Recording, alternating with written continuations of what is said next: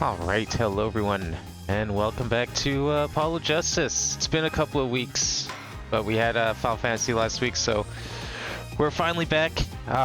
We ended on a unfortunately ended on a very good cliffhanger that coincidentally just ended up being the week before Final Fantasy. So yeah, we're gonna finally resolve that cliffhanger, hopefully, about Trucy getting kidnapped or something, because that was out of nowhere. Like, it just happened. Like, one scene we're doing fine, and then the next scene just immediately getting kidnapped like that. So I'm really curious where this is gonna go, because this seems like the kind of plot we'd see near the end of a game. Like, this is the kind of shit we'd see back in, like, I don't know, in the second game. Didn't really happen until like the final case.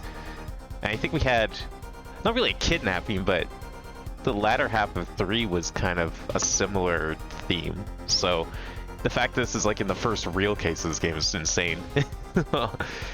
Yeah, this very random thing, I don't know, it seemed very random to me. Like, it was just so out of nowhere. But then again, you know, what kind of kidnapping isn't just out of nowhere, right? Trucy! Trucy! You move quick, Apollo. Good show, good show. Juicy, you're okay? I thought... Oh, wait, she's fine? Oh, okay, well, cliffhanger resolved, I guess. I can't believe... This is the ultimate April Fool's right here. Faking a kidnapping mid-court, and then just, like, being like, haha, got you good, didn't I? I don't know if you know, trying to pretend being kidnapped like this is the kind of thing you should be doing during a trial. I don't care if you're a kid or not, that's just, that's not really something you do. Don't cry, Apollo. It's good for nothing, gangsters. There's some things you just don't do. I'm pressing charges.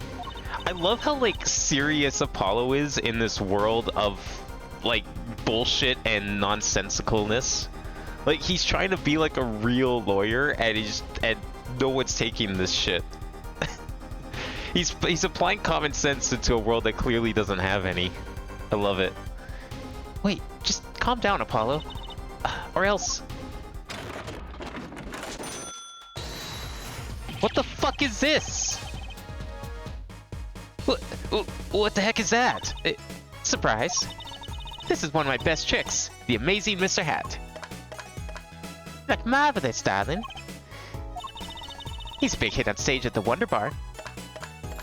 Yes, I am a big hit. Well, what do you think? Do you like it? You mean you... Trucy, there's some things you just don't do.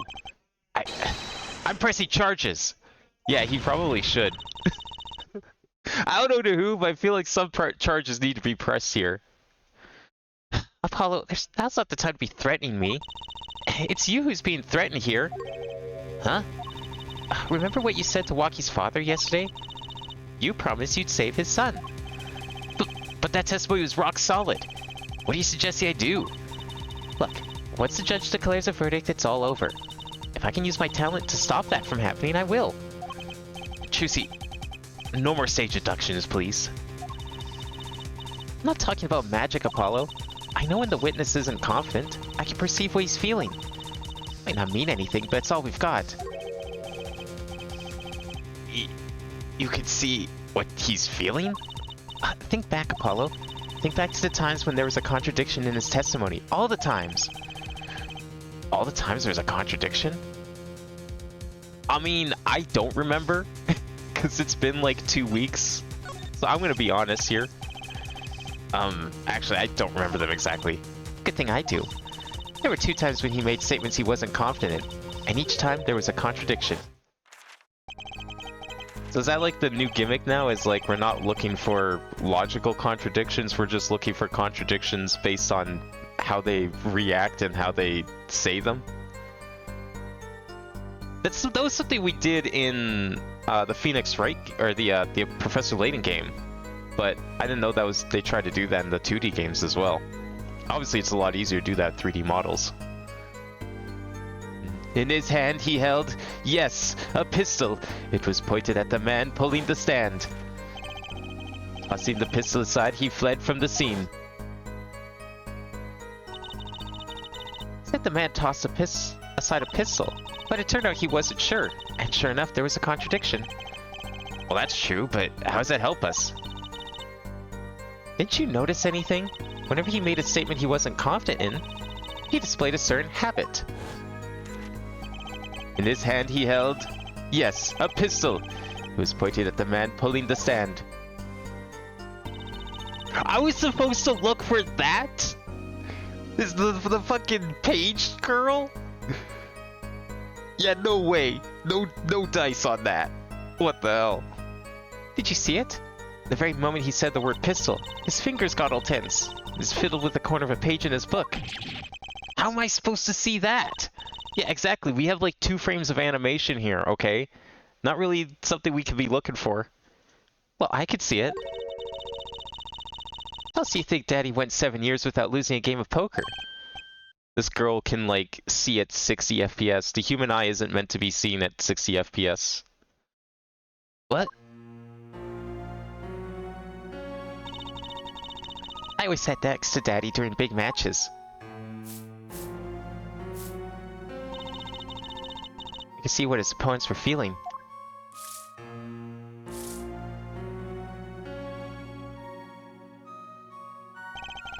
You mean that's how Mr. Wright won all those games? It's not cheating officially. I wasn't looking at their hands or anything. And I wasn't there all the time either. Daddy's quite good at poker after all. But not good enough to go undefeated that long. Great, so he did cheat. What does that do for us? I don't believe this. Listen to his testimony one more time. No, scratch that. You have to watch his testimony. Perceive the truth. Watch a testimony? Perceive the truth? The only thing I'm perceiving here is that I'm going to lose. Not true. Daddy said so. He said you have the power, Apollo. Mr. Wright said that? Watch the testimony and perceive his true feelings. Is she serious? Time's up. Sorry, I can't think of any other way out of this one, Apollo. Was that she said before the trial started? Huh. Mr. Wright's not here today? He said his old foot injury was acting up. Yes, he smiled when he said we'd be fine as long as you're there, Trucy. Is this what he meant by us being fine? Well, methods aside, she did avoid one guilty verdict already today. Time to show his court what I'm made of. Get ready for justice. Apollo doesn't need stuff, he just has powers. Yeah, somehow this, like, kid with, like, his magic powers and the most logic of any Phoenix Wright character aside from, like, maybe Edgeworth. Although at least, like, Edgeworth is down with the bullshit. Apollo is, like, not down with it. Like, he's not having any of this wacky kangaroo court behavior that everyone seems to think is fine and normal. Apollo, you know, I'm starting to think I could do this. I knew you could do it all along. Oh, one more thing. Try to cover for Mr. Hat as best you can. I just feel him to the coast and my arms are tired. Right. Just don't bring that out in the courtroom, maybe. I don't think people need to see that here.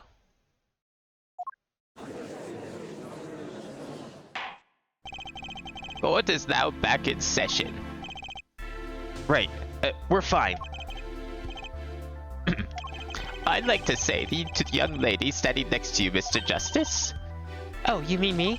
Don't you have anything to report?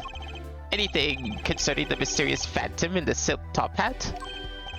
Ah, right, him. Don't worry about him. I settled that. You settled that?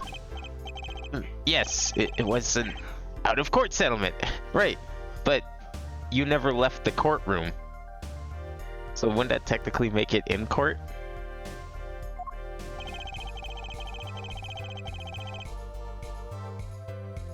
Yeah, this is like basically, I'm trying to think, like there was another game I played. It was a completely unrelated game, but it had like a similar premise of like just bullshit everywhere. and you get like a newcomer coming in. It's like, what the fuck is going on here? Why is everyone acting like this? This isn't how people are supposed to act. There's no logic here. And everyone's just like, what the hell are you talking about? This is normal. And then they just get like upset and confused the entire time because everyone's acting like a lunatic and not realizing it. Lobby is in the courtroom, but it's still the court. He didn't settle it out of court because he was literally still in court. I rest my case. Can't call it out of court if you're still in the court, in the building that's known as a court. Perhaps Fraulein would have us believe it was nothing more than a passing dream. A fantastic illusion. Now you see it, now you don't. Am I right? I think he's onto me. I wish he'd stop being so cool. Let's suppose these niceties and get straight to the matter. What are your plans for our gifted witness? Right, the feds would like to request another cross-examination. Because I forgot to ask something. Great, good job. Good job, Apollo. Really smooth there. There was no issue with the witness's previous testimony. I will grant your request, however, but this court will not permit stalling for time. He says every time someone stalls for time. Understood, Your Honor. Don't forget, Apollo. When he isn't sure about something, he has a habit of fiddling with his book.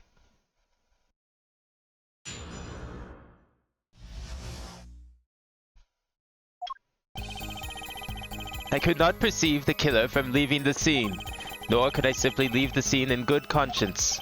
Ergo, I used my cell phone to call the police. Until the police arrived at the scene 10 minutes later, I saw no one else. That's pretty much what he said last time, if not word for word. I'm not sure I'm qualified to watch testimonies after all. Focus, Apollo. Find his weak spot. Focus. If only that were that easy. My ears hear what he says, my eyes see his expression. Do I have to do something more? What other senses do I have?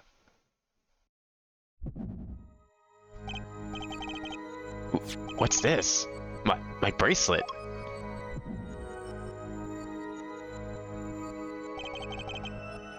What's going on? The bracelet feels different somehow. I think Daddy was right. You can see it, can't you, Apollo? You're almost there. Find the weak spot in his testimony. I know this sounds crazy, but my bracelet's trying to tell me something.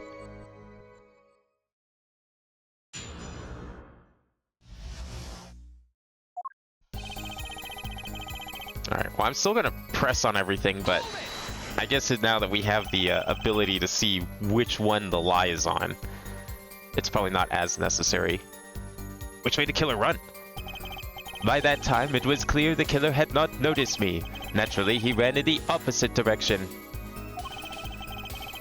I mean, he ran in the opposite direction from the Kitaki mansion. Son, don't even think about pointing out that he was going away from his home. All he had to do was look back once he was out of sight. How did he know that's where I was going?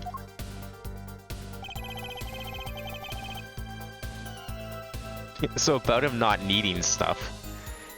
Yeah, I mean, the bracelet should have been pretty obvious. I noticed it at first, but I didn't really think anything of it. I thought he was just really into, like, fashion or something. But then again, this kid wears, like, a red vest and a white dress shirt, and then calls the guy across from him too cool. So I guess Apollo wasn't trying hard enough, and therefore needed the bracelet to help him. You're certainly composed for someone who just witnessed a killing. If one is to devote one's life to the pursuit of science, one must never flinch at the sight of a little blood, nor be so moved by a chemical discovery that one drops one's flask upon the lab room floor. Ooh, cool answer. Very cool.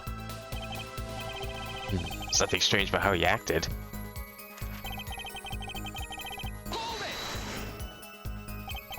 So, you called immediately after witnessing the murder? The police undoubtedly have a record of the call. Why not check with them? Wait, Apollo. This has to be it. Wait, you mean his habit? Don't forget, Apollo. When he isn't sure about something, he has a habit of fiddling with his book. The only time he even had the book open was here. Which means this is the place to look for this habit. I don't know how I know, but I know. No, what? It's my bracelet. It's different somehow. I can feel it reacting to something about the witness. Your bracelet? I'm not sure I got at this focus stuff you're talking about, Trucy. But I have a feeling that trusting my bracelet is the way to go. Okay. If she has touched my bracelet with ours, it reacts to the testimony.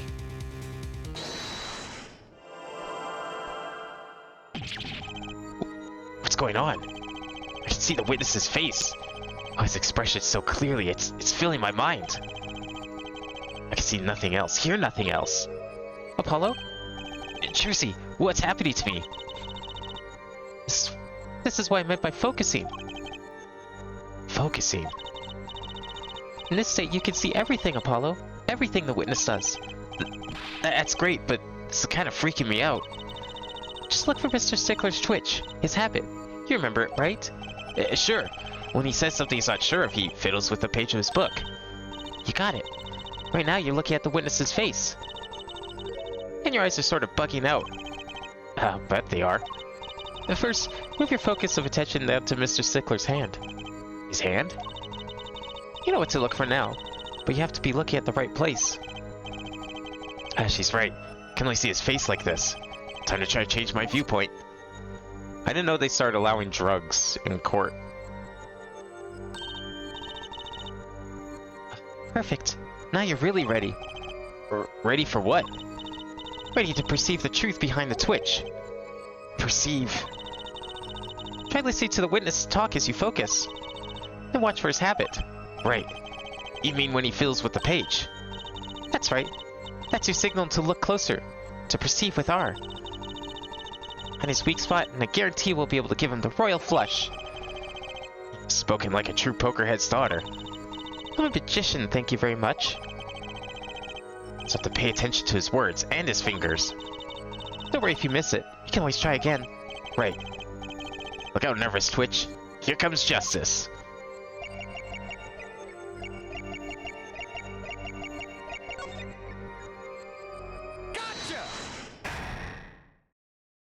And this is permissible in court? How exactly? Oh, so we're playing Balatro as well. I see. I saw it. Just now. I could see it. Mr. Justice, do you have something to say?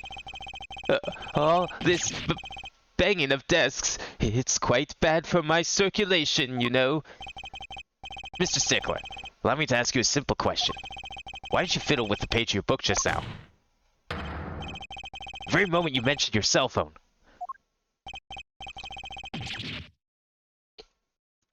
What are you talking about? I'm curious now about the cell phone of yours. Mind if I ask a few questions? What to ask? I don't know what you're talking about, Duck Game. Like, the only weird person here who's using some, like, cheat to solve these crimes is Edgeworth, okay? Using a Magatama, perfectly normal, okay?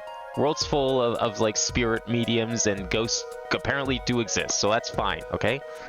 Using a magic bracelet to get high on drugs and, like, see and perceive people's, like, twitches and other weird behaviors, totally acceptable. But using logic? No one else uses logic. Have you seen the people in this courtroom use logic? No, of course not. There's a reason no one uses logic, and it's not because people are stupid or something. Edgeworth is the only weird person here using something like logic to solve these cases. I want to see his phone. I know where this is going. We've done this before. Mr. Stickler, please show me your cell phone. Why? Whatever for? Show me and you'll find out. Well, I can't. I don't have it, you see. You don't have it? Mr. Stickler, is this your cell phone? Where did you get that? That's the phone from yesterday. Look, a cell phone. Someone dropped it beneath his tire. If the car moved, it would be crushed for sure. I wonder if it belongs to a doctor here. Use a robot to read the emotions of the person on the stand? Wait, what do you mean use a robot? Since when do we get robots in this game? I thought we were already in the future. I guess we aren't in the future anymore. This game takes place in 2019. And we still don't have robots in court. How strange, Mr. Stickler. Can you explain why your cell phone is sitting here in my hand at this very moment? Wait a minute, what is the meaning of this? This cell phone was found yesterday in the Miractix clan garage. The Miractix? Why? That's where the victim lived. That's impossible. Mr. Stickler, you lied to the court, didn't you? If your cell phone is here, how could you have called the police? Come on, we didn't need a magic bracelet to find this out. I could have just presented the cell phone in the first place. It's true, I didn't have my cell phone that night. That is why it can be said that I called the police from a public payphone. A payphone? So you didn't call on your cell phone after all? Just where was this payphone located, Mr. Stickler? Well, to indicate it with a startlingly high degree of accuracy, it was right around here. That's quite a ways away from the park. But why did you lie? There could only be one reason. He didn't want the court to know he had lost his cell phone. Because it was found in the victim's garage. What are you saying? Mr. Stickler, you broke into the Miractus clan garage on the night of the murder. This cell phone tells all. Game 5? Oh, so the next game then. I guess we went from like 0 to 100 then real quick with that one. But that's ridiculous. That makes it sound like I snuck into this fellow's garage to commit some crime. Yeah, it kind of does sound like that, doesn't it? Funny how that works. As though I were trying to kill him. Yeah. You know what? You're right. It does sound like you were trying to kill him. Weird. Never thought of that. Well, Dr. Miractus was killed that night. Well, yes, but no. This line of reasoning has to be against the rules. Yes, it's true. I lost my cell phone. But you can't prove that I lost it that night. What is that gonna prove? What you gonna like tell us about how you went to this person's garage some other night instead? As if that makes it any better? Well, Mr. Justice, if that cell phone was dropped the night of the murder, it does raise considerable suspicions as to a connection with the crime. Now's your chance, Apollo. Connect Mr. Stickler to the crime. Oh, he's already connected enough. I just have to prove it. Well, do I have a piece of evidence that can do the job? Do we? I don't remember any of the evidence, for what it's worth. There's probably some details here I'm going to be completely blank on because I don't remember what happened 2 weeks ago.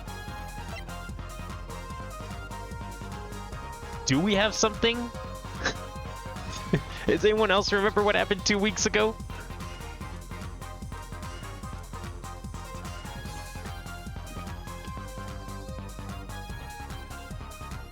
I feel like the answer is possibly no, because like we found this in the trash in the park.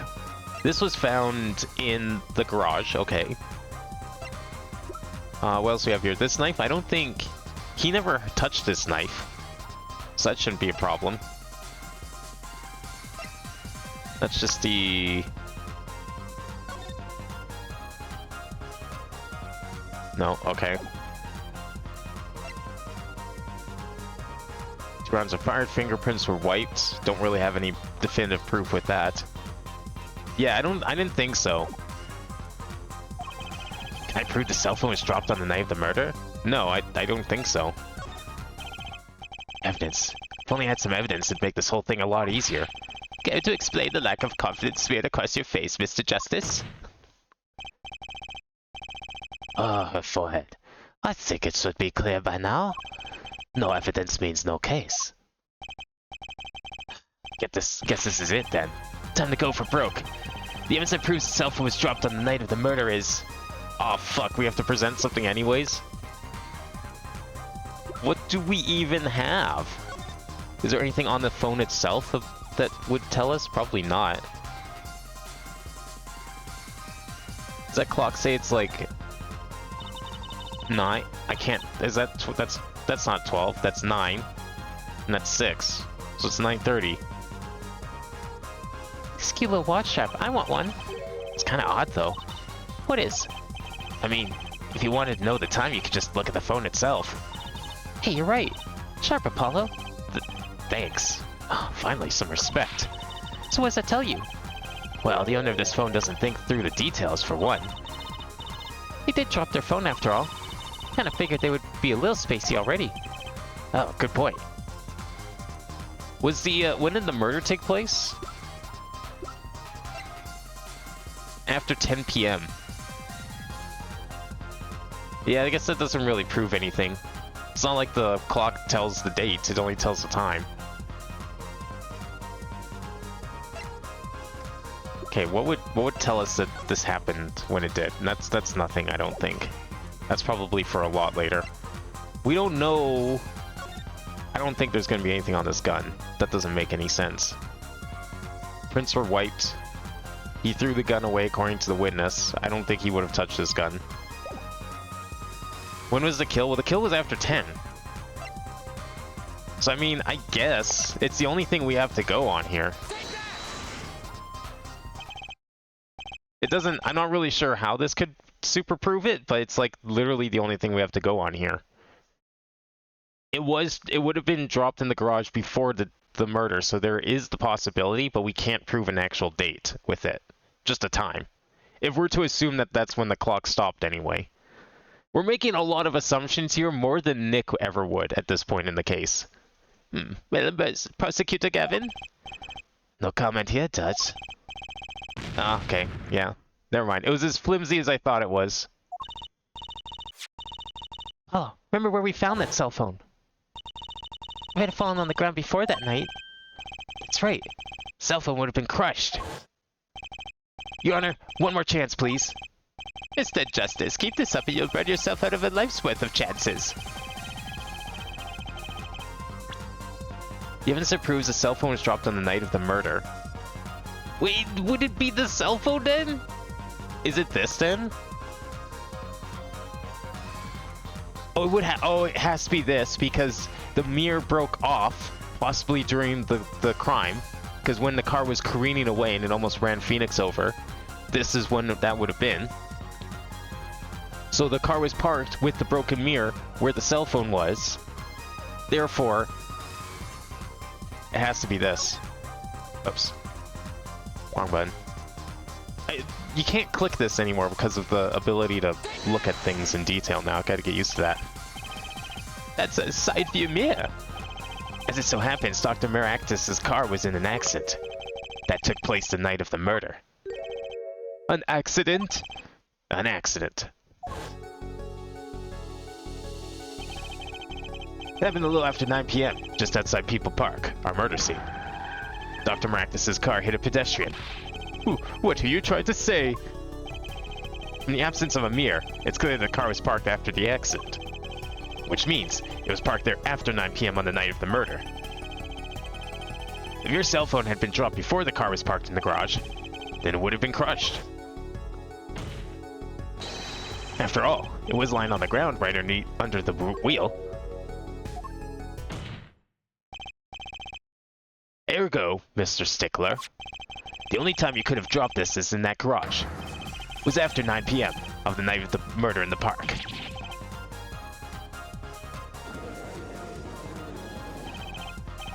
Mr. Stickler, you know what this means?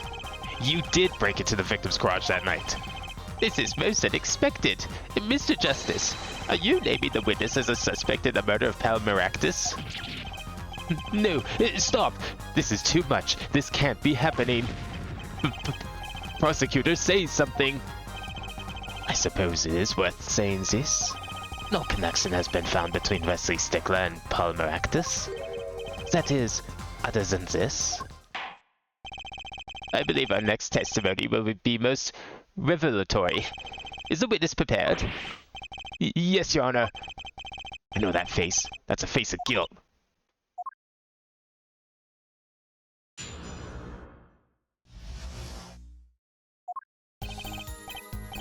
That night, yes, I went to the supermarket. I must have dropped my cell phone on my way back. You dropped your cell phone deep inside someone's garage while walking from the supermarket. Okay, I'll hear you out. And when I was walking through the park, I happened to witness the crime. I saw the killer, the victim, the stand, all as clear as day. It was him. I saw the defendant at the scene. Okay, that doesn't really explain why the cell phone was in the victim's garage. That's great. You just told us the exact same thing we just heard like 10 minutes ago. Yes, but your cell phone is lying in the garage. Ah, yes. Well, as you can see, my model of cell phone has a defect. It is given to rolling. It's quite a pain when I stop along the side of the road, you know. Yeah, I'm sure it rolled all the way across the street into someone's open garage. Definitely. Looks like a normal cell phone to me. You know, they do have very round cell phones, or they did back in the day. There's some really strange designs. I could see some of them rolling. Not this one, though. That's like one of those like slide phones by the looks of it. Like one of the LG chocolate kind of things. In any case, Mr. Justice, the cross-examination, please. That's funny. My bracelet didn't react at all during that testimony. His nervous habit must not be acting up. I didn't sense anything either, actually. Looks like you're on your own this time around. Right, no problem. I hope. Here comes Justice.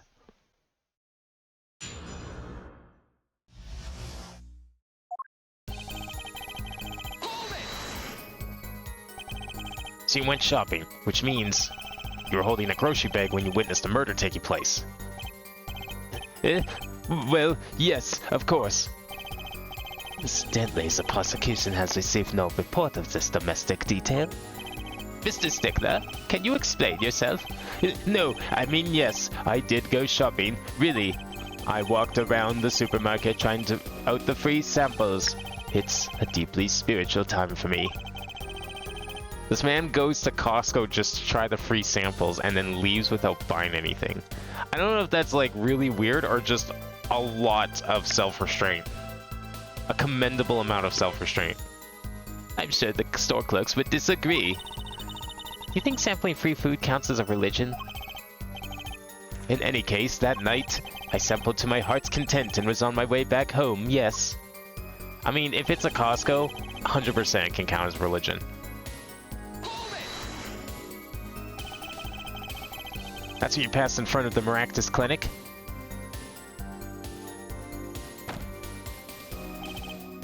Why, yes, that's correct. That's a pretty suspicious pause there. Mr. Stickler, do you think you could be a bit more specific? Please show us the exact route you took on the night of the murder. Of course. This man's sus, but he doesn't seem like the killer. Yeah, I mean, isn't this like only the first witness? We're just getting started with this trial. I don't think we're even close. We haven't even gone to day 2 of the investigation yet, if I remember correctly. Like, we're still on the first trial day. Supermarket is here along the main road. My way home from there takes me past the Maractus Clinic. This is probably when I dropped my cell phone. Yet woe was I walked on unaware of my loss. And walked right into that fateful park. And when I was walking through the park, I happened to witness the crime. I saw the killer, the victim, the stand is all as clear as day. It's illegal, you need a membership card to even walk into Costco? Well, sure, but like, what if he just pays for the membership? Just to have the free samples?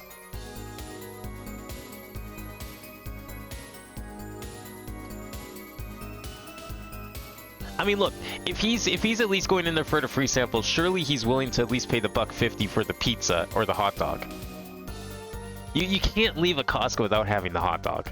They're just too good. Which entrance did you enter the park from? Well, to be exact, one might say that I went in from the entrance closest to the Maractus Clinic. Same entrance our victim used. Did you notice anything when you entered? Wheel marks from a noodle stand, for instance?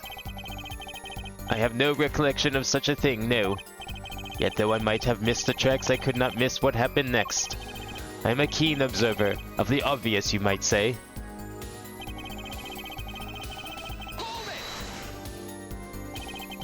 part of the testimony is a key. I know it. Should I press him about the killer, the victim, or the noodle stand? Let's start with the noodle stand. We've heard about the other two quite a bit. Let's start with this. You have to remember the noodle stand? Quite well, yes. For a student of the sciences, keen observation and healthy curiosity are vital. I remember everything. I could even read the sign. I believe it said, noodle. Yes, that was it. Remembered something quite well. It sure took you a while to tell us. Thank you for telling us that a noodle stand sells noodles. Very enlightening. Well, Mr. Justice? What about that sign? Could that be important? I think it could. Give me a second. I think it could very well be important. So the sign on the noodle stand said noodle. It appears the defense has just obtained a vital piece of testimony. Is this noodle stand's broth really that delicious? I'll have to go sample the wares of one of these days. I think that's worth adding to the testimony as well. Whatever sort of noodles that stand sells, I can't match up to IVU's cafeteria. Some applied to the school merely out of taste for our smart noodles. I wouldn't mind a taste of that myself. Can't you, like, usually go to a food court in a university and just buy stuff there even if you don't go to the university? At least around here you certainly can. Maybe you get some weird looks, but, like, no one's gonna care. So the sign said noodle. You're absolutely sure?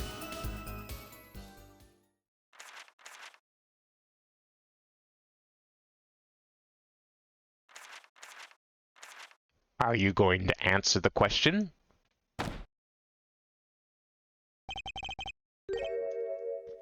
Let me be frank. Yes. In fact, the word unsure isn't even in my dictionary, nor the word uncertain, or... I was wasting time looking that stuff up.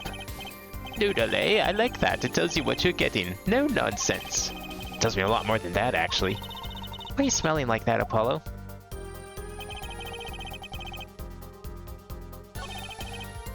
Do we present on the noodle? Objection! And you're absolutely sure the sign read noodle? Why, just last week my professor offered me this praise. At least you have good eyesight, Stickler. I'll give you that. It's read, without a doubt, noodle. I see. What? Are you looking at me like that? Why are you looking at me like that? Is that pity I see in your eyes? Let's take a look at our map, shall we? So you're claiming that when you saw the sign, you were standing... here, was it? Although, it would have been a bit hard to read the sign from this spot. You think so? Mr. Stickler, I'd like you to please take a look at this, another look at the stand, and to carefully read what the sign says. See? The sign actually states the name of the stand's owner. Eldunes. Inconceivable. I'm certain it was definitely noodle for sure. Positive. I'm afraid your professor was wrong about that eyesight. I would be so quick to jump to that conclusion. His eyesight changes everything. The witness said sign said noodle. Wait, could he have seen it right? I feel like the answer is probably yes. I've played enough of these to know. Get to see that, yeah. That's why. He definitely did see it right. He definitely saw it right. What'd you say if I told you that there is one spot from which the sign would be read the way Mr. Stickler claims? What? Mr. Justice, show us this one spot. Witness actually viewed the stand from this location. Now, the only problem with this is, like, isn't this like a giant tree or something back here?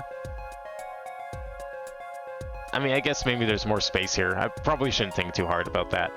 But we're gonna say, like, right here, maybe? Or he was over here. It's gonna be one of the two. Witness was standing here. on the opposite side. How do you know that? When viewed from the south, the sign on the stand reads El Dunes, as we know. However, observe the other side of the stand. Oh, this side says Noodle. Exactly. The name of the stand is split between the front and back signs. Mr. Stickler, you lied to the court. You witnessed the crime from the northern side of the park, not the south. The stand was parked after the kill? Oh yeah, because he was like in the middle of pulling it or something, right? And then that's why he died while pulling the cart, because the guy got him mid-pull, so he had to stop in his tracks because he was dead. So what? So what? What does it matter if he saw the killing from the north or the south side? It makes no difference at all. He's right. Travel far enough to the south and you will end up going north. Viewed on a global scale, directions are utterly without meaning. Actually, maybe he's right. What does it change? Changes everything, Apollo. Tracy, remember his testimony from before? Though, to be honest, I'm a little scared of where this is leading.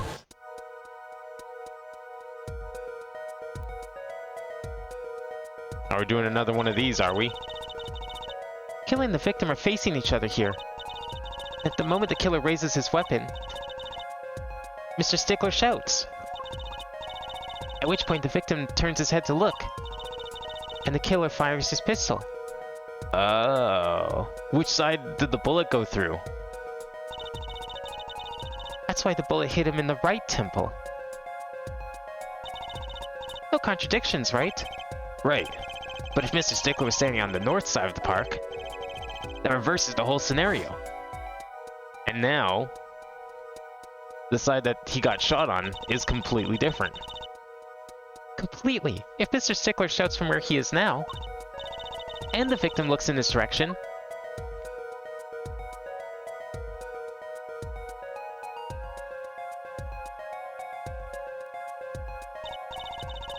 the bullet would have to hit his left temple. In other words, someone staying at point K couldn't shoot the victim in his right temple. It's impossible. I mean, not impossible, but highly improbable at least. It's not like the guy was forced to look the other way. So now that we know Mr. Stickler was standing on the northern side, the wound location takes on an entirely different meaning. Indeed. You absolutely correct, Fry. What's meaning?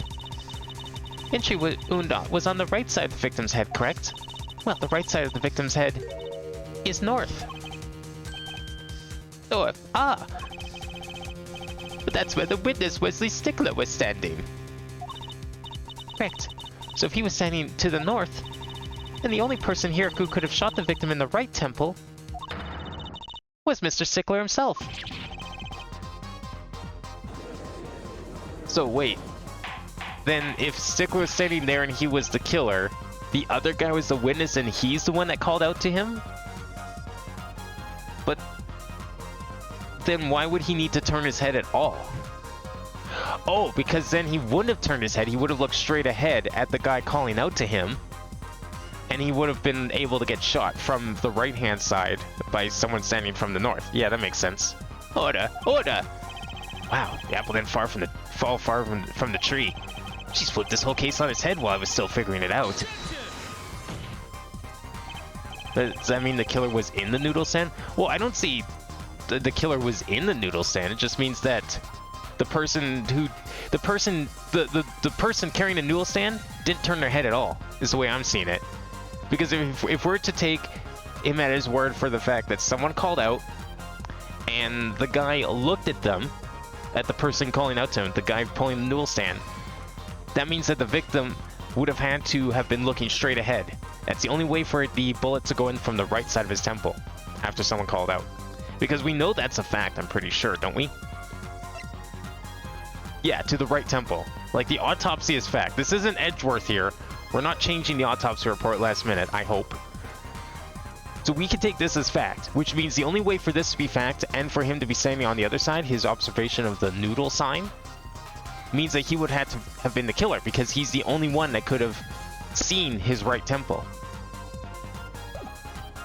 The other guy standing in front of him would not have worked because then that means that the guy pulling the noodle stand would have to like turn his head to like look at the guy calling to him. So that would contradict with the autopsy report for sure. Clarify 1 point for me if you would, Airforehead. What now? Are you truly accusing this college student of murder? Well, I can't say he exactly looks innocent, but something still doesn't seem right. I just can't picture him as the real killer. No, please, looks aside, I'm a really nice guy. All my friends say so. Let's hear what the defense has to say. What are we gonna do now, Justice? Should I really accuse Mr. Stickler? Accuse of another crime? I'm curious what crime he has in mind. Trespassing in the garage, maybe? Accessory to murder? I want to at least see this one. What's his plan here? Maybe this is the correct answer. Like, if he turns his head to look at Wesley, the right side is towards the stand he's carrying.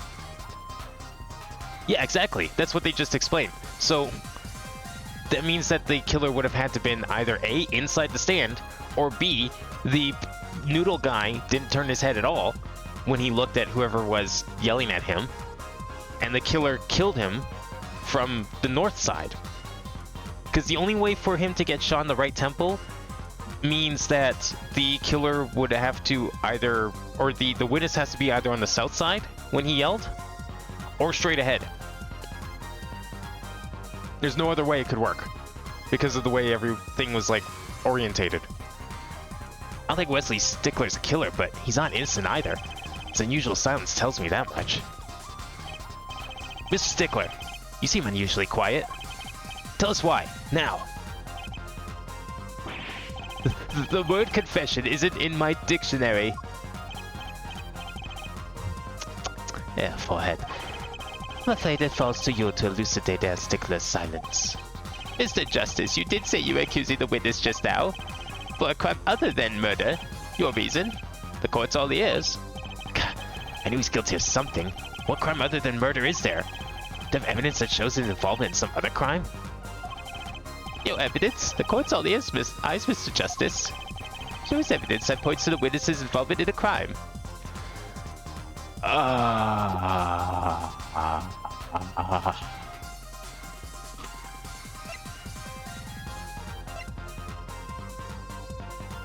Maybe he wiped the fingerprints? Well, wait, what about the cell phone in the garage? How did it get there? We still don't know that. He's not telling. I feel like this is still... Trespassing is probably the crime here. It's gotta be.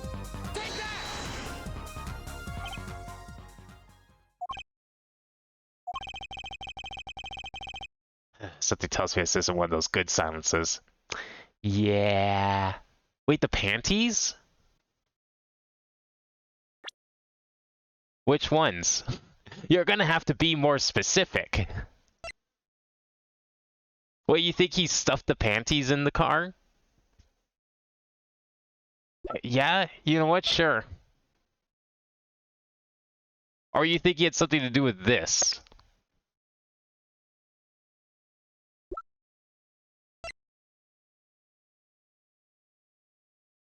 Yeah, I mean, okay, so he had Trucy's panties, I guess. But, like, how do we prove that? At least with the cell phone, you know, picking it, we can be like, well, the cell phone was in the garage. It's kind of bullshit to think it just rolled in there. He wasn't being very forthright with that. Something else to say, Mr. Justice? One more chance, please. By all means, but your effort wasn't wasted. Look, a brand new penalty. Okay, yeah, we'll try the panties then. He could be responsible for that, that's true. I don't see how we're supposed to prove that. I feel like we're just putting ourselves down a deeper hole here.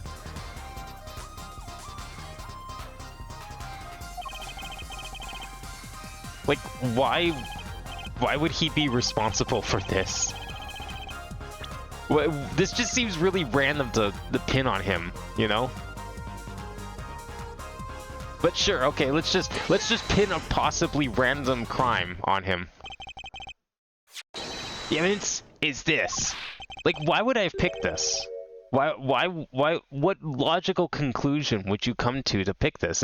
Is this just because it's like the only thing, like the cell phone is in the garage, so it's like, well, he must have been in the garage. I don't know, panties. That's the only thing we have to go on here. But I guess that's enough sure, you know what, okay. No, I do see the connection. I'm not blaming the game on this one. It's flimsy at best, more so than, you know, Phoenix has ever had to deal with, I think. But it's definitely a connection. What? Is that women's underwear?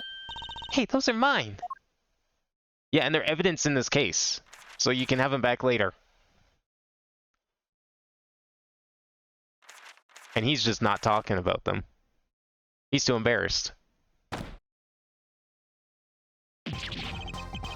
Don't look at me like that!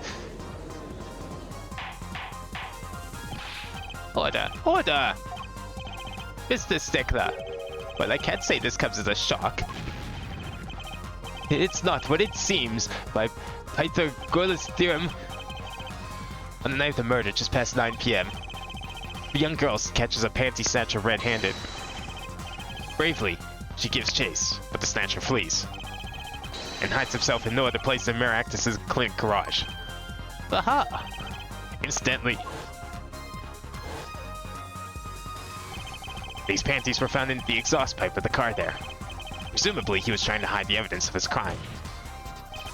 Ergo, while you may not be a murderer, you are guilty of panty snatching in the first degree.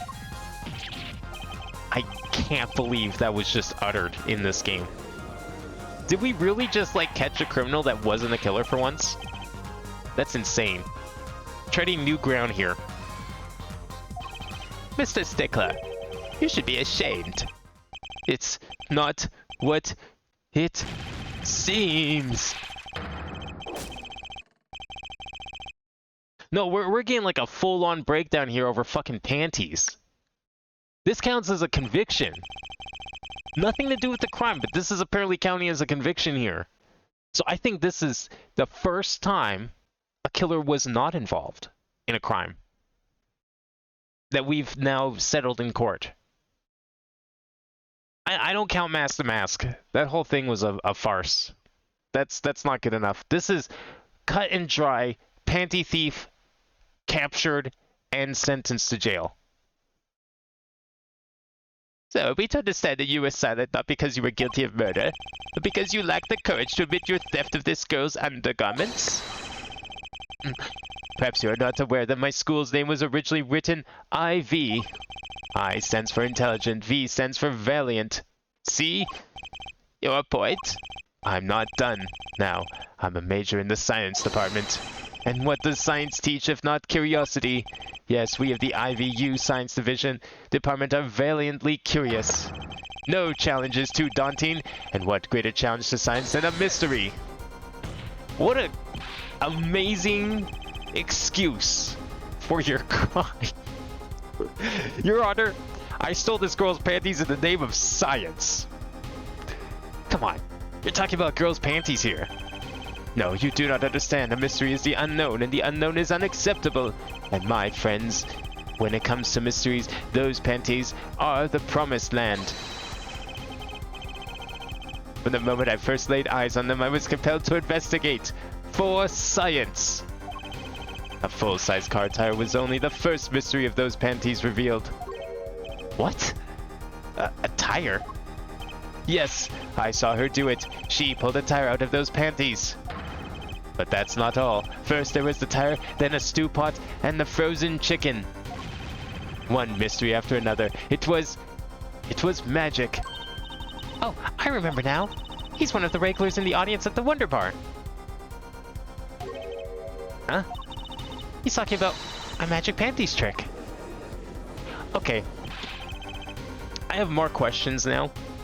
The least of which being why wasn't he at the grocery store like he said? I don't care about that anymore. There's other questions more important. I just don't understand. A broom from a pair of panties, it mocks the very laws of physics. You know, on some level I would agree with that, Stickler. Doesn't really help your case though.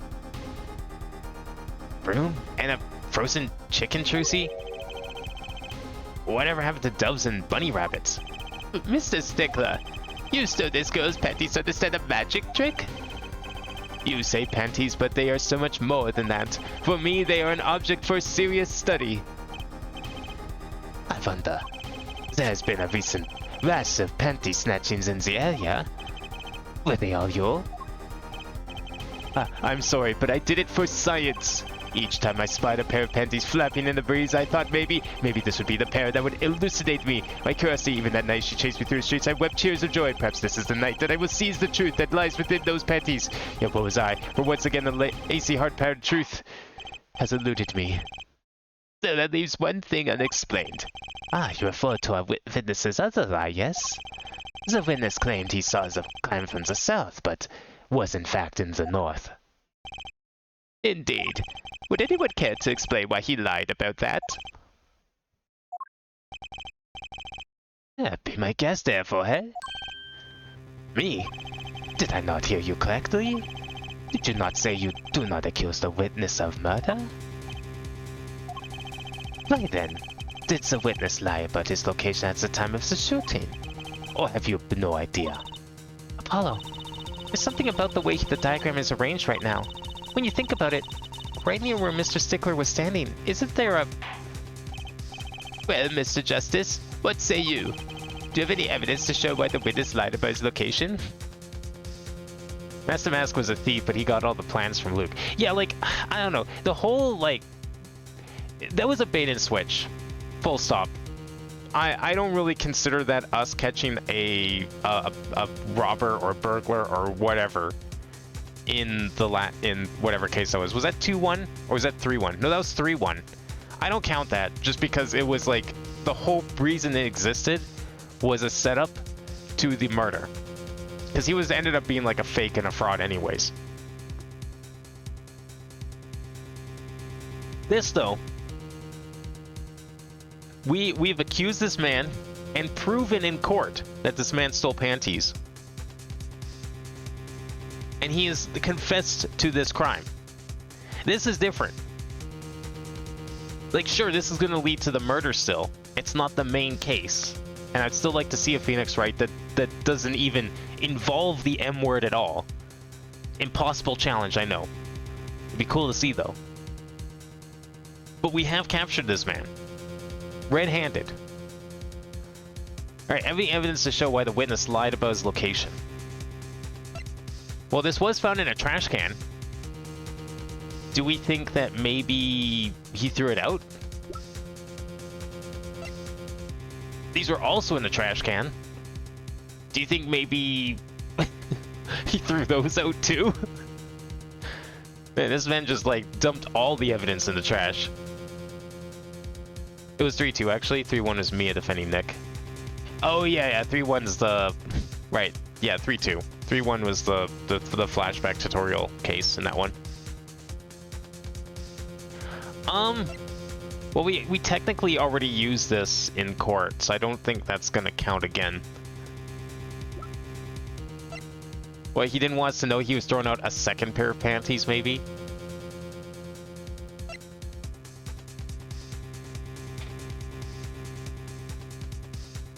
Is it possible he wiped the prints off the gun? Or am I jumping the gun here? Pun not intended. I feel like that's getting a little ahead.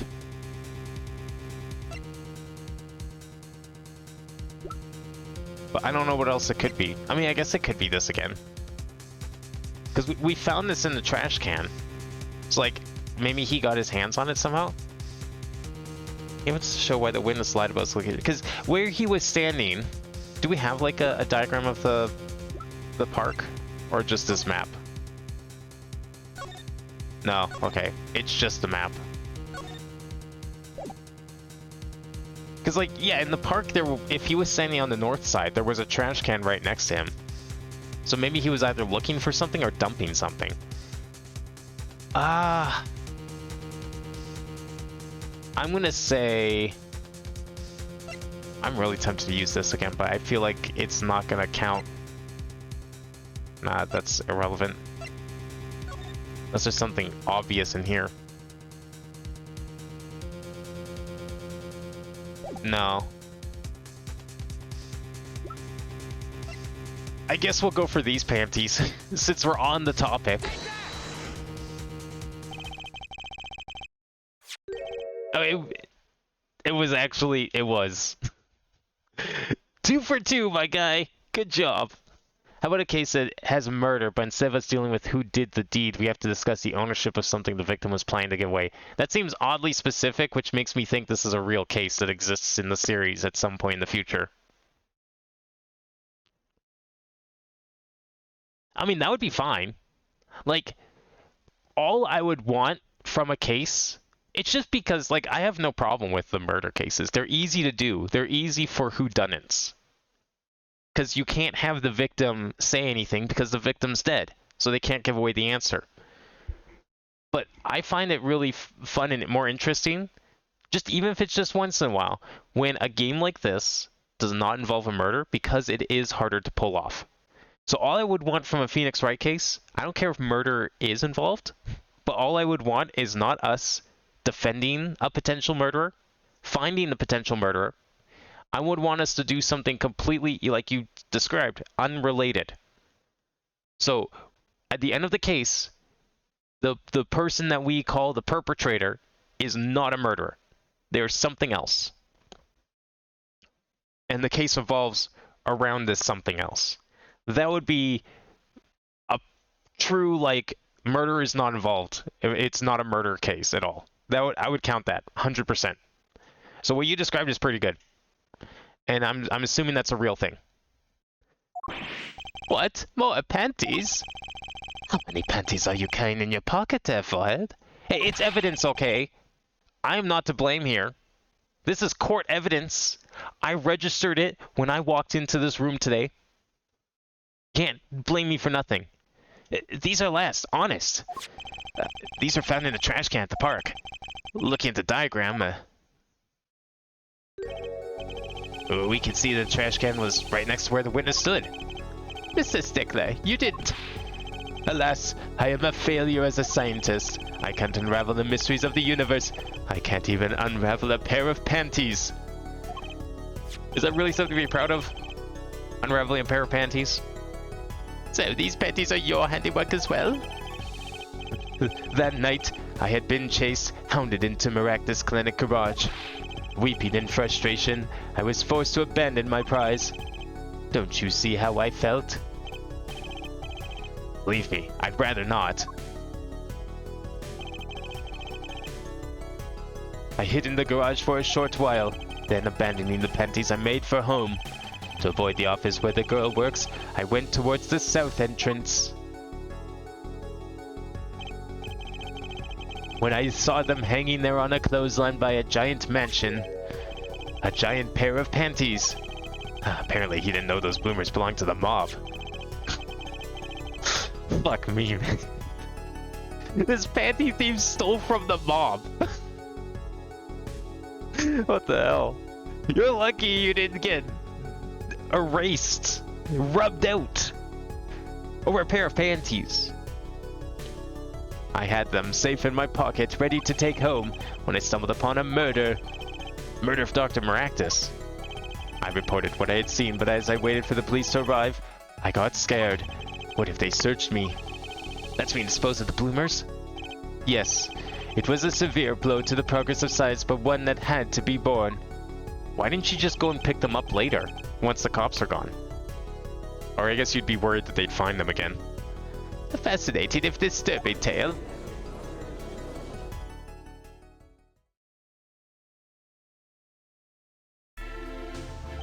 This is somehow more fucked up than just a murder. Like, we've seen so many murders that it's pretty much normal.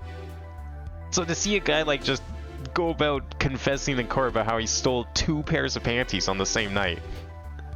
After getting chased by the owner of the first ones, and then unwittingly stole the other ones from a mob, leading him to see a murder scene. Like, I believe this brings today's proceedings to a close, and I'm more than pleased to dismiss the witness for the remainder of the trial. One last thing, if I might. Yes, Prosecutor Gavin? Regardless of where we ended up today, some vital points were made. And namely that the defendant, Waki Kataki, was at the scene of the crime.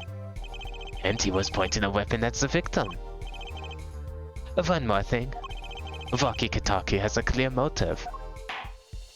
Indeed, the defendant, Waki Kataki, is still the prime suspect in this case. The only suspect, in fact, assuming there was no one else on the scene at that time. Yet a mystery remains. The location of the wound on the victim's right temple is yet to be explained. The court requests further investigation from both the defense and prosecution. Yeah, baby. No problem. Very well. This brings the trial for the day to a close. Court is adjourned. Yeah, nothing changes about the murder. Like, at the end of the day, he was only a witness to the crime. His reasoning for being there was definitely sus, and probably will result in some sort of punishment. But he essentially doesn't really have anything to do with the crime, at the end of the day.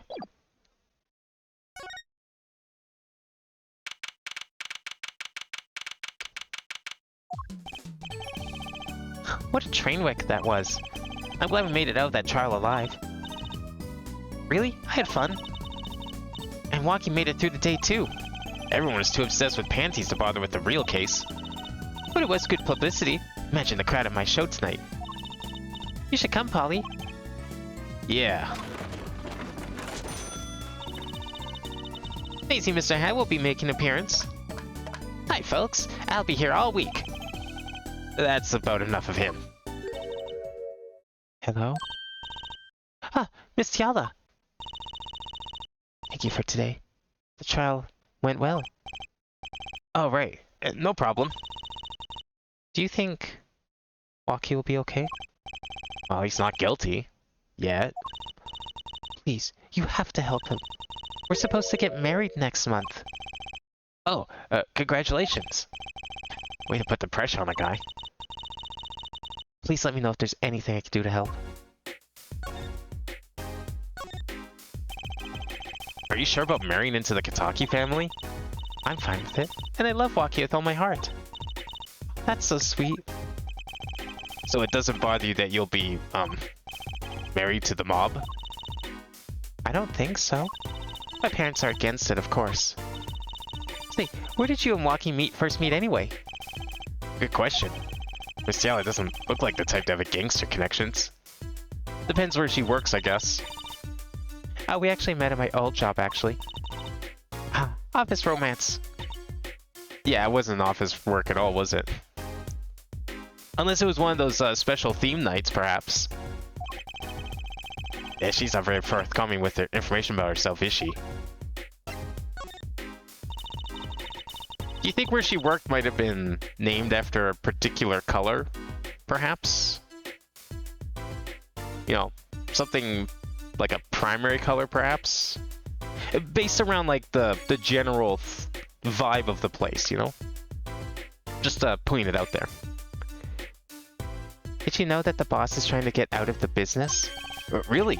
Mr. Kataki wants to quit being a gangster? He's trying to transfer his assets into a normal company. He only announced it recently out of the blue. Wouldn't that, like... Does that work? I don't think you could do that, because, like, would all his assets be presumably illegally gained? And therefore, if he's trying to transfer them to a normal company, he's just moving illegal assets to another place? Like, moving them to a normal company doesn't make them legal magically. That's not how that works.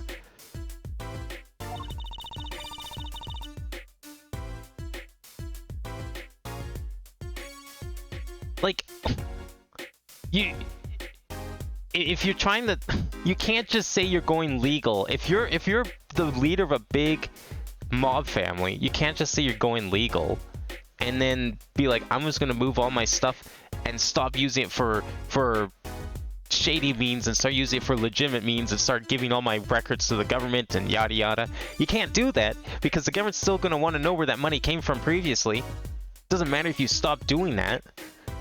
Does it just magically erase the history of the money? So would you have to like just start over? It is quite a lot of confusion in the ranks. What if this explains that apron? I can't imagine Waki going along with that. He's highly motivated, isn't he? That's not the word I would have used. Oh, the whole color thing. Oh, yeah. Well, I wouldn't call it green, and I wouldn't call it blue. I'd call it some other color, perhaps. Definitely something on the rainbow, but definitely not green or blue. He did donate to make that part. Yeah, but, like, that doesn't change that he's using illegal, dirty money. Likely. We don't know. Allegedly. But the man's, like, the leader of the mob. It's highly likely that he was using dirty money to make that donation. He said, I'll be the next big boss and keep the family alive. I think he's at that age when boys want to make a mark on the world. That's not the way I would have put it. His father moves in a lot of circles. He's really focused on profits. The Kitaki family's been making a killing recently. Yeah. I'm sure they have. That's quite the choice of words there. Again, not the way I would have put it. Iwaki says it's not about the money. They have the gangster tradition to uphold. Ooh, a generation gap. They even got the ever-classic what about the family business thing going on. Usually it's a father worried about tradition. You don't understand what you're trying to go with yellow. Nah, not yellow. I'm trying to go with, like, another primary color that's not yellow. Maybe, like, red or something.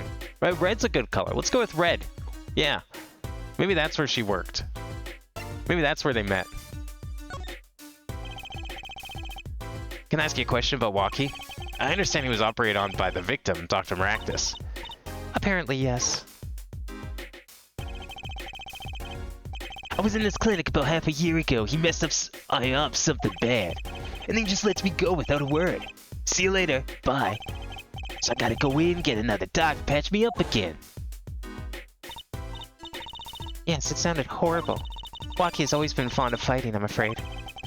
I'm not sure it qualifies as fighting when pistols are involved.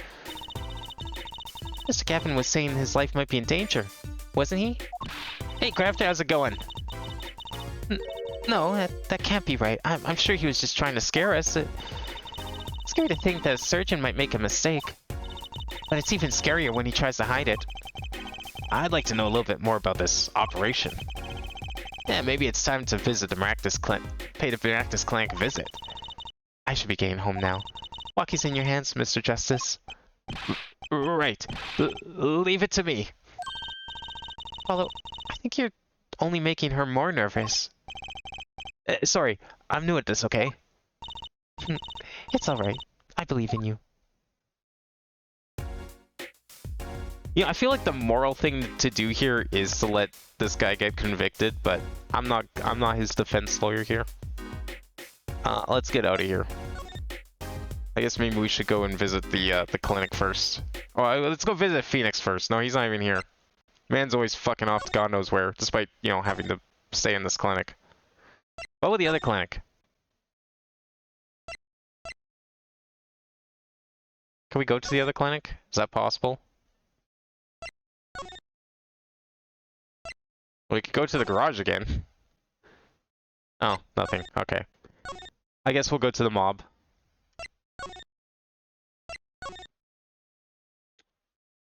Going good, well with me. I'm doing alright. A bit tired. Looking forward to tomorrow morning. Which I'm gonna probably end up staying all night so I don't miss it. First thing in the morning at fucking 7 AM, the Switch Direct.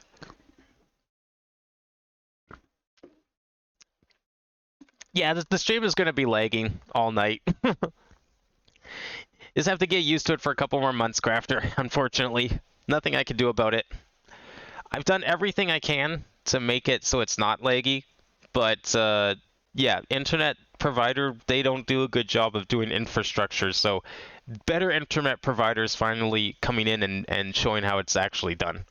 So we'll actually have good internet coming, I want to say like August or September at the latest, most likely. But that's still a ways off. You just tell me the reference? She's a fucking prostitute.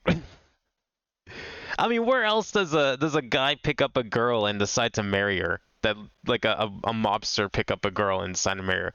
Man probably went to a strip club, or like, since this is technically Japan, it's probably was like a hostess club or something. It was like, and then just decide to marry one of the hostesses. It's most likely what happened here. That's where she worked. Where the fuck are we going? Park? I'm looking for like a trigger, a flag or something here. I feel like something has to happen.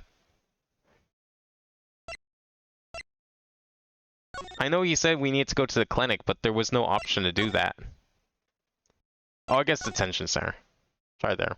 There we go. I was getting ahead of myself.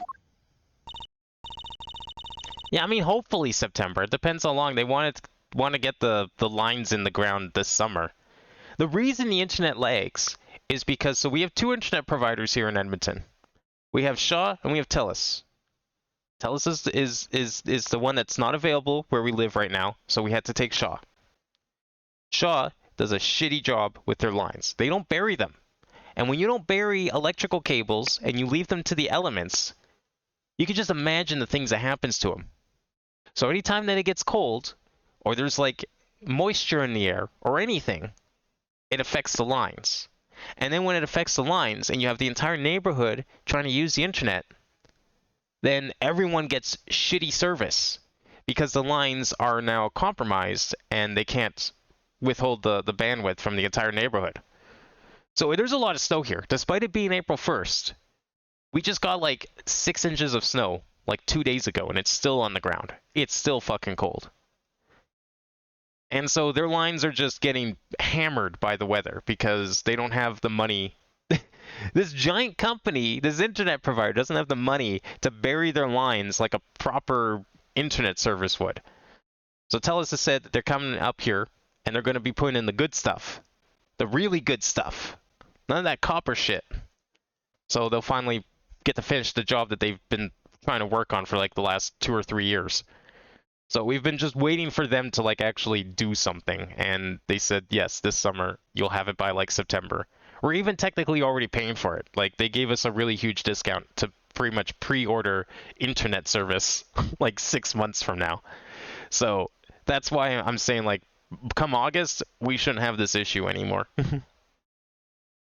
How was I supposed to get that from Red? Have you never heard of a red light district? Because that's what you call it. That's where prostitutes and hookers and all those kind of people work, is in the red light district. Or is it's kind of known in some places in Japan, pink, which is, you know, just light red, as we all know.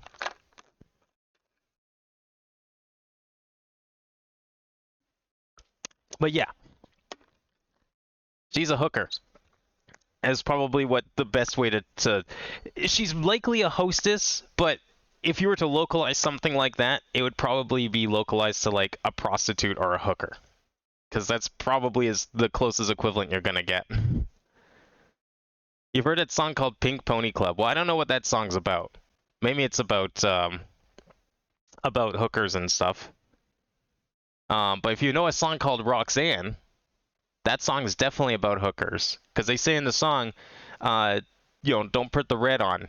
That's referencing to going to the red light district. Don't be a hooker. You're better than that. Although, funnily enough, prostitution is legal in parts of Canada. So, I mean, it's not like there's anything necessarily wrong with it. It's got some weird loopholes in Japan, that's for sure. But that's like at least 80%. I want to say 90. I'm going to say 90% that's what she is/was. Looks like Walkie's out for questioning. Really need to talk to him. Guess we'll come back later. Excuse me. Yes? The other suspect is all through with questioning, sir. The other? Ah, you mean the panty snatcher? Wesley Stickler. So they arrested him too? Alright, let's have a little chat with Mr. Stickler. Hope I don't regret this. He is a valuable witness. Yeah, he's a bit precious, I'll give him that. Please keep this brief if you would. I'm quite busy. Quite busy with what? You're locked up in jail. What could you possibly be busy with? Your fucking, like, report? Your PhD? I need to finish this paper. It's you. Mr. Stickler. We'd like to have a few words with you.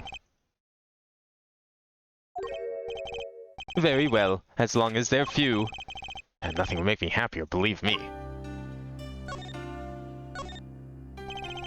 Mr. Stickler, on the night of the murder, you stole... Wait, I can't help but feel that I'm being misunderstood. Please elaborate, because I want to see how you're gonna weasel your way out of this one. How exactly? Yes, that night, I obtained a pair of panties, it's true. However, it was my burning curiosity that drove me to do it, nothing more. You stole property from another person. I don't care if it was their panties, $1,000, their puppy. That's not the point here. I want another check to my panties, right? You're here too. Oh, great Trucy, teach me. Eh? I must know the secret of your panties. My very existence hangs in the balance. Please, make me your apprentice. Apollo, help. I don't know. I think he'd make a great, lovely assistant. Don't say that, Apollo. Wow, Apollo, your timing on jokes could never be better. Could you relate what you saw at the night of the murder to us one more time? Talking about weather in a bar, yeah, it was snowing earlier today and then it turned to rain. Lousy smarch weather. Oh yeah, definitely. Nah, here we had like a blizzard up here in Edmonton. It was terrible. Not that I was going anywhere, but it's just like, man, I thought we were done. It was just starting to like all the snow melted in early March. So we had our usual like super muddy early spring March where it's like horrible to go out because it's so muddy you're just gonna go up to your knees in mud. And it was like starting to dry out. It was finally starting to dry. I was like, okay, we're good. We're done. It even rained once or twice. I was like, okay, we have to be done. It's like plus 10 Celsius. We gotta be done. And then the next day it's like -3. Snow everywhere. 6+ inches on the ground. And now it's like we're back in mid-February again. And nothing, as if nothing happened. Why not? Though it hardly differs from the testimony I gave in court. The defendant was there in the park that night, of this I'm quite certain. He was pointing a pistol, or something like that, at the victim. That's when I shouted, "Stop, you two, let's resolve this like gentlemen." And the next moment a shot was fired. And this is all true? Really? My panties are gone. My innermost heart revealed. Your panties? Excuse the fuck me. Your panties. If you just wanted panties so bad, you could have just gone to the store and bought them. No one would have cared. It's just underwear. What further reason could I possibly have to lie? I can't think of anything he'd want to hide more than panty snatching, true? Sounds like Waki was at the scene of the crime after all. I wish it weren't so. But then we would have never caught him. That's it. That's all we got. What do we present him? Do we show him the panties he stole? Okay, you know what? Yeah, we do. No, he's done. He doesn't want to see them ever again.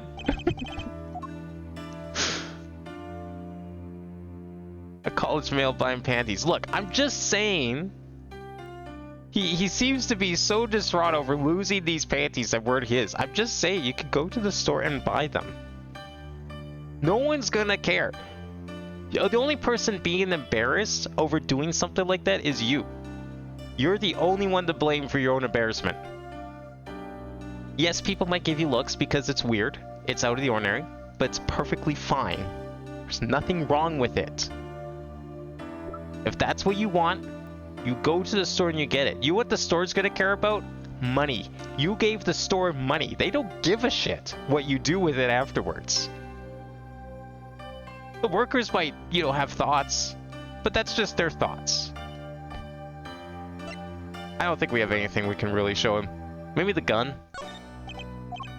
Nah, okay. Fine. See you later.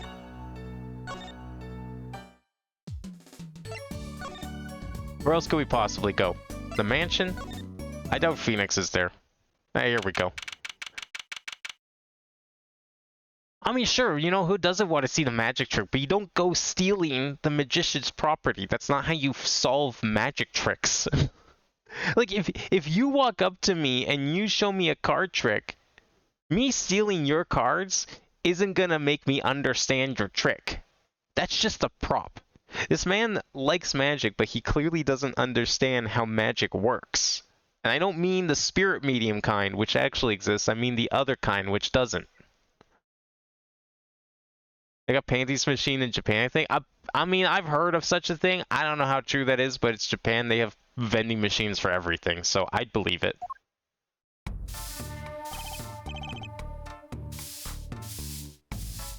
Yeah, I know they used to have vending machines with, like, pornos in them.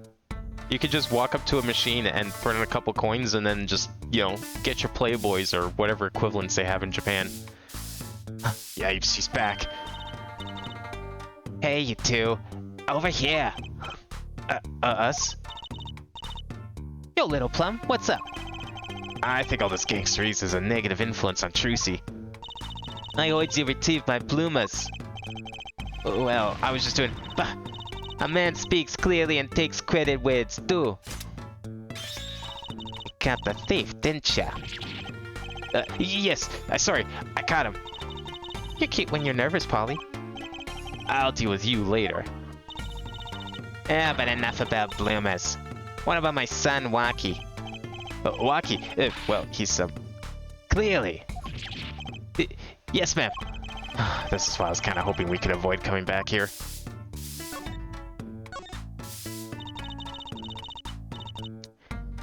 He's really everything you'd expect in a boss's son. I'm gonna be a gangster, dude. Life there's a appeal for that age, particularly for boys. What? Don't look at me like that. He was set in a toy for about half a year ago. Yes, we heard the story from Waki. But he didn't tell you the whole story. You know, even if he had a pistol then, he couldn't have shot anyone. What? He acts like he's hot, but he couldn't shoot someone to save his life. I should know. I'm his mom. Words have a certain weight to them. Hopefully when this is all taken care of, he and the boss can sort out the differences. Boss, you mean Waki's father? They didn't seem to be on the best terms, did they? I know some student has a Japanese girlfriend. They played a game and commented on the accuracy of the panty vending machine. I'm trying to imagine what kind of game they could possibly be playing that has a panty vending machine in it. Because not even Yakuza goes that far. And you would think Yakuza would have something like that if anything did.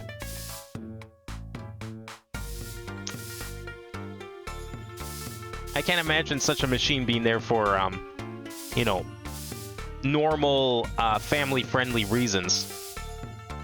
It's true. One of our pistols is missing. So the murder weapon was from this mansion. Yeah, we kind of figured given the difficulty of obtaining a gun these days. None of the rank and file have access. Only the boss, myself, and, Waki could have taken it. I see. I'm sure the cops will continue chomping all over the mansion because of this case. And maybe this is a sign for it's time for a change. Doesn't seem concerned, at least. Isn't passing like it was a background thing? Well, sure, okay, fair enough. Still, I'm just trying to think of like what kind of game from Japan would even have it as a background item. Because like I said, you got Yakuza over there, which is like, you know, the game about all the nefarious and weird underground shit in Japan. If any game had a panty vending machine, it would be that one. And that's a game that had a porno vending machine, where you had to buy a porno for a child. That was a mission you could do. So I don't know how it gets any weirder than that. Yeah, Walkie's fiancé. They're getting married next month, correct? I suppose. Yes, he's been staying over lately. You don't look too happy about that, Lil Plum. How'd you guess? I mean, I could tell that. Could you tell us more about her? Walkie brought her home one day. Says he wanted to tie the knot. I can see why. Ah, she's so pretty. Oh, she's pretty enough. But you know...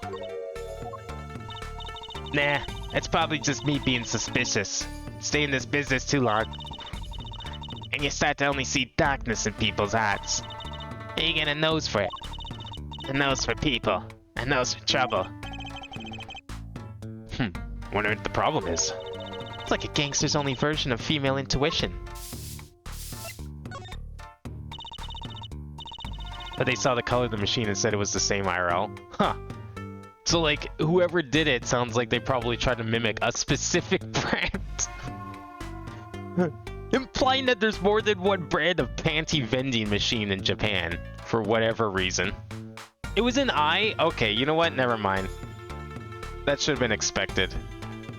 Yeah, okay. Half that game's jokes are panty jokes. Like, pretty much every single scenario with Date in the first game was like a panty joke in disguise. I don't know about the second game. I haven't played it yet, so no spoilers on that. But yeah, you know what? Okay, a panty vending machine. Maybe it even was in the first game and I just didn't notice. Boss may act tough, but that boy means the world to him. Walkie seems, well, seems like he's against his father's position. That's to be expected. We're in a bit of transition now. Trying to cut our ties to the shadiest side of the street and do more on the up and up. Yeah, Walkie isn't too enthusiastic about the change. It's true. Why the change? Is the gangster thing just not paying the bills? It pays, but we need a lot of money right now. Clean money, that is. I see. Something must be up. Yeah, you'll still see things the way the boss sees them. Someday. Alright, interesting. So you got mobs that are trying to leave the mob business. A panty thief who claims that it definitely wasn't for nefarious reasons. How about El Doom? Can we finally go here? Maybe we could check out the clinic. Hey, it's Mr. Eldoon. Oh, Mr. Eldoon! What's wrong? So, you found my stand. That's why I'm here, to thank you. Huh. But now it's a crime scene and they won't let me have it back. That's also why I'm here. I got another place to go. Ah, I see. How can a noodle stand be a crime scene? That's what I don't get, Juicy Doll. Even in death, he's after my neck. I tell ya. Ugh. Can't even cook an honest noodle. He? Even in death? You mean the victim, Dr. Maractus? I tell ya. It's enough to drive a man to make his soup even saltier. Remind me to never eat his noodles when he's in a bad mood.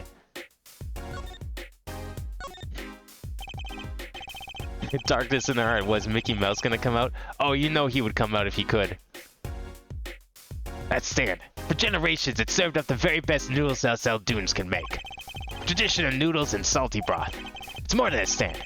It's history, I tell you. Watch what you say, it might come true. That's a great story, Mr. Eldoon. A single stand passed down from generation to generation. Of course, to be honest, I didn't plan on doing it. That's right, you said something about that. About you rebelling against your pops, was it? Good memory, Juicy Doll. I was a go-getter back in my day. Until my friend next door butted in. In the end, I was left with nothing but his dusty old stand to earn my fortune. Mr. Eldoon, I don't mean to pry, But what exactly did she do before becoming a chef? Ah, let old noodles lie, that's what I say. I'm starting to get an idea of what he did anyway. He stole my dreams and left me with nothing but noodles. Now I don't even have that. Oh, come on, surely cooking noodles ain't that bad. Noodles are delicious. Mr. Eldoon, if I may ask, what exactly happened between you and the Maractus Clinic? I couldn't help but sense enmity there. Enmity? I hate him. I hate it. Him acting like he smells like roses when he's rolling in the mud. Excuse me? Hey, he's the only doctor at that clinic, you know? Pretty impressive, eh? I'll tell you the secret to success. The mob.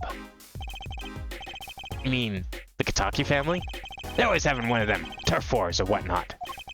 Always an injury or two that needs fixing. Maractus saw a chance for some business. So he started giving the Kitaki family a good deal. A deal? Every fifth operation for free. He stole the idea from my pops. One free bowl of noodles a week, he used to say. Can the doctor just decide to do that? What about the insurance companies? Oh, no doubt it's illegal. But it got him good with the family. Pretty soon he's getting all the business in town.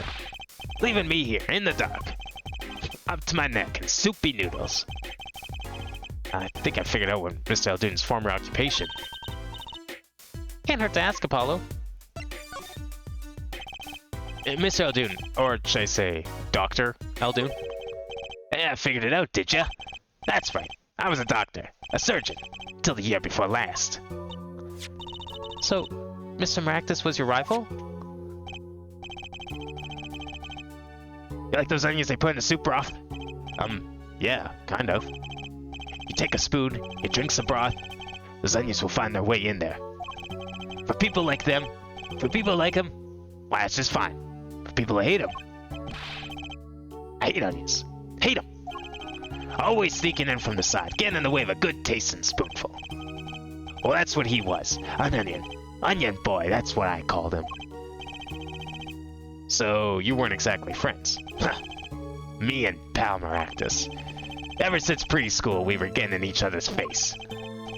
No matter what I did, sure enough, he'd come following along.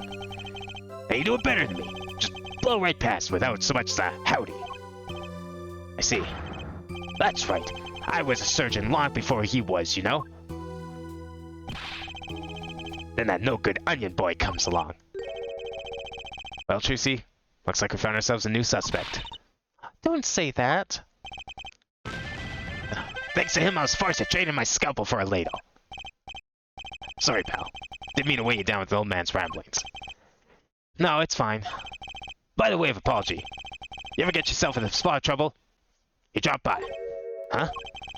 You're investigating Maractus, aren't you? Yes. Well, you want to know about a doctor? You ask a doctor. That's all I'm saying.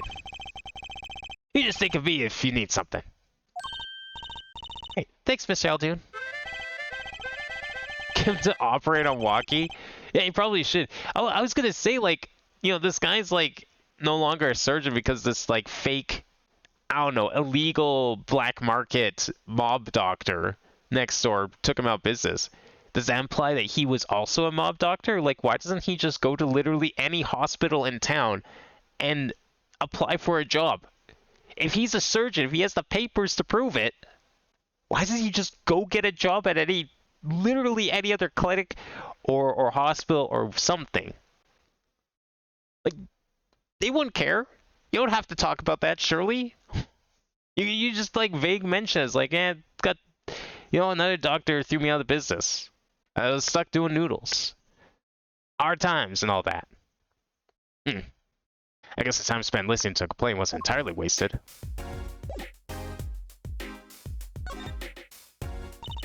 This feels like a very, this investigation segment feels very, I don't know, abrupt.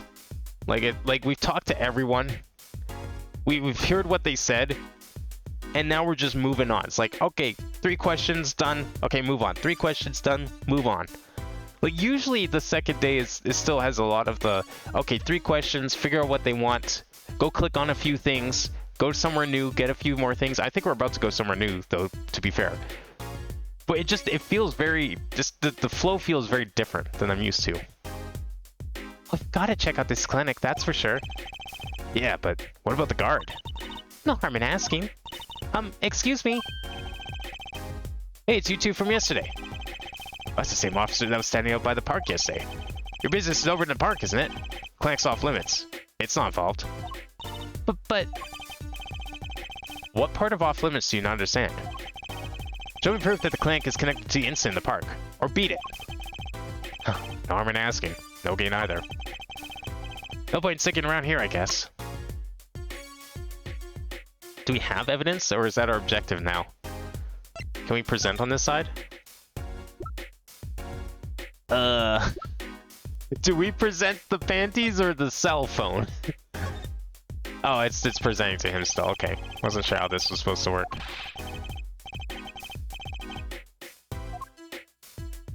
Alright, I guess we'll leave for now. But I guess we have a new objective, though. We can go to the garage still. That's not going to be new, right? Yeah, I didn't think so.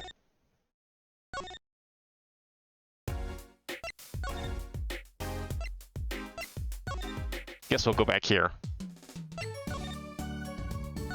We'll check on Phoenix. Is he here? No, he's not. Okay.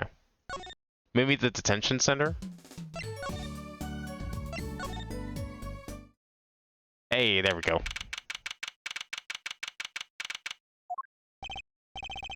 I was hoping to meet with my client. Walkie-talkie just finished questioning him. I'll bring him out. Great, finally. Yo, sup, my little imposter? What did you call me? Damn, it's you? Sorry, G. Thought you were Lita. Wait, little imposter sure is a strange nickname. It's a clink thing. You won't understand. That's imposter? I meant poster. Like, poster girl. If you're gonna drop part of that, why not just drop poster and just call her girl?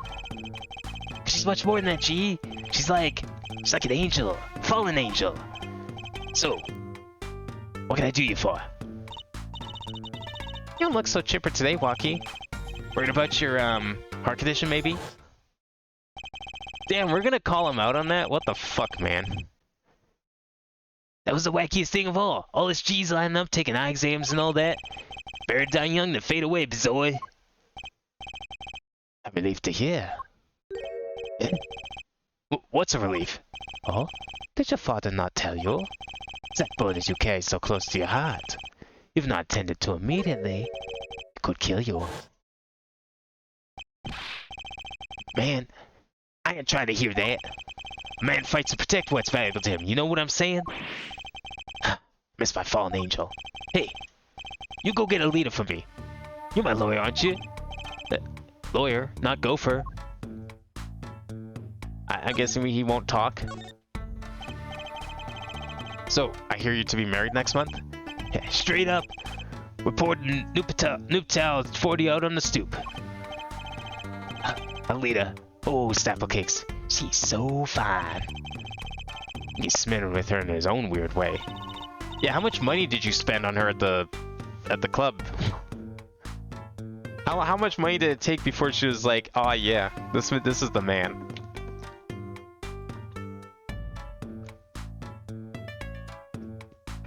Wait, how old is she anyways? Where is she? I know this man's like, what? Okay, he's 19. Is she even on here? Oh, she is. 21. Alright, alright. She's not some, like, washed up woman in her 30s, working her life away to host this club. Fair enough. I was wondering, how did you two meet? I asked Yala, but she was very vague. Huh? Well, man, she wouldn't tell you. I'd best by hold my tongue, you feel me? Man, what's past is past. She knows that. When I'm with Alita, I feel like there's things worth protected out there, you feel me? And my Alita, she's down with that all the way. So, both of them are mum about their past. I thought this man was really proud of his past. I mean, he doesn't want his dad to leave the business and all that. Do you think you could tell us what happened with you and Palmeractus? Something you should know. Wakatakis are having what you might call a feud with the Rivales family. So about 6 months back, I go into Rivales' turret packing a knife, right? And you were shot? Coldest thing I ever seen. One shot to the heart, but my homies weren't too late. It's a miracle that I lived. It's already considered one of the 7 wonders of the Kitaki family, you know that? So you were taken to the Maractus clinic then? You should have seen the faces when they wheeled me in. You can't just let the boss's son die, you know? I've been in that doctor's shoes. So Kitaki's scary enough when he's not angry. But the bullet that hit you, it was never removed. It's still threatening his life.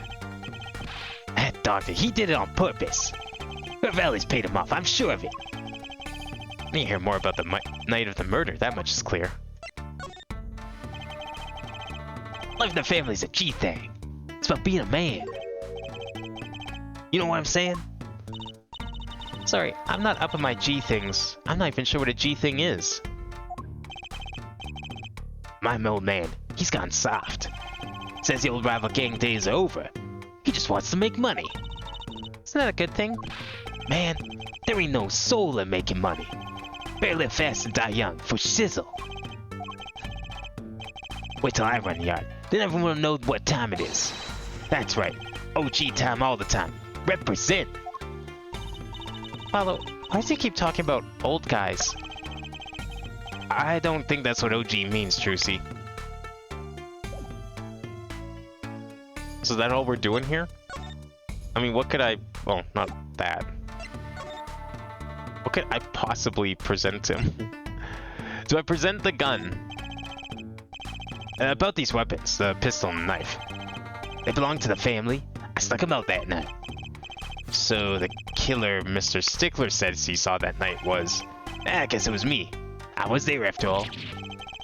Finished. Yo, Waki. Do you think you could tell us exactly what happened that night? You don't beat around the bush, do you?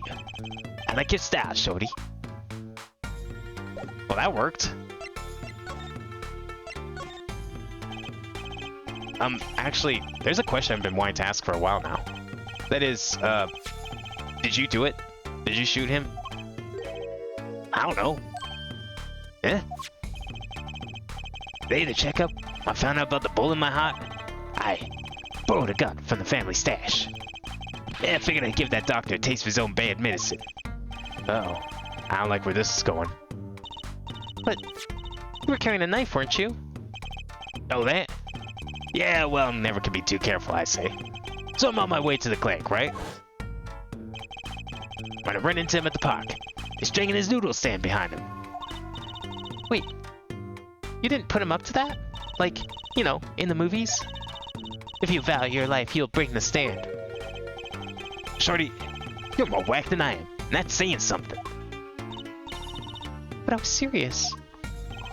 The thing is, I don't remember what happened next all too well. You don't remember? But the way I see it, if there wasn't anyone else there that night, I guess it was probably me that did it. You know what I'm saying?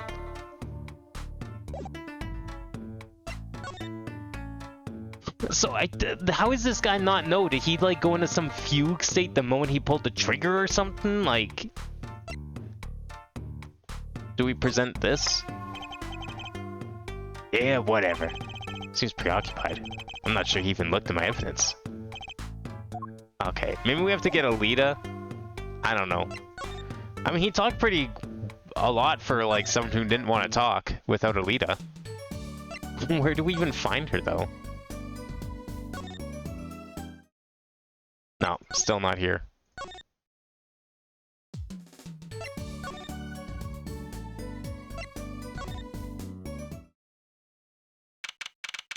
We're just looking for a piece of evidence to let us into the clinic. That's our objective. Look at that crowd over by the park. Probably people trying to get a glimpse of the crime scene. But why are those girls screaming? I think they just heard one to say, "Oh my god, it's him!" Wait, that motorcycle. Ah, if it isn't their forehead. Prosecutor Gavin. Some fans found me on my way out. It's just my luck. Oh my god, he's so cool. Ah, that's the screams. New album just came out, you know? Try waving to them. They love it. Ooh, he's so cute. They're so excited, it doesn't matter who waves to them, see? Oh, this is surreal. So you were here investigating? And I was on my way home, when my hog gave up the ghost. Your hog? My motorcycle won't start. A clogged exhaust pipe. Too bad. Looks like such a nice bike, too. Hard to believe that it could break just from that. It's my fault. I think I was using the wrong oil. Cars, motorbikes, they're all the same. Clogs the exhaust and they won't run. Machines. Telling me you share my angst there, forehead. I ride a bicycle, actually. In any event, I'm off to the shop to get her fixed. The detective in charge of the scene isn't fond of me in any case. The detective? You mean the one in the lab coat? Yeah. She said a pharaoh mood too. Be gentle. Off with the sin, baby. Oh my god, there he goes. So is he just gonna like walk his bike all the way to the garage? Probably. I don't know what you do in that situation. I don't own a motorbike. And the forecast for the park today, gloomy skies. Well, nothing to do but head on in. Let's hit the park, Apollo.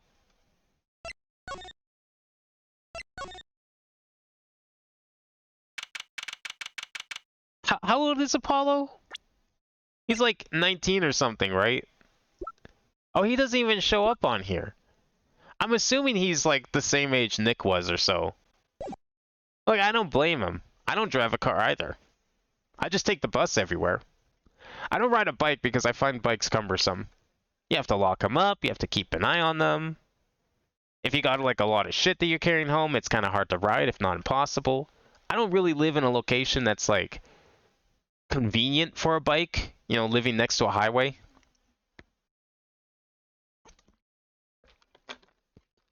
So no, I don't even ride a bike.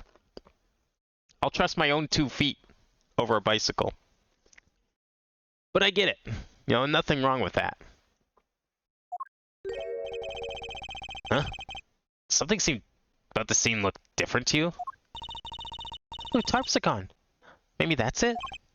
Yeah, I think you're right. Look over there. Wait, where were the tarps? Were they like on the ground or something? I don't know. I don't remember what the scene used to look like. The white frock detective from yesterday. She seems to be apologizing reverently to the trash can. Jeez, under a lot of stress. Investigation's probably not going too well. Hey, you there. If you're going to talk about someone behind their back, do it more quietly, please. Oh, Detective Sky, hello. You seem as gloomy as ever. This is miserable. Miserable! I just got a new kid and I can't get the stuff to work.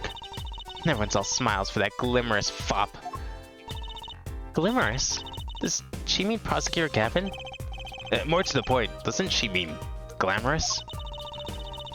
When he walks in, his shiny chains catch the sun and glimmer in my eyes. It's distracting. When did she develop a peanut habit? I feel like there's gotta be something wrong with that. Like, that can't be good, snacking on peanuts all day. Speaking of distracting... guess I just have to accept the fact that I lack talent. Sounds like she's trying out some sort of new forensics technique. Detective Sky, you know Mr. Wright, correct? How do you know my daddy? I want details. Well... he helped me out a long time ago. You might say he saved me. Wasn't she saying something about getting involved in an incident? I can't stand it when things are vague, especially in a case. I would decide to become a forensic scientist in Europe.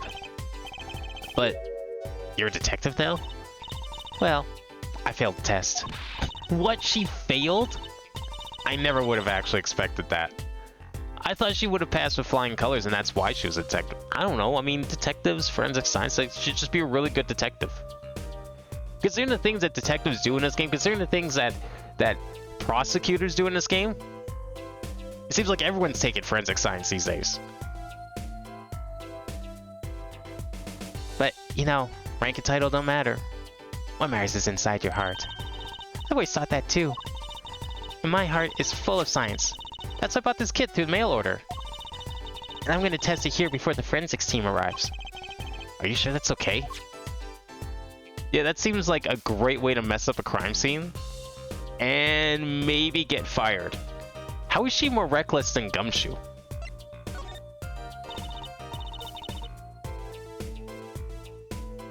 Did she get like a turnaround or something? Like, I don't know, she seemed pretty okay back in 1.5, and then now she's just like old and gloomy.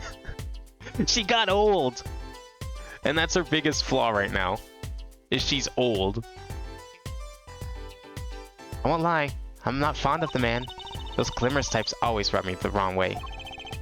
Glamorous, right. Prosecutors should be cool of wit and furrowed of brow. Less glamorous and more simorous, you know? No, actually, I don't. Well, that and what happened 7 years ago. Prosecutor Gavin was the one who stripped Mr. Wright of his attorney badge. What? Really? He was the one? You mean you didn't know? I thought you were one of his boys. I'm neither a boy nor one of his, but let's see what she has to say. What exactly happened 7 years ago? Never actually heard the details. Then investigate. It's better you learn it for yourself anyway. Okay, cool. No one's gonna tell me what's going on here. Thanks, just leave me in the dark.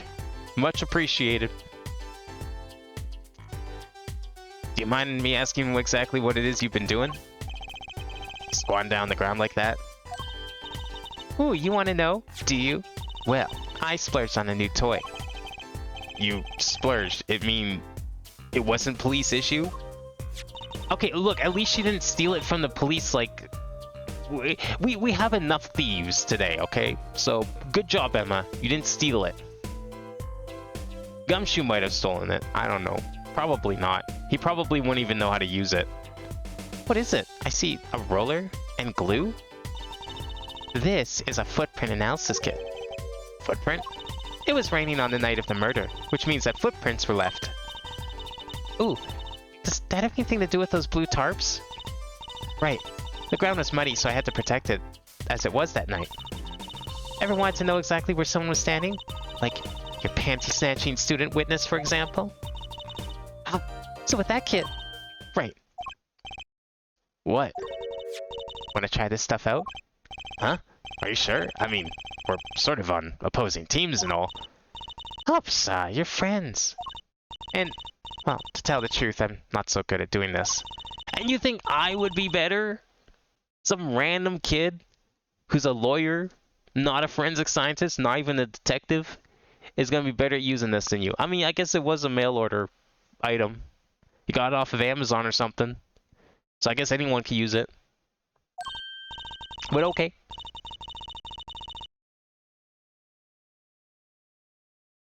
Oh, I'm good at stuff like this.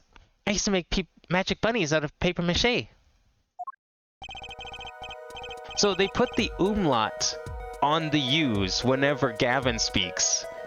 But heaven forbid we put the accent aigu on the E in paper mache. Also, didn't they just spell it incorrectly? They also spelt it incorrectly, so good. Excellent. Very consistent there, guys. Yeah, let's try it. I didn't know this game had more than one type of forensics thing. I know we had, like, the blood stuff, and then we had the fingerprint stuff in 1.5.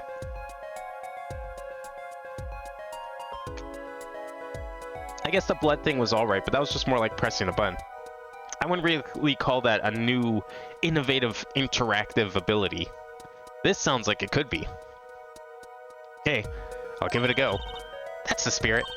Right, I'll help you to explain. One moment. She's reading the instructions for a kit. Why is this not filling me with confidence? First, we have to pick the footprint, or in this case, the shoe print we want to analyze. I've taken the liberty of marking all the shoe prints in the park. Well, which shoe print should we start with? I say the green one. That seems like the most straightforward one. If we're going to verify the defendant's account, here's the place to start. Oh yeah, I guess we need to make sure that he wasn't standing there. I say we do that one though, and see if he was standing where he said he wasn't standing. Shoe prints, prepare to be examined. Ooh, this is so exciting. Right, here goes. First, pour the plaster into the print until it's full. You try it. Why, you want me to try it because you don't think you can do it? Is that what's going on here? How am I supposed to do that? Just press space when you want to pour the plaster. Like this. That doesn't look too hard. If you run out of plaster in your beaker before you're done, you have to start over. Oh, it's a puzzle? Okay. Well, hopefully we use enough here. Better cover all the main parts and then we'll go in for the nooks and crannies. Why is it sound like someone's drinking the plaster and not pouring it? Like, it sounds like they're chugging it down. That's some good plaster right there. Not bad. You're handier with that than you look. What's that supposed to mean? On to the next step. Dry the plaster until it turns white. Right. Just press space to blast it with that dryer. Here, give it a shot.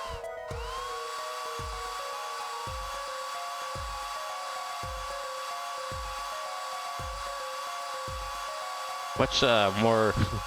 a little more involved than the fingerprinting stuff. Looks like it's hardened nicely. Let's take a look. Yeah, that's a good one. Next, the ink. Ready for the next step? Use the roller to ink just the shoe print part. Hold on to that roller tight with space, and roll it up and down. Keep going until you get enough ink on there for a good print.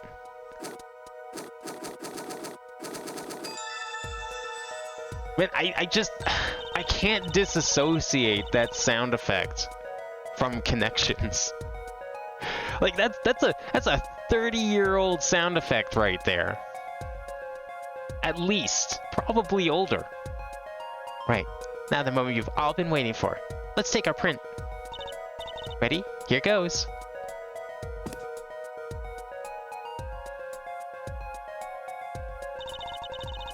Let's see if we get a match. Alright, so we want to check his prints. Those aren't his shoes. Who else do we have here? I thought they were going to be his shoes. Wait, are his shoes self-branded? Are you telling me this man has his own line of shoes?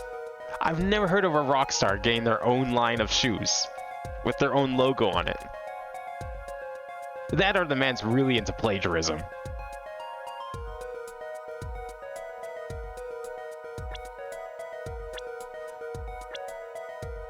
Who's even left here? What the fuck kind of shoes are those? That's like, even for, like, say he was wearing Geta, that seems weird. Oh, well, there we go.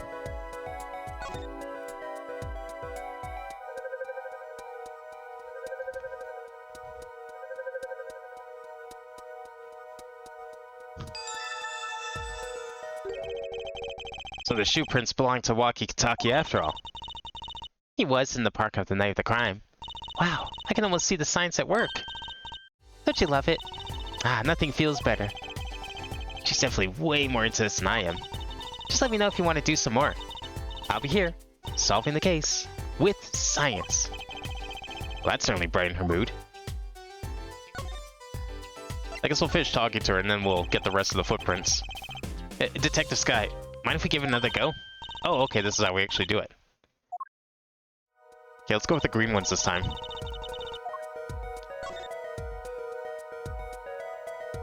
Hopefully, these are, what's-his-face's shoes. Oh, I actually have to press space. No, I didn't. I was able to click before. Why wasn't it clicking? Never mind. Weird.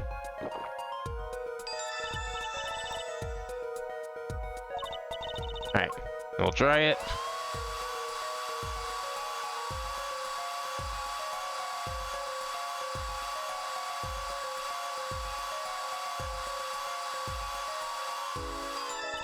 How do you, like, make sure... Shouldn't we be putting more plaster in so that the back heel is connected to the front? Because, like, how else do you make sure that the shoe stays the right, you know, dimensions? Like, you're not picking it up like that. It's not gonna stay proper.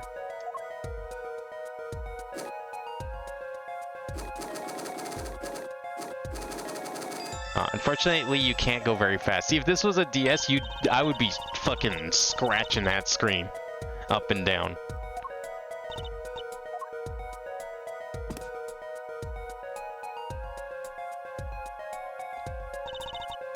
Ah, those prints look familiar.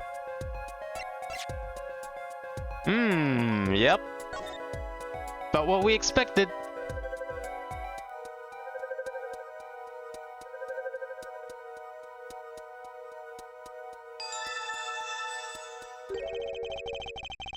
So these shoe prints belong to Wesley Stickler. This confirms his testimony. The final version of it, at least.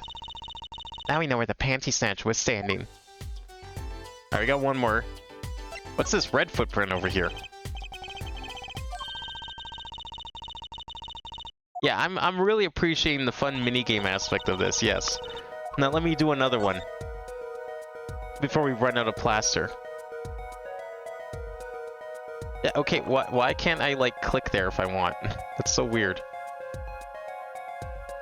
What? Do I have to do it in a certain order? Is that why it's, like, being finicky? Like, I'm not allowed to do the tip of the shoe before doing the... I have to do the heel first? That seems unlikely. This game, just something about this game's controls feels kind of off compared to the last two games. I'm not really sure what it is.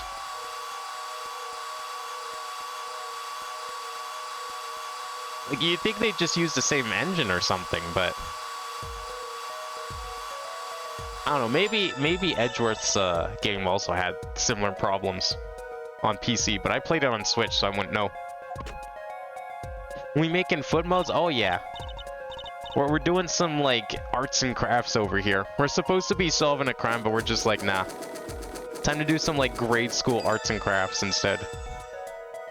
Look, we're making shoe prints.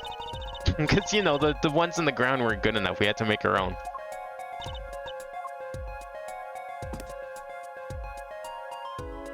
Alright, whose shoes could these be? Well, I haven't seen those shoes. Huh. That's a funny shoe print. Is that even a shoe? It is strange. So smooth. Except for the part where the leaf is. I can't say without even looking that this print doesn't match any print on our list. A mystery print.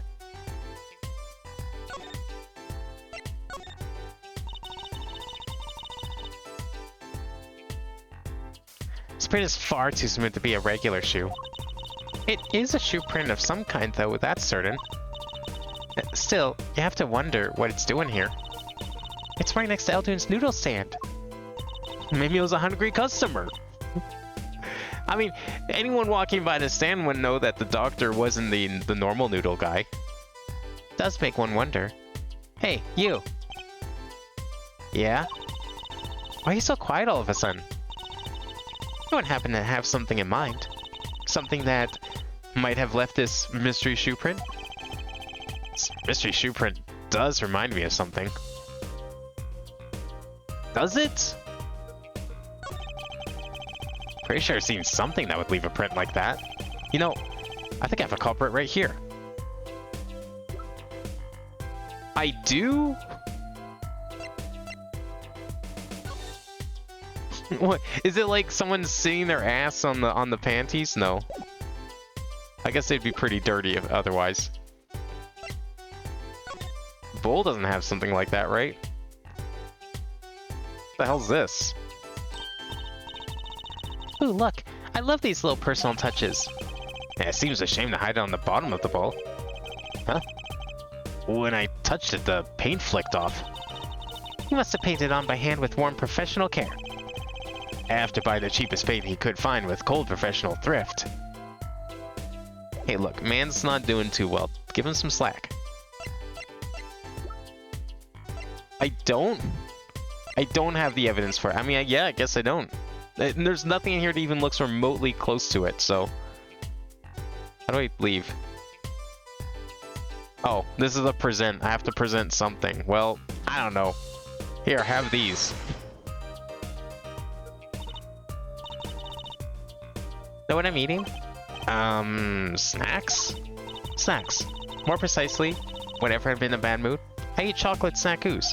Oh, those are chocolates. I thought they were peanuts this whole time.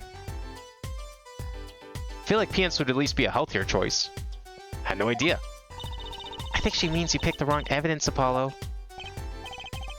I had no idea. Okay, so we don't have anything that, like, talks about these shoes. We can, like, click on it again? Oh, I hate this so much. Just let me click on the screen, damn it. Nah, it's nothing here, okay. Alright, so we have to go figure out where the hell these footprints came from. Yeah, apparently we've already examined that. So it didn't get added to our court record though, right? These prints? No, none of those prints said. Weird. Alright. See you later then. Do we just start looking around asking people for prints? Like, how about this old lady? Maybe she has some prints.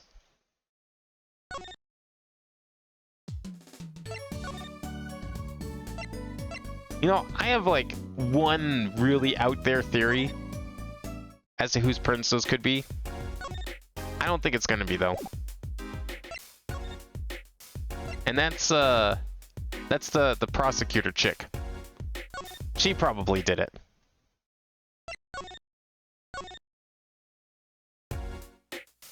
Yeah, I think the prosecutor did, or not the prosecutor, the prostitute.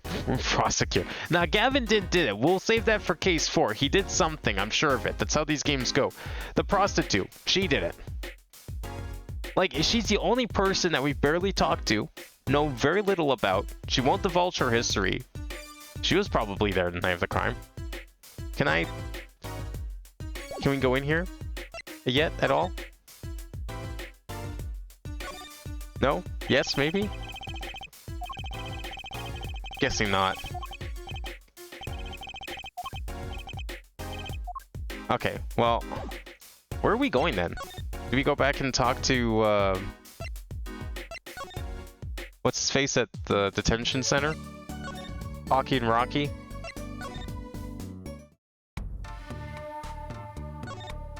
Oh, he doesn't have anything new. Alright, you know what? Maybe there's just evidence lying around. I didn't really examine the park, to be fair. Probably should go back and do that.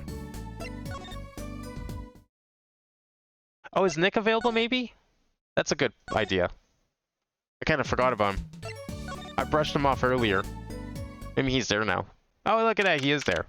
Yo, Nick, are these your shoes?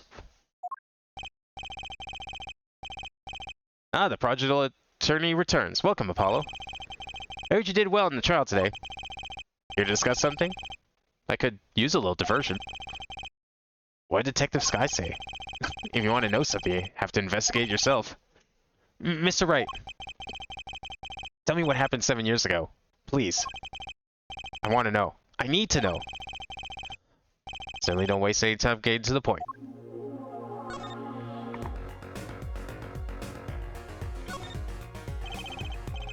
"7 years ago, I was standing in a courtroom on behalf of a client. The case involved the death of a certain magnificent genius. I'd be surprised if you hadn't heard about it. It was all over the news. I remember that. You were up against Prosecutor Gavin, weren't you?" "Yes. He was only 17 years old at the time." 17 years old? That's still high school. Nothing new for Nick. That still makes him older than Franziska when he faced off against her in court.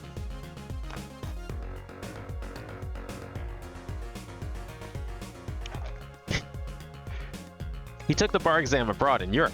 They're progressive over there, you know. Yeah, so progressive. They're allowing like 14-year-olds to get a law degree and start working in the courtroom. I was defeated by a 17-year-old newcomer. To my shame, I left the practice forever. That's it? That's the reason you left? Not some scandal or something? You were just like, I'm done. First loss. No longer 100% win streak. I'm out of here. Like, he's just as bad as the Von Karmas. Worse even. He didn't even cheat. He shouldn't have any shame. Oh, okay, I guess technically Matt, because we had to, like, save him for Maya's security. Alright, 1.5 losses. I don't count that. He was coerced into not losing that one. That's different. That's all. That's all? How could that be all? What do you mean? What about what they were saying on the news about forged evidence? They said you forged evidence and had your attorney's badge stripped from you. Tell me, how's it feel? How's it feel to stand here before Phoenix Wright, the forging attorney himself? How's it feel? I don't want to believe it's true. But what about what happened in my first trial? Did you notice in today's trial? There was a single piece of forged evidence. I'm talking about evidence that shouldn't have existed. Naughty magician's trick. I don't see you jumping to my defense on this one. Maybe I did forge some evidence. Maybe I didn't. Doesn't really matter now, does it? It kinda does. Satiate curiosity, perhaps at least. But... not an attorney anymore. That's the only truth you need to know. Mr. Wright. Looks like he doesn't want to talk about the accusations of forgery for now. Alright, can we give him anything to help on this case, or are we just out of here? What do you think of these? Phoenix? Have you seen any of this in your line of work?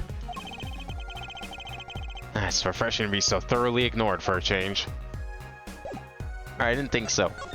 Alright, see you later. Mr. I don't want to talk about my past.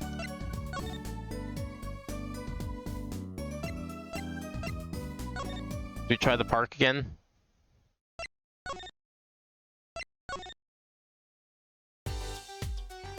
Well, we could at least, like...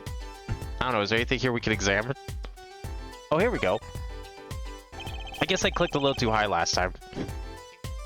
Tarps that were here yesterday are gone. Wonder why Detective Sky put them out. Yeah. The only thing they were covering is the ground.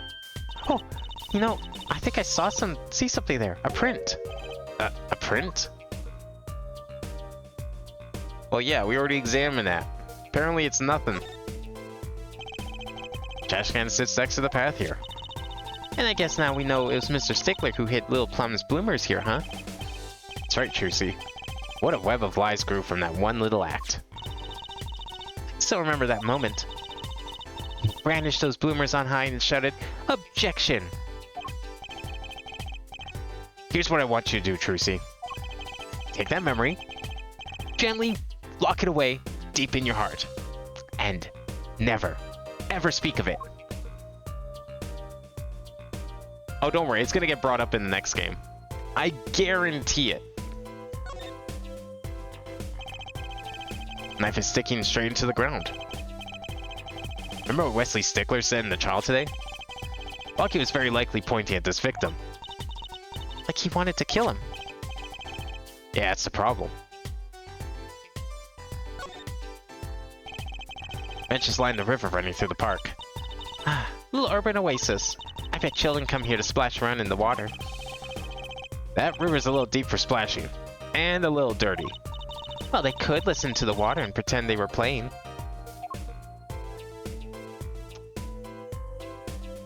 Is there anything new here? Mannequin put in place of the body. I think I've seen him by the police station.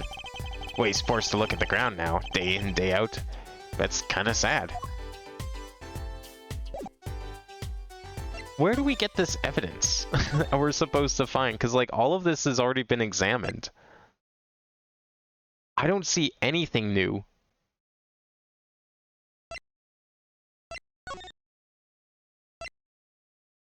You?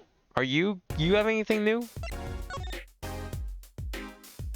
Reminds me of that iCarly scene.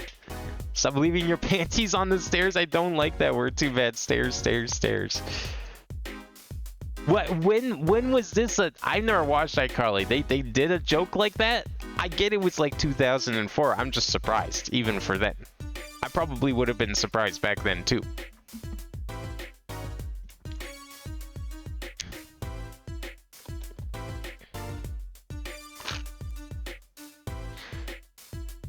Okay, where are we going? Like, actually, because I don't know. Is there a chance Trucy knows? Or is she, like, completely oblivious, as usual, when this sort of thing comes up? I didn't think there was. Should we be, like, trying to fingerprint the phone? Does that work? How do we do that? That's an okay idea. I don't know if can we do that? Is that a thing? I don't think we can use this, right? Anywhere we want, willy-nilly, right? Carly was talking to Sam and then Spencer said that last line. Ah. I think I might have seen like a quarter of an episode of iCarly once. And that's about as much as I've ever seen of it. We still can't turn this thing on, hey? I guess the battery died.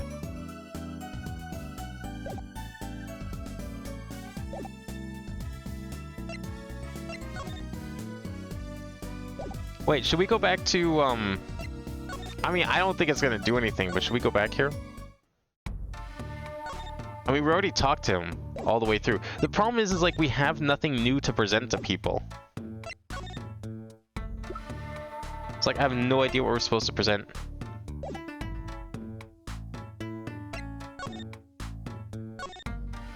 Do we? Okay, wait, actually, hang on. It's kind of out there. Let me check this again. No, there's nothing. I thought maybe somehow this cart made the footprint, the mystery footprint. Figured that would be near impossible, but you never know. Although it would, I'm trying to wonder what it's trying to make me remember, because they did say that the footprint was like familiar in some way, and I can't remember for the life of me where that would have been. Here? Were these tarps always here? I think they were, right? Yeah, that was the tarp he used on his noodle stand. So you're supposed to go in the clank. But don't I need like a new piece of evidence to prove it? Like I have nothing new on me to give to the guy. How do I like talk to the guard and show him evidence? I don't know how to activate that little scene again.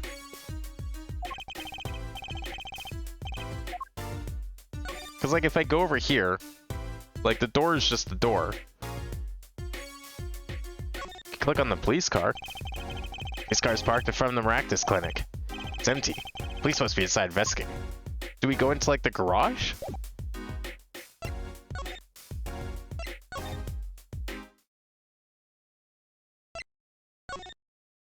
No. That doesn't lead anywhere really.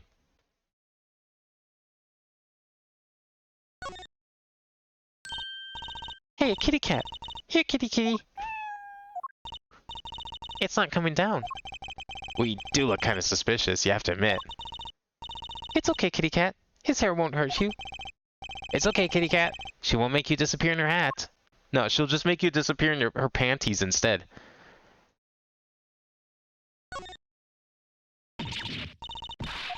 I think this is all repeat dialogue. It just reset because new day.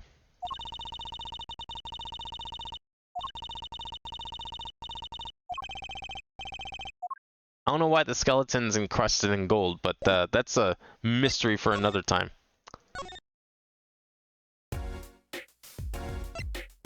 Like, if we present something here, it presents it to Mr. Aldoon. It doesn't present it to, like, the guard.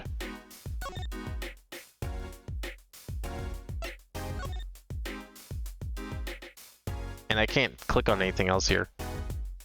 Okay, I'm gonna...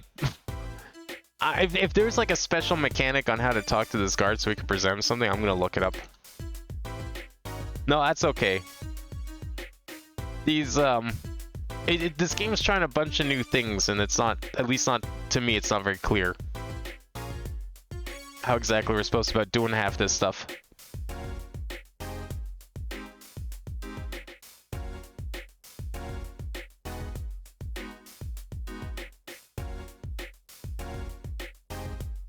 Oh, we have to? Okay. I know what we have to do, and it's completely different. Apparently, I'm personally not really sure how you were supposed to know to do this, necessarily. But we're supposed to check the chest again. Oh, actually, you know what? I do think I know, because I remember we did it before. And we found a third thing that we just ignored, but I completely forgot about. So to be fair, this was known information.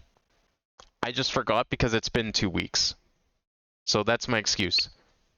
It's trash can. This is where you found the mirror. Now, come to think of it, wasn't there something else in here? Something near the bottom. Yeah, these slippers that we ignored. These have the souls we're looking for. We did find these, and I remember it. It was very brief, and kind of just like an off-mark remark. But we did find them. I just completely forgot that these were here. If I remembered that, I would have checked the trash first thing. So totally forgot about that.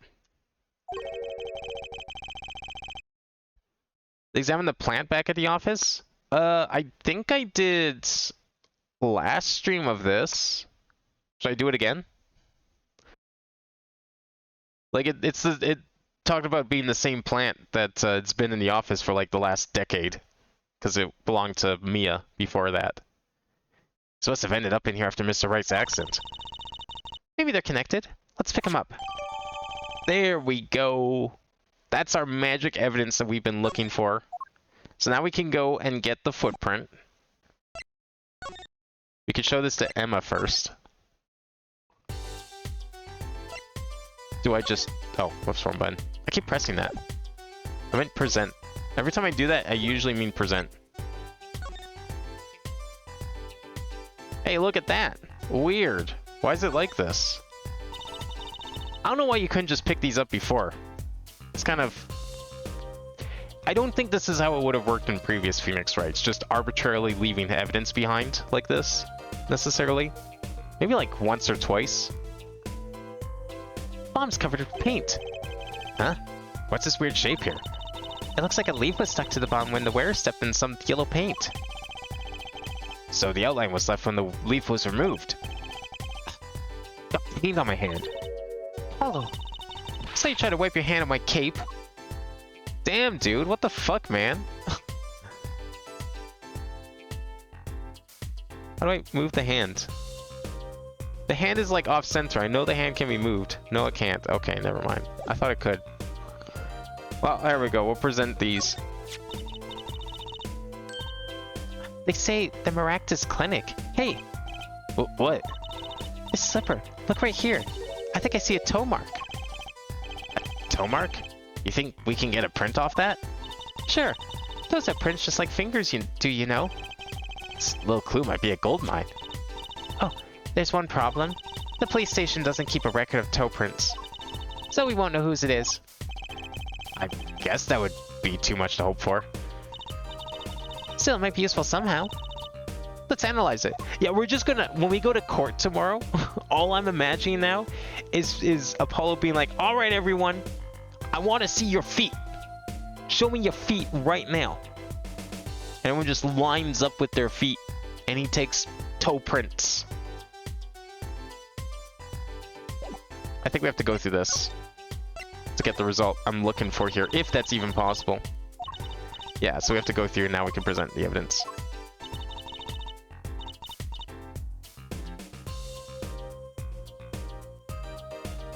You need to examine it like 8 times across the game, possibly whole trilogy. Oh, is it in all 3 games in this one trilogy? Is that the new stepladder? I mean, there's stepladders. We already encountered at least one stepladder in this game so far. Was that like the new stepladder? Because in the previous trilogy, there was an achievement you got for it, clicking on every single stepladder you saw.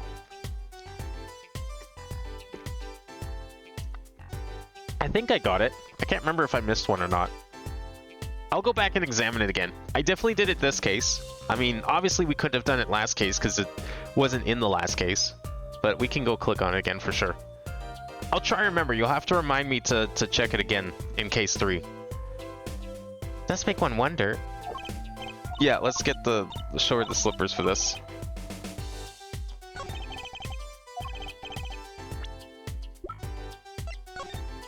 Oh my god. I'm so used to the previous trilogy, and I think actually, yeah, Edgeworth as well. If you double click on a piece of evidence, it presents it. Doesn't do that anymore. Well, I think it's these slippers actually. Slippers? What would slippers be doing out here? Look at that bottom, see? It's covered with paint, except for... See right here? Hey, that spot's shaped like a leaf. What if a leaf was stuck on the bottom and it came off when the slipper stepped in paint? Makes sense, doesn't it? Wait, something's written on them. The Maractus Clinic. Exactly. The victim's clinic. Wait, that means... that someone from the clinic was involved? It says to do it now for second interaction for the achievement. Oh, okay. Hopefully, I don't... No, we couldn't have, because we still have to go to the clinic, so I'll go back to the office first. We should be okay. Why is she just standing there eating? Detective Sky, I have a favor to ask. What? Can you get us access into Maractus Clinic?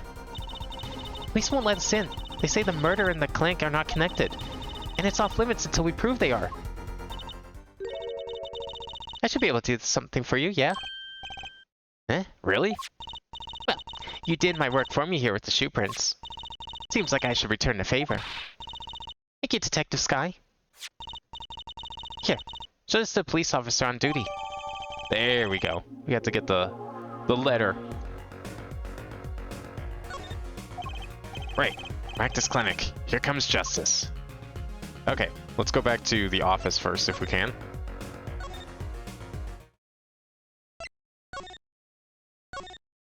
Now click on it again.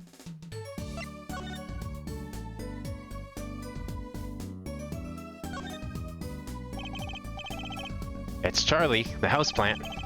They've had it for years, apparently.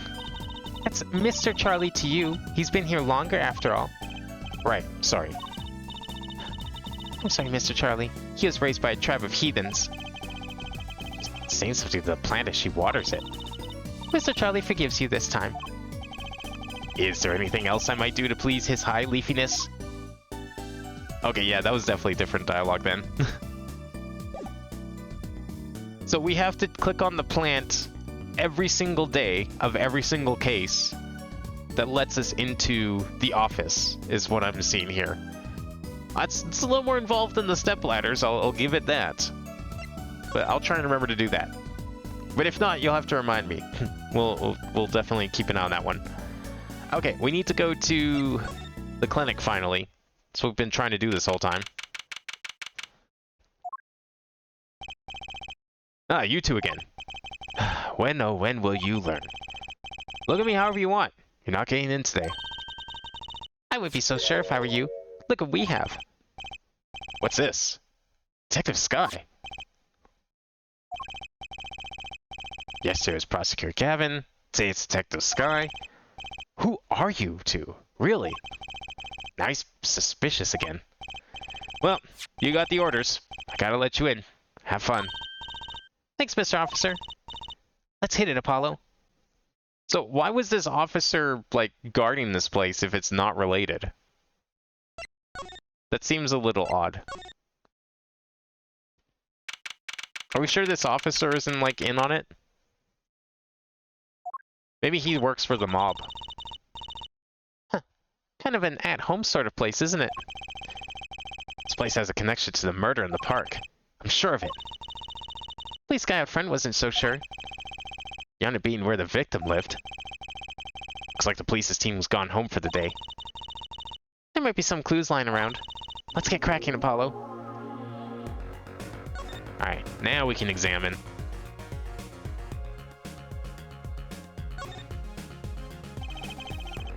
Clinic reception desk. No one's here, of course. There's a small sign on the counter. Please pay your bill. Remember, we're the ones holding the scalpel.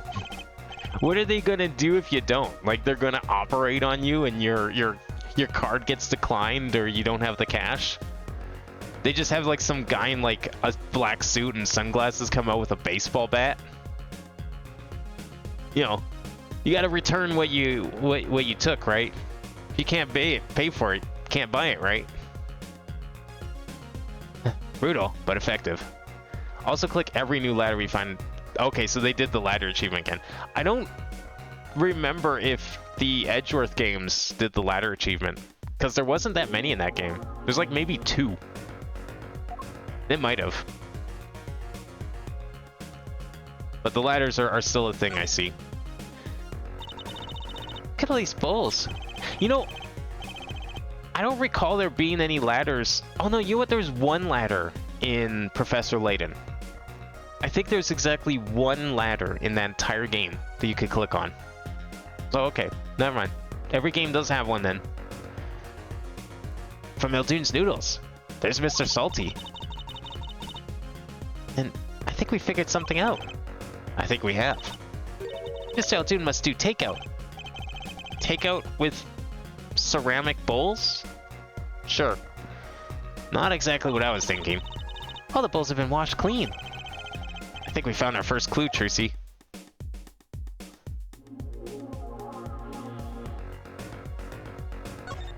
Well, I mean, I was always under the impression, because there was ladders in each game, even the Edgeworth ones, even if it wasn't as many. I just figured it was like some running joke that they decided on. Because, like, I know the memes about the ladders and stuff, but that came after the fact. Like, the first 3 games already existed, and they already did the whole ladder thing. So it's like it was clearly a joke that the devs wanted to tell. Not necessarily, and it wasn't added just because people thought it was funny. I mean, maybe they continued it into the other games as fan service. But it's clear that the devs were in on it well before anyone who played the games was. There's a single pair of sandals here. Wait, but why would there be sandals here? Unless they belong to one of the patients. Or maybe it's a visitor that's come to see Dr. Maractus. You'd think they'd use his house entrance instead of the clinic entrance in that case. And if it's this patient or visitor still isn't here, why'd they leave without their sandals? Better take a closer look at these just in case. Oh, so, you know, panties wasn't enough for you, Apollo. Now you're looking at women's footwear, too? This kid. But fine, we'll take a look at it. No, I'm not saying he's wrong.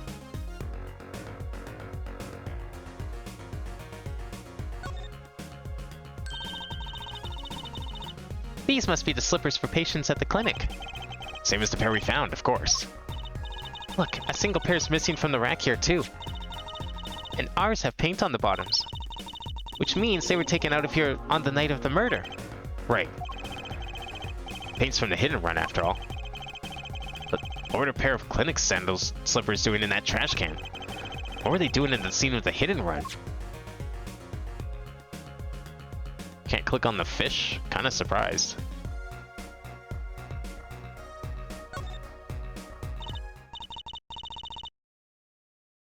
Look, this door says doctor's office. Think this is where the victim's private office? It's not locked. Too bad. Why too bad? I like opening locks. It's kind of a hobby of mine. That's a weird hobby. You know, I think she would get along very well with Maya. Although it does lead more credence to the idea that they're, you know, connected somehow. I mean, Maya was a bit of a thief, too. I think she probably knew how to open a lock or 3. Someone had to teach this girl. Like those little bike locks? Don't even bother putting them on when I'm around. That's probably not a hobby you want to tell too many people about. I know another girl that would definitely like to know her location. What is it with, like, Edgeworth and Phoenix ending up with, like, girls who are just thieves in some way? Or thieves that insist that they don't steal. Oh, the sound. It came from behind this door. Someone's in there. Let's check it out, Trucy. A break-in. They left through that window. Wait, Apollo. You're too late to catch him now. Oh, that must be her experience as a panty snatcher chaser talking. Well, we should tell the police. Let's check the room out first, Apollo. If we call the police now, we'll lose our chance. We have a letter saying it's okay to be in here. We should call them first because you know what's going to happen? We're going to examine the scene, and they're going to find our grubby little greasy mitts all over everything. You're wearing gloves? Sure. I'm not. I don't want to be caught in this. Well, one thing's for certain. This client and our murder case are looking pretty related right now. Fine. We'll examine this place first. What the fuck is with all these jars? Whoa, what are those? Well, it's covered with beakers. Something's moved inside that one. You look, Apollo. Hey, look yourself. You can't. Oh. It's a goldfish. Wow, they're all fish. So many kinds. Whoever designed this had a sixth sense of humor. Oh, I'm sure they did bang, but like, I think we proved like through a mathematical improbability that they're, you know, actually biological parents, right? Because like, how old was she again? Yeah, Nick's 33, and Trucy is 15. That doesn't add up. So, at the very least, yeah, they probably did something. Maybe Maya is somehow the mother. I'm not going to question it. But surely Nick's not the father. Oh, it's wrong button. Maybe we'll have to get Dr. Phil in here. I don't think he's the father. My planet's seen better days. That doesn't make sense either. What doesn't? Normally, burglars are looking for valuables, right? That's true. That's what I would do if I were a burglar. So, why look under a potted plant? To be thorough? Like, that's exactly why you would hide stuff under a potted plant, because you would think a burglar wouldn't want to look there. So a real smart burglar would look under the potted plant. Maybe they were looking for the key to the safe? I've heard of people putting their house keys under plants, but key to a safe? Then maybe the burglar was looking for the house keys. After breaking in? What were they gonna do? Go through the front door and just pretend it was unlocked? This is getting nowhere fast.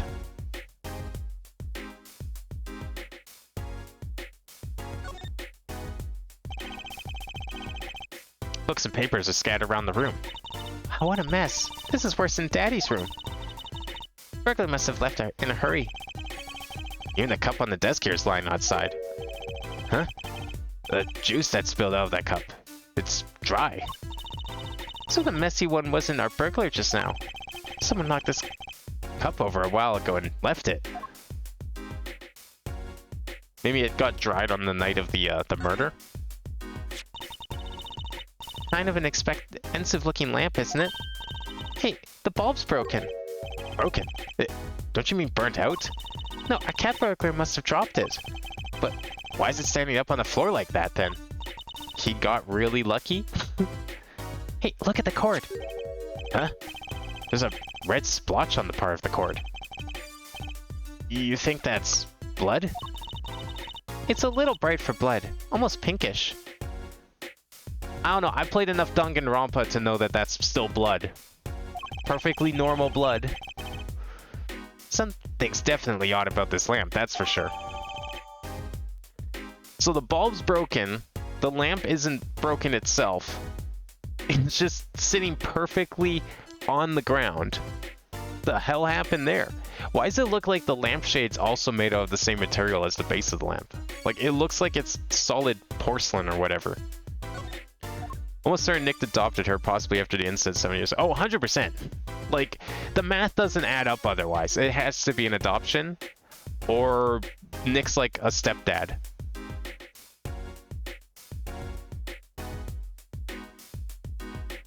But then you have to, like, wonder, the hell happened to the mother? to like leave her child, her biological child, with this man that she would have like presumably broke up with, because we don't see her at all in this game, right? So it was probably like the adoption of a single parent. Although that's kind of weird. I don't know what would have drove him to adopt a child suddenly after losing a court case. Windows ajar. Must be how our burglar escaped. I wonder who it was. Maybe it's just a burglar who happened to pick here. Yeah, but there's a patrol car sitting out front. If I were a burglar, I'd come back the next day at least. I'd give it a month myself. Whoever broke in here obviously needed to break in today. They were very desperate. Red Spawn, the court is definitely the juice. I mean, if it was like actual juice, like cranberry juice, I could see it. Wine? I don't know. I don't know. Would wine stain a rubber insulated electrical cable like that? Also, like, the cup's way over there and the lamp's way over there. It also looks like the lamp's still plugged in. So how did that happen? What a cute little safe. Looks like a 4-digit lock. Well, are we going to do some safe cracking? What happened to us, like, not trying to tamper with the crime scene? Someone's already entered in 2 numbers, Apollo. Why would someone, like, enter 2 numbers and then just leave? They just gave up halfway through? Did they hear us, maybe? 7, 9? Wait, do you think... That burglar just now was trying to open it? Wonder what's inside this safe. Is there any way we can figure out the last 2 numbers? Well, we know the first 2 are 7 and 9. Maybe there's something in the court record. Something that can help us figure out the last 2 numbers. Oh yeah, it definitely is. I got just the thing. Well, I have an idea. I knew it, Paulo. What is it? Well... all we have to know is what buttons have been pressed. We can use this to find out what the next 2 numbers are.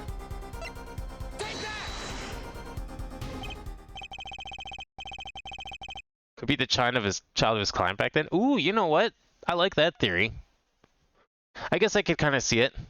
Maybe he adopted the kid as like a I don't know, because he felt guilty that he lost the case for his client, so he decided to take care of her kid or something. When you press the buttons, you'd have to touch them with your finger, right? I don't know. I prefer using my nose to touch buttons. Just saying. Also, this guy could have been wearing gloves. So, this better work for our sake. It would leave a print. When you open a safe, you don't press any other buttons but the right ones, right? So, if we can find the buttons with fingerprints, we'll have the safe code. Now, what's to stop us from just getting a bunch of mucky burglar fingerprints? Because the burglar just tried to brute force the lock or something and touched all the buttons. Not bad, Apollo. Well, we'll see if this works.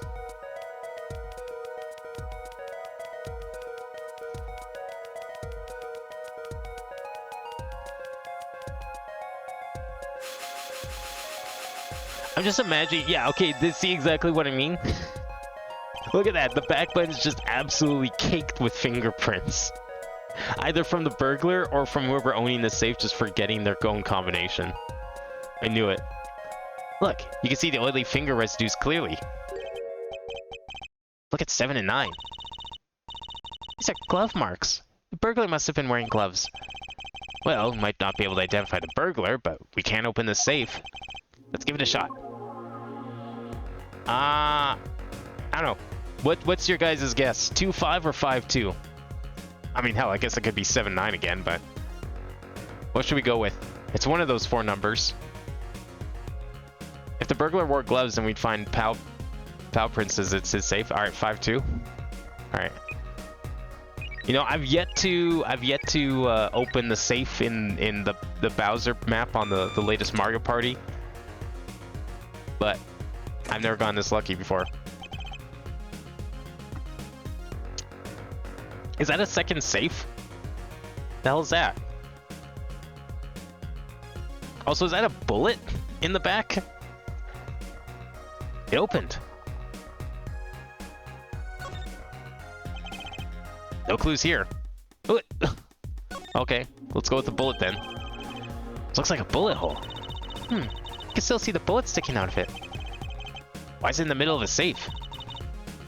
Hey, the bullet came out. Tip's all squished. Why are we touching this stuff?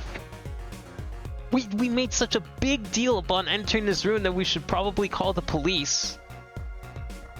And that we should probably, like... And now we know we're doing this without their permission. Because otherwise... Because they were scared about being kicked out. This is gonna, like, ruin all of this evidence. Apollo is gonna get disbarred. Not surprising, given that it was fired into a metal safe. This bullet's got a story behind it, that's for sure.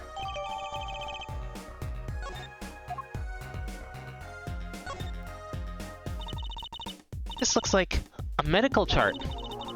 There's an x-ray in here with it. An x-ray? Can't make heads or tails of it. I can't read the chart either. It's all in medical speak. But the names are easy enough to read. Look, by patient, it says walkie-talkie. So, this is Walkie, or Klein's chart, huh? Why would this one chart be in here in the safe? Let's see. Physician's signature says Palmaractus. What is it, Apollo? Look here where it says who filled in the chart. Let's see. Nurse Alita Tiala. Alita Tiala is Walkie's fiancée. That's one Ida too many, Apollo. Never mind that. What's her name doing here? How should I know? Though, I guess it means she's on staff at this clinic. Hey, every prostitute needs a day job, okay? Why did she neglect to mention this before now? I'm sure she had her reasons. So Lita Tiala worked at the Maractus clinic.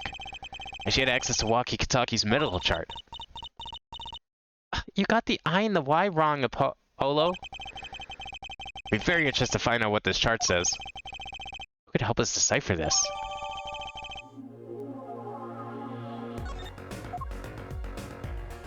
Nothing else? That's it? I want to know what's in this box. What if he has like $1 million in there? I think we should probably also sneak out the window before the cops come.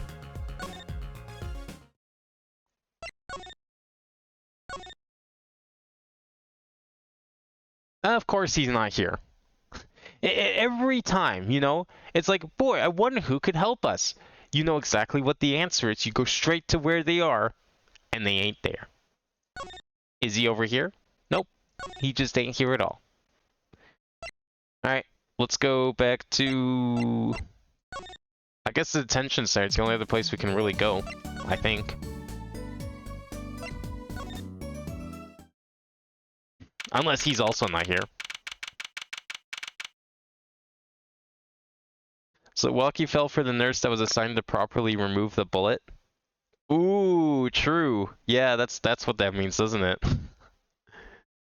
I was just like, oh yeah, okay, I guess she works there, and didn't think anything further of it, but... Yeah, what if she was, well, wait, okay, no. She wasn't assigned to remove the bullet. She's not the surgeon. She was probably she's just a nurse. The surgeon would have been the doctor, most likely. But, I don't know, maybe she knew something bad was happening, she was complacent with it. It still is a weird connection regardless. Well, the time of the decision's upon us. Which one of our two jailbirds do we want to talk to? Excuse me. Both detainees are currently in questioning due to corroborate their accounts. Mr. Stickler and Walkie? Both of them? Pity the questioner. I guess we'll be back then.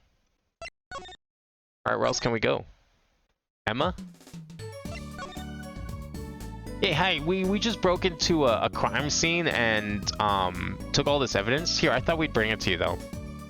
You know, to repay you for letting us help you with your scene. I'm sure she'll love it.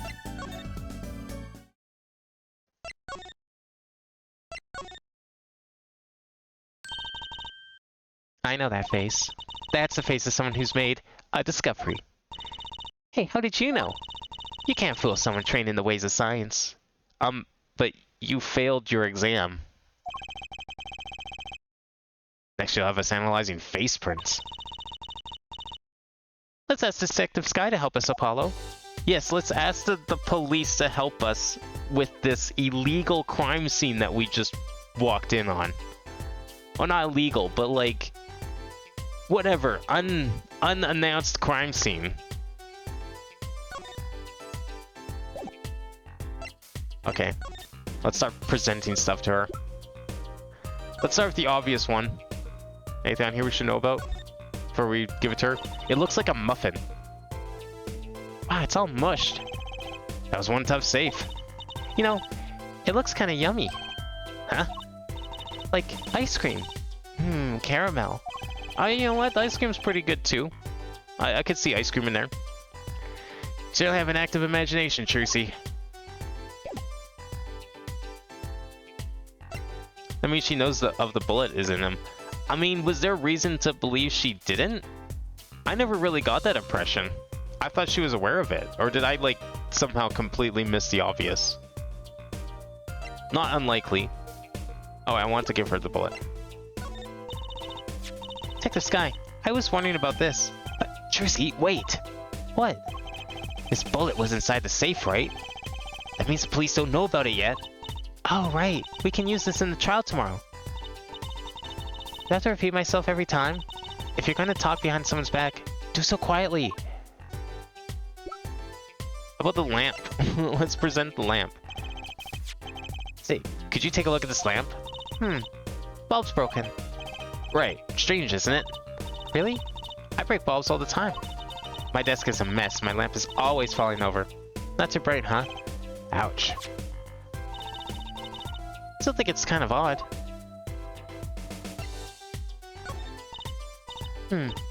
Yes. Yes! Did you find something? Well, scientifically speaking, those are a pair of women's sandals. Pretty cute, too. Wow, I never would have guessed. Thank you so much for your scientific, professional insight there, Emma. Found them in the library in the Maractus Clinic. Say, this sandal has a toe mark. Toe mark? You mean a toe print? That I do. You can analyze it just like a fingerprint. This little clue might be a real windfall. Oh, there's one problem. The police station doesn't keep a record of toe prints, so we won't know whose it is. But didn't we take the toe print off the other shoe earlier? Can we at least, like, compare those two? I guess that would be too much to hope for. Still, might be useful somehow. Let's analyze it. How do we analyze it? I want to take toe prints. Do we click on it? How do we, like, move things? How do we click on the toe print? I don't remember how to move the hand. That's how you move that. No. There was a way to move the hand, and it's not like letting me move it. It's only moving the shoes.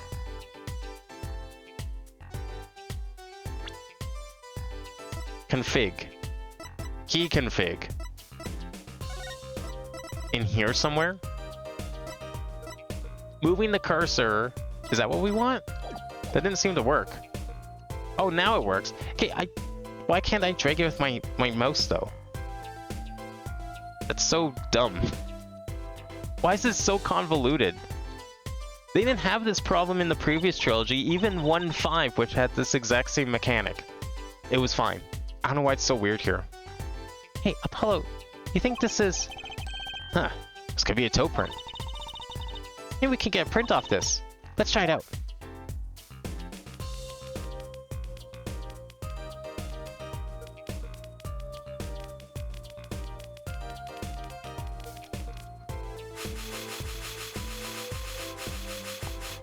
Oh, missed the spot. Are toe prints this big? This seems oddly long for a toe print. Like, I'm looking at my toes right now. I don't know, they don't seem as long. They seem more chubby. Like, they should, like, bulge in the middle a little bit. This seems like a stretched out fingerprint. She just wanted her fiance saved from murder charges? Yeah, I guess. But the bullet wound that he went in for surgery, I mean, yeah, obviously she doesn't want him to go to jail, but the bullet wound is from like months ago. He got shot at. I don't think he even had the chance to try and kill anyone back then. Hey, it worked. That looks like a big toe, maybe? But wait, I mean, it's great that we got the print, but is there such a thing as a list of toe prints? Oh, good point. If there is, Detective Sky didn't give it to us. Which means we can't match this print. It seems like a good time to ask Detective's advice. Yeah, good idea. Well, I guess we have to do the other one manually too, because these also had a print in them somewhere.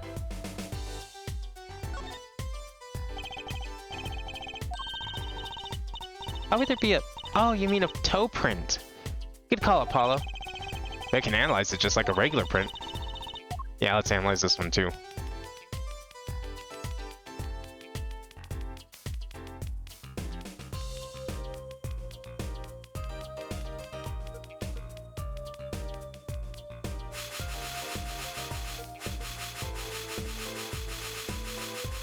There we go. Hey, it worked. That looks like a big toe, maybe? Wow, I feel like the case is solved already. What was next? We have to match the print, right? Right. Let's match it. Wait. Detective didn't give us a list of toe prints, Apollo. Oh, we still have to talk to her? I thought we could at least, like, compare the two in the shoes together and be like, hey, these match. It's the same person. I like that even Apollo doesn't believe that she's an expert. I wonder what he would think of Gumshoe. Did they ever meet? Or is Gumshoe, like, retired? I can't remember if I've asked this before. Oh, I just talk to her, maybe? No? Oh, no. Wrong button. I thought this was in relation to the, the toe prints for some reason. Do I present it to her?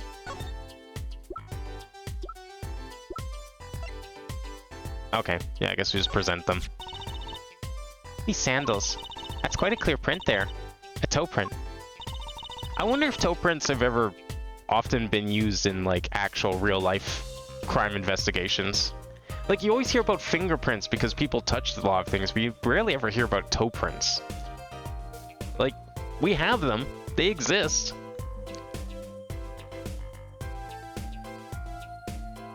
I'm sure there's got to be at least a couple of cases where a toe print was a pretty significant piece of evidence.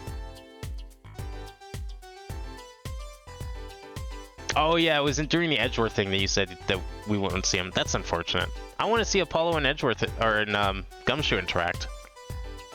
I kind of miss them. I liked them better. I don't know, Kid Emma was kind of eh. She was okay as a one-off. I was glad she was done. Adult Emma so far, not a great first impression. Too bad we don't know whose toe it is. Well, there's always a way of finding out, of course. There is? What? All you need is a sample of the same toe print off another shoe, for instance. Oh, right. So if the prints match, you'd know the same person wore both. Do I have another shoe worn by the same person? I think I might, actually. Really? I'm beginning to suspect something here. Detective Sky, can you compare the sample with the other print?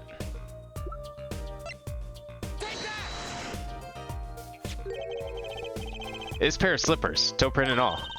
Ooh, the print on these is nice and clear too. That makes our job easy. Can you analyze it for us? Of course. Hang on. Bingo. Gosh, I'm good.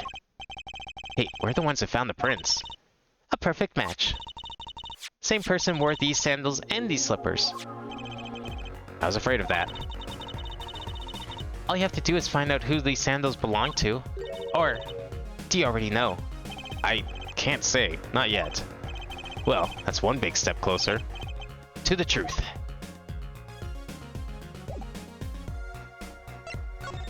Alright, do we go back to the detention center now? Do we present our theory to Walkie, perhaps?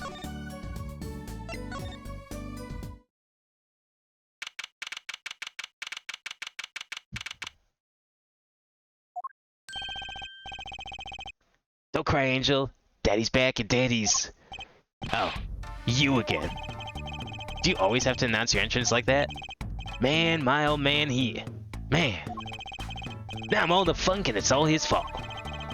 Can only assume that his father tried to teach him a lesson. And failed, clearly. You two got your work cut out for you, straight up. Of course, I don't care if they lock me up. I'm ready to go. Yeah, some days I wonder what I do.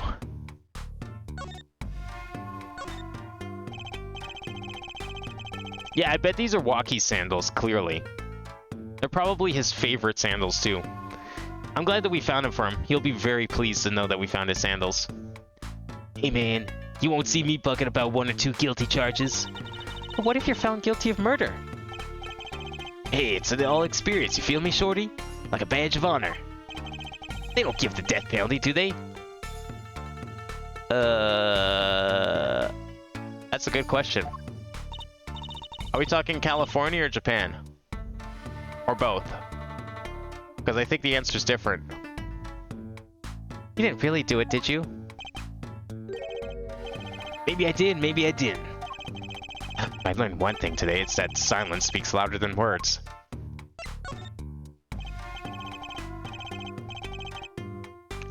Man, my old man is whack. Disappointing, that's what he is. Heard he wants to leave the mob. Over my dead body. I spent my life trying to keep it real, being an OG and never stepping down. Now my old man wants to go soft? Fine, let him. Just leave me out of it. Day I get out of the clink. That's the day Alita and I start the next generation of the Kitaki family. Please don't talk about it, though, as it's soon you're going to jail. For my sake. Alright, let's present the great news. Walkie, you are the father. Huh? What's that? Some kind of x-ray? Wait.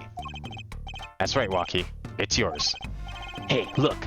I don't smoke or nothing. I'll live long, right? Dude, you get into gunfights as a hobby. I don't think you will. What happened to, like, your whole, like, best to live fast and die young motive or something? I don't think he gets it, Apollo. I'll take a closer look. Here, in particular. Where it says nurse, it's signed Alita Tiala. You always do your homework. So you met Miss Tiala when you... Yeah, I met her at the clinic. So? Could you tell us a bit about the circumstances of your meeting? Fine, fine. I'll tell you how we met if you want to know that bad.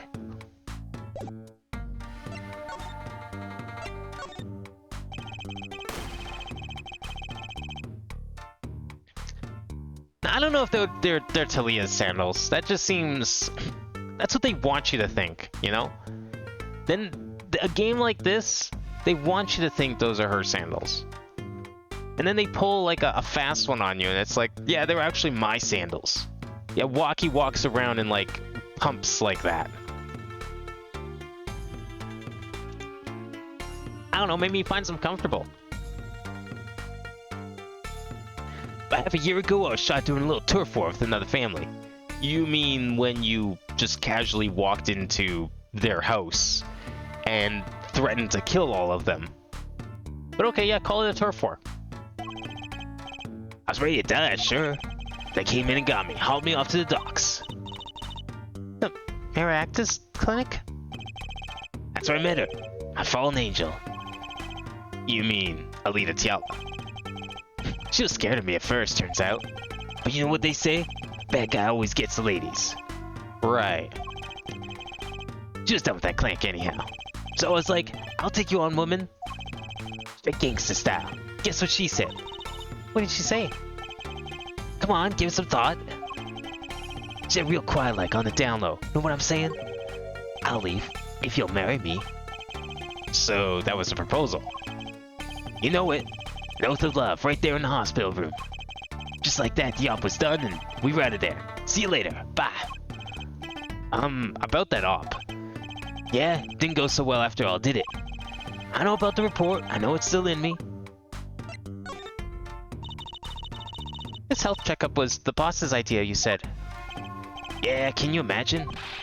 What's the point of living healthy when you're a G, you know what I'm saying? But didn't you learn about the bullet at that checkup? Yeah? That's when I knew the doctor had to pay. Figured I could get that cat pulled out after I got my revenge. And hey, I'm still living large now, aren't I? Incidentally, had you ever had a health checkup before? Nah, my old man suddenly gets this idea that we all gotta get checkups. And I guess he's getting old. Older, I mean. So why the sun checkup? Do we present the sandals? Walkie, you don't happen to recognize these, do you? Hey, sure I do. I was the one who bought them for her. See, I told you they were his. He bought them with his money. That makes them his. By default, that's how that works. Definitely. And definitely wasn't a gift in any way, shape, or form. For Miss Tiala? Yeah, birthday present. She's got mad little feet. Mad. So cute, man. So, these sandals are hers? Yeah, kinda had a feeling. What's up with the funky vibes?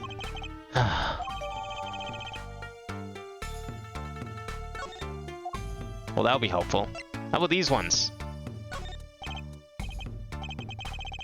Okay, never mind. Nothing with these ones. What else do we have here? Know anything about this bullet? Never mind, okay. Well, I guess that's... Did we ever present this? I guess maybe yes or no. But it's clearly not relevant now. Is that all we came here for? I mean, I don't see anything else of note, so... I guess we'll leave now. Wait, can we talk to, what's-his-face as well? Or is it just Walkie? Oh, it's just Walkie, okay.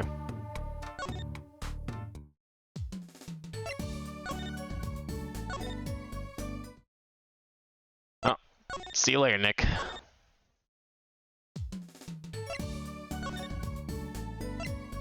Mansion again, maybe? I feel like we need to do something else, but I don't know what. Like, we showed... I thought this was going to end after we finished investigating the clinic. So I don't know what we're supposed to be doing now. Is there something else I was supposed to show Walkie?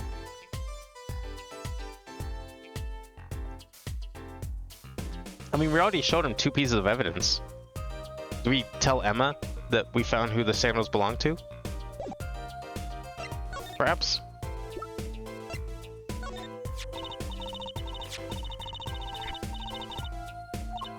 Anything in here? Yeah, it means the same purse is wearing them. Obviously. We know that.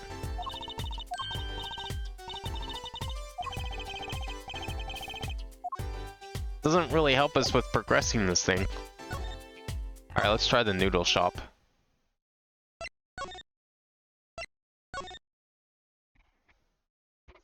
Oh yeah, that's right. Never mind. I forgot we have to give the papers to him, so he can explain things. Miss Aldoon, we've been looking all over for you. What's the matter, Juicy Doll? Paulo, show him what we found. Nothing like expert advice. I suppose he's a doctor still. Wow, okay. Mr. Aldoon, is everything okay? I'm just so happy. I just thought my doctor days were gone for good. Mr. Aldoon. Good. I'm sure this is the last thing that we have to do.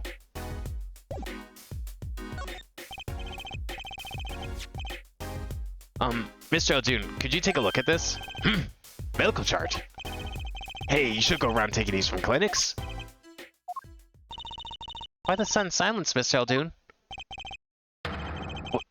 What's going on here? That's what we want to know.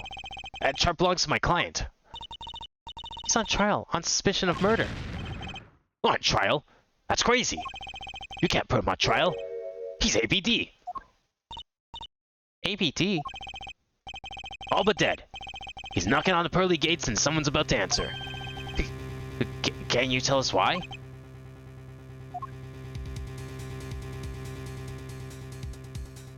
That was a wig? Well, or maybe you speak as a surgeon. But it's not good now, son. No way. It's like he's a completely different person.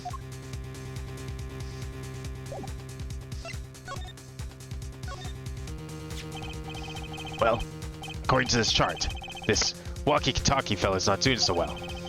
He's got a bullet right up his side, his heart. That's right. Yeah, but this chart talks about the post-op. In other words, the operation is already finished. You can still see that bullet stuck in there. I might still be in there after the operation to remove it. Well, about the only reason I can think of is it's too tricky to operate on. What? That bullet's as snug as a bug there next to the aorta, which is connected to the heart. Heck, that scrap of metal's just surrounded by blood vessels. Kind of a miracle. 2 millimeters side to side, and there'd be some serious bleeding going on in there. Not something your average doctor be eager to fill with. You mean? I thought it was a bowl of noodles. I just thought it was like a really silly hat. Or maybe even just like an actual bowl. But he just had like really weird blonde hair. Because like, you know, he's a noodle guy. So it's a Phoenix Wright gang. The guy does noodles. Of course, they would make his hair look like noodles. He fit in with like every single other witness in this series. I've had no reason to believe it was a wig. I mean, we've interviewed literal clowns on the stand. This guy with a bowl of noodles on his, or bowl and like blonde wavy hair that looked like noodles. It's totally tame in comparison. Took a miracle to get that bullet stuck where it is. Take more than a miracle to take it out. Take a magician. I'm only up to making rabbits disappear. I haven't learned bullets yet. Yeah, of course, with the heart pumping and lungs working, that bullet's on the move. I give him another half a year, tops. But Walkie's operation was already half a year ago. That's why I'm saying you're out of time. This kid shouldn't be on trial. Should be on an operating table. Great. Just great. Is that why his dad wants money? To take him to a real doctor? A real reputable doctor? And get him real reputable medical service to remove that bullet? But he can't because all their money and and their whole thing is like, you know, their mob. So obviously they can't. How could Dr. Maractus do such a terrible thing? He'd just leave that bullet in there. I mean, that and probably also to get away from the fact that they murdered Dr. Maractus, probably for fucking up his son and not doing his job. I got a pretty good idea how he felt. Emergency operation, he's got the kid's chest open on the table. And he finds that bullet. That's despair right there, Justel. Cold despair. Despair? Well, the only thing he could do is sew the boy back up. He wasn't exactly in the situation to go admitting he couldn't take it out. Look at Talkies. You bet. Kid's their only son, I hear. So he skips the operation and Walkie's back on the street living his life. Of course, it's only a matter of time before his heart hemorrhages and he drops cold. How awful. And which doctor would they take him to? Maractus. He's got enough ties to him. Could probably cover up the truth of what happened. That's just horrible. He left Walkie to die. There's a darkness in this world, Trucy Doll. Waiting. Hungry. Compared to it, these gangs' turf wars are like kid games. When you're up against real evil, well, it don't matter if you're weak or strong. It'll take you all the same. You were a surgeon, right, Mr. Eldoon? You could operate on Walkie, couldn't you? I wish. What? I'm afraid there ain't nobody in the country that could. Maybe not even the world. So Walkie... He's really lucky to be alive, even now. No. There's one problem. Apollo? This chart. Look at the nurse section. Alita Tiala. That's right. This operation was how they met. Yeah, problem is, she knew. She knew about Walkie's condition, guaranteed. Why didn't she ever tell him? Doesn't make sense. If she knew her patient was in serious danger, You think she'd want to get that second operation before getting engaged? What was she thinking? Hello. She probably knew, and that's why she said she would marry him. Because she was like, it's only gonna last like a couple months, who cares? What were you thinking, Alita Tiala?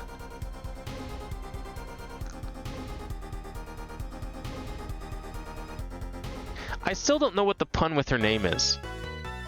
I can't figure out, like, what the hell that's supposed to be referencing. Alita Tiala. Is that like a medical term, maybe? Ooh, yeah, take all their money? Marry into the mob? Kid drops dead, it's like, oh no, guess I'm a widow. Where's my money? Perfect. Classic. That's gotta be it.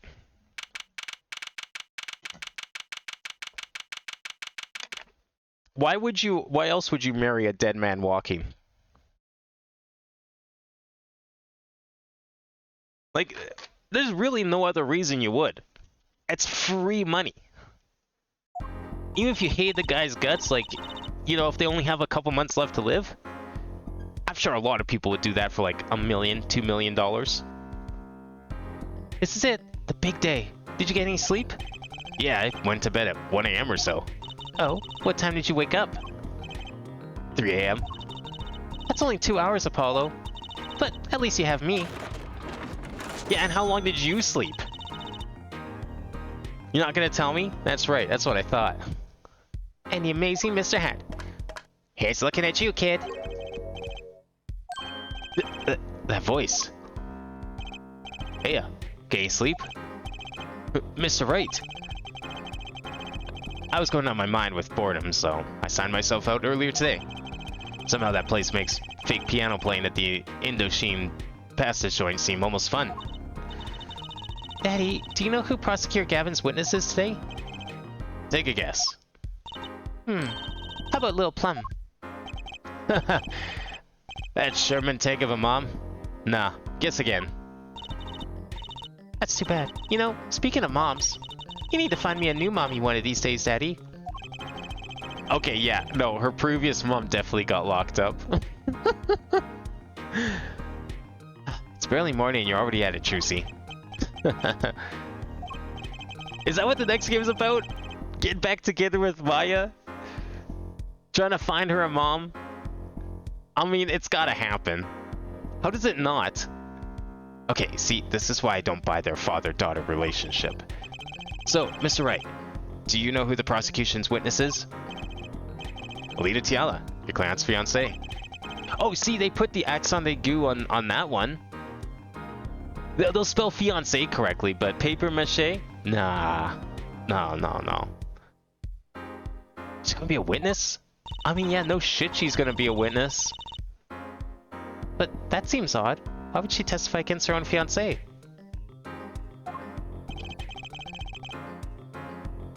And she killed the doctor because he was gonna reveal it? Probably. Although I feel like the doctor was gonna be dead either way, because like, what, he reveals it, and then what does the dad do? Like, you think the dad's gonna let him get off scot-free? I don't care, you know, if you say you're going cold turkey on the crime thing. I don't care how much you prove it to be. If you've been doing crimes for like 40 plus years, that doctor's not getting away. That doctor's dead. Doesn't matter who is pulling the trigger. I have to wonder what Gavin's up to. Something's going down today, that much is clear. Well, not to worry. I've got my panties back. If we can't find a killer, I'll pull one out of there. Please don't. Just don't. We don't need to see that.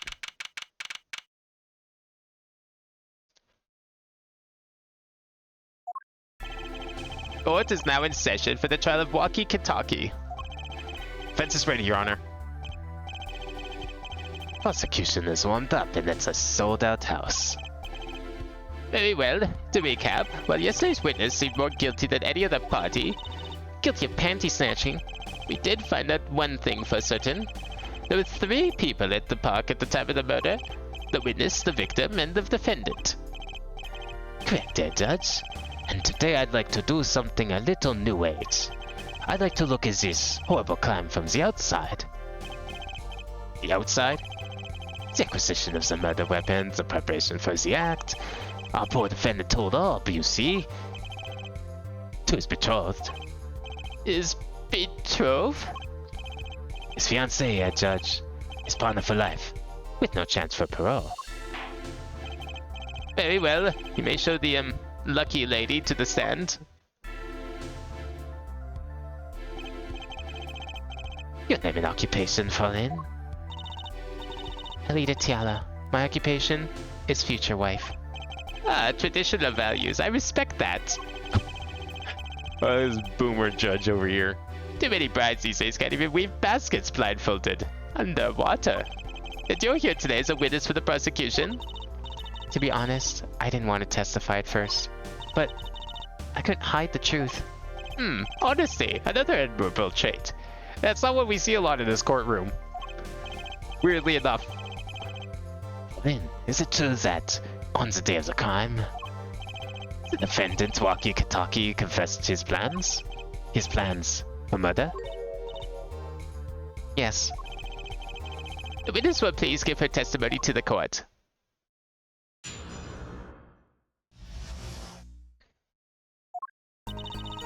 These are like 100% fake plans. Calling it.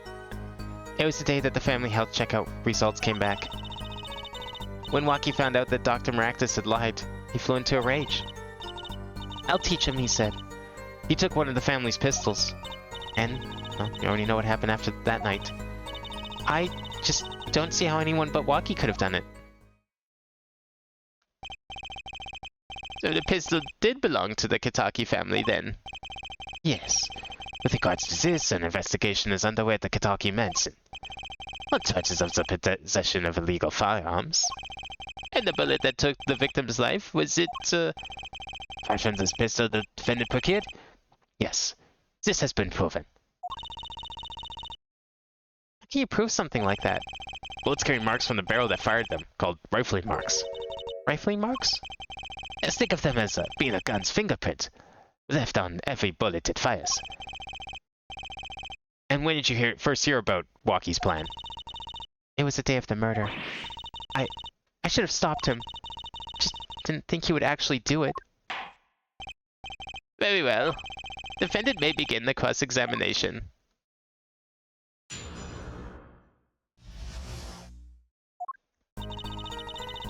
Alright, what kind of tells is she gonna have? That was the day of the murder, correct? Yes. Everyone in the family received their checkup results that day. When Waki looked at his face went so pale. Ah, but of course. He had just found out he had a bullet in his chest. So you were there at the time? Yes. Poor Waki.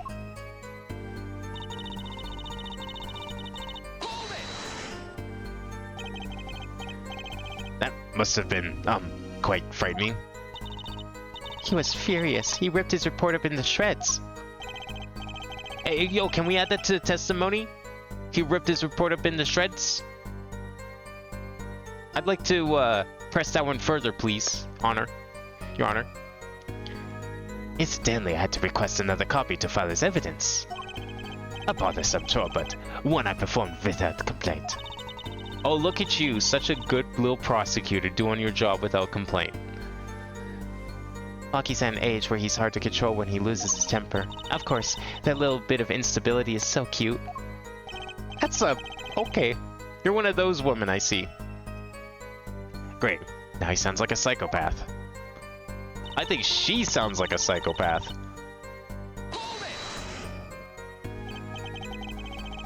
So is it easy to take a pistol out from the house? Not really, I think. There's a system in place to limit access, but Waki's a special case being the next in line. Perhaps this treatment was a bit too special, yeah? Well, maybe he's a bit spoiled. I heard he got amazing presents for his birthdays. Last year was a switchblade made out of chewing gum and a chocolate gravestone. Where do you get those? Sounds like he had a taste for sweets. And danger. Or did it mean that Waki had access to a pistol?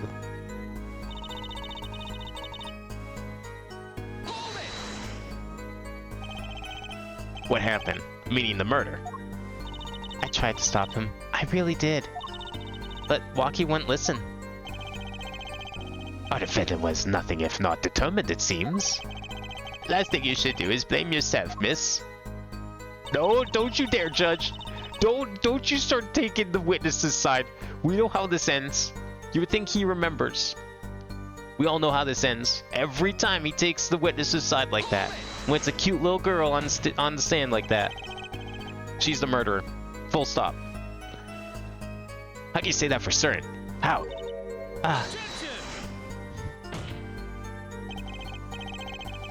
Forehead. You will refrain from badgering the fraudin. It was the defendant, Walkie, that was it, who took the pistol from his home. We know this for a fact now. I suppose we do. So, how could anyone else have used this pistol to shoot the victim? They could not. Simple logic now. That does seem to be the case. Does the defense have anything to say regarding this point? Someone else have used the pistol? Do we prove that there was a third person at the scene? Is that what we're going for now? I mean, the prints were wiped, so we don't have any way to tell that it was him. For sure. Based on your testimony, there was clearly another. One other person had access to that pistol. What's this? Interesting. Let's ask the defense then. Tell the court who this other person with access was. One other person with access. Well, could have been her. Didn't we? Who were the three people we said?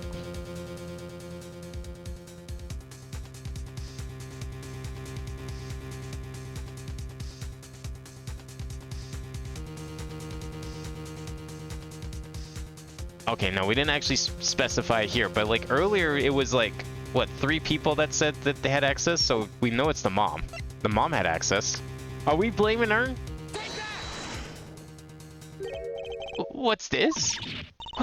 The boss and his wife? Unexpected ploy. Paulo, that can't be right. Why would they want to frame their only son? Oh. On his parents' behalf, I'd like to give you a penalty. What? They're mobsters. You can't trust them.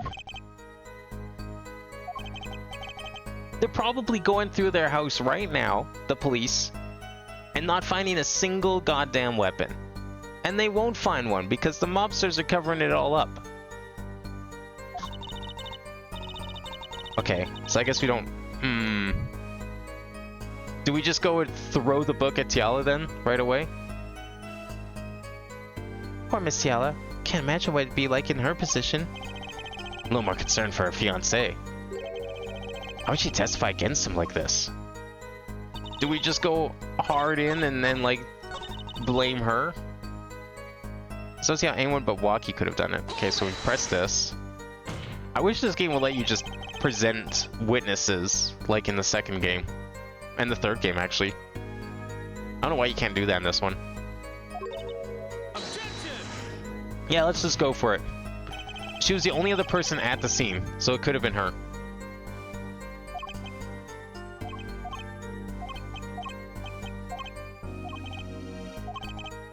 Yeah, had to be another.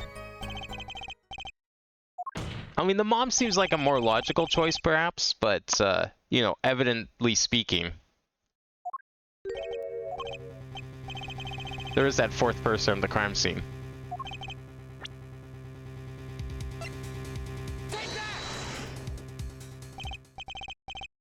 Well, of course I mean you, Miss Tiala. Me? But why? You were quite clear when you told the court. You heard about the pistol from the defendant on the day of the murder. In other words, you knew what he was planning. Let me get this straight. You intend to tell us that this lady stole the pistol from her fiancé? And killed a man in cold blood on his behalf? Look at those pumps. Holy shit, she's like on fucking stilts. I've heard of people doing strange things for love, but this... It does seem a bit unfathomable, to be sure. I'm all for romance and support your partner in life, to be sure. But I think I would hesitate at murder. I hope you do more than hesitate. What if a different connection could be proven? A connection between the witness and the victim. We might find that she had a personal motive beyond wanting to help her fiancé. That would put things in a slightly different light. What possible connection are you suggesting here? You know what I'm starting to think? I'm starting to think that the police never looked inside that safe. I have evidence showing a connection between the witness and Miss Tiala and the victim. Ooh. This, right? It has like all three of their names on it. That looks like a medical chart. I'm inside safe at the Maractus Clinic. I'd like to draw the court's attention to the names written on the chart. What? Miss Tiala? What of it? Why is your name on the chart? Now it all makes sense why she wanted to cover up her occupation. She was doing it because she knew if she was found out, she would be found guilty. Well, can you explain the meaning of this, Miss Tiala? I'm not sure what you mean by meaning, Mr. Justice. A warm little fiancé just froze over. I was on staff at that clinic until half a year ago. It was boring, so I quit. That's all. Is there a problem with that? Miss Tiala, you testified that you had no connection to the victim. And I don't. Now. That doesn't change the fact you did. 6 months isn't that long of time there. Now. I quit half a year ago, didn't I? So there's no connection. Let me guess. You're the kind of guy who can't rest until he knows every last detail of his girlfriend's past. Am I right? That's not true at all. Why, I embrace the ones I love, past flaws and all. No matter what. Oh. There's no connection now. Doesn't fly in a court of law. Doesn't fly? Ah, she's one tough nut. She probably feels right at home with the Kitakis. You left your job at the Maractus Clinic, true. But you remain connected somehow. Very well, Mr. Justice. Show us evidence that proves the witness is still connected to the Maractus Clinic. You were there earlier? Which do we present, though? Is this gonna be the kind of game that's like, no, you gotta present the other shoes first, dumbass? I'm presenting these first, fuck it. I hope we bring up both.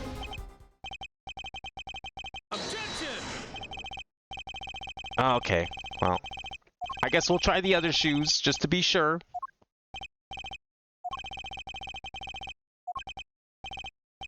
Alright, fine, Gavin, give me my penalty from picking the wrong shoes.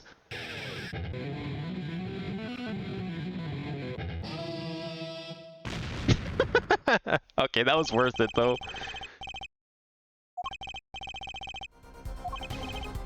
Proves that witness is still connected to the Maractus Clinic. I mean, it has to be the shoes, right? Oh, okay, because these ones, they say they're... Yeah, fine, fair.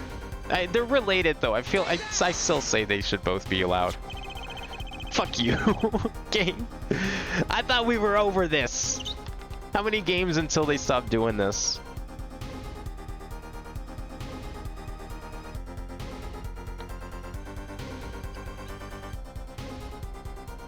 These sandals are found in the Maractus Clinic lobby.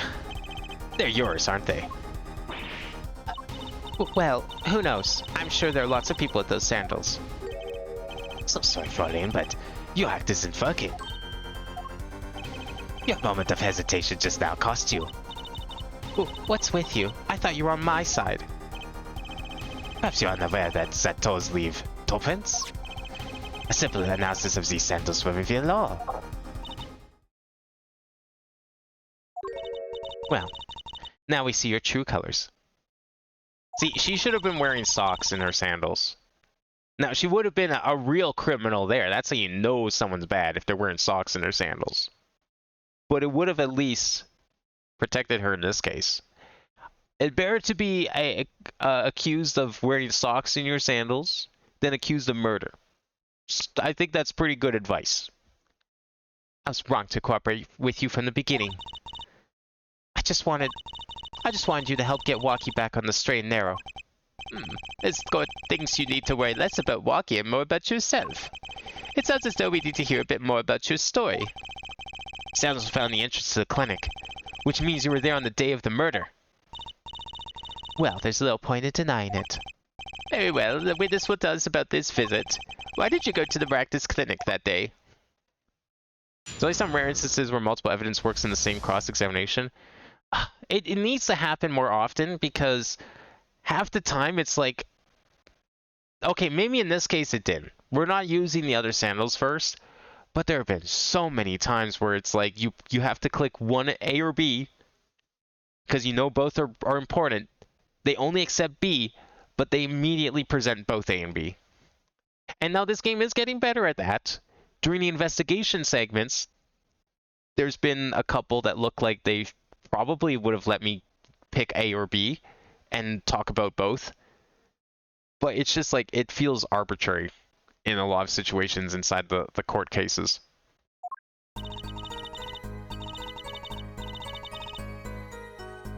I did go to the clinic that day, my first time in half a year since I quit in January. I went to warn him. After all, I knew Walkie had the pistol. The doctor always was a timid man, too timid to admit his own mistake. Why else would I have gone? I'm not hiding any dark secrets. I wanted to tell him to be careful, as an old friend. By mistake, you mean the mistake we heard about from the defendant? The botched up operation? He was a timid small man, but I never wished him harm. I just thought I should let him know, you know? That does make sense. Yes, but there's still one thing that does not. What's that, Prosecutor Gavin? The sandals left on the body, of course. We can assume that she wore sandals to the clinic, yeah? Then why did she not wear them home? If it were me, I would have worn them home. I would have worn those sandals home too. So, why was the sandals left behind? Point out the contradiction before me. There's probably a good explanation for this, right, Miss Tiana? For instance, is that going to be a similar pair of sandals you wore home by mistake? Actually, that's right. I'm impressed, Mr. Gavin. Oh, it is nothing. There is, after all, no other explanation. For it? Oh, what the? No fair! It's filling in the holes. Let's maybe get in the cross-examination.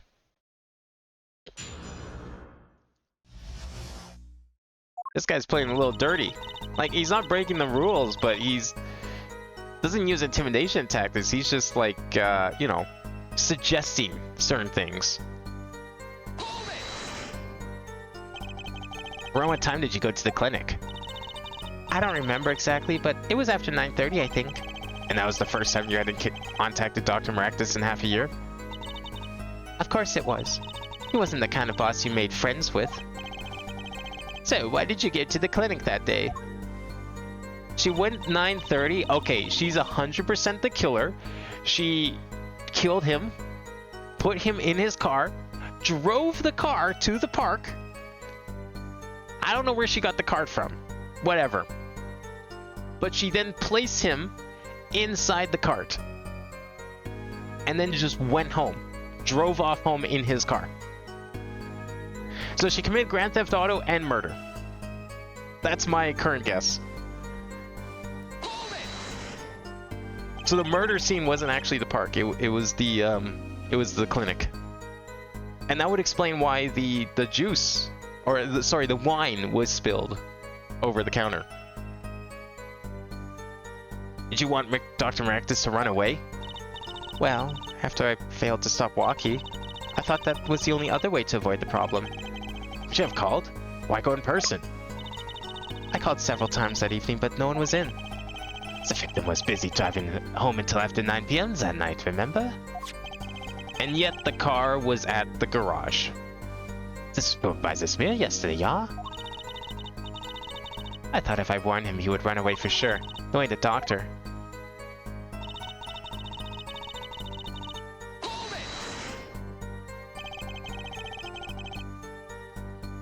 You mean that act of malpractice on Walkie, correct? If he had just told Walkie the truth in the beginning, none of this would have happened. True, that operation was the start of this whole affair. Oh, of course, if he told him, he might have been erased by the Kitakis much earlier. A disturbing thought. We know that the Actus Clinic had ties to the Kataki family. He probably couldn't have gone to the police even if he wanted to. That's why I knew I had to warn him.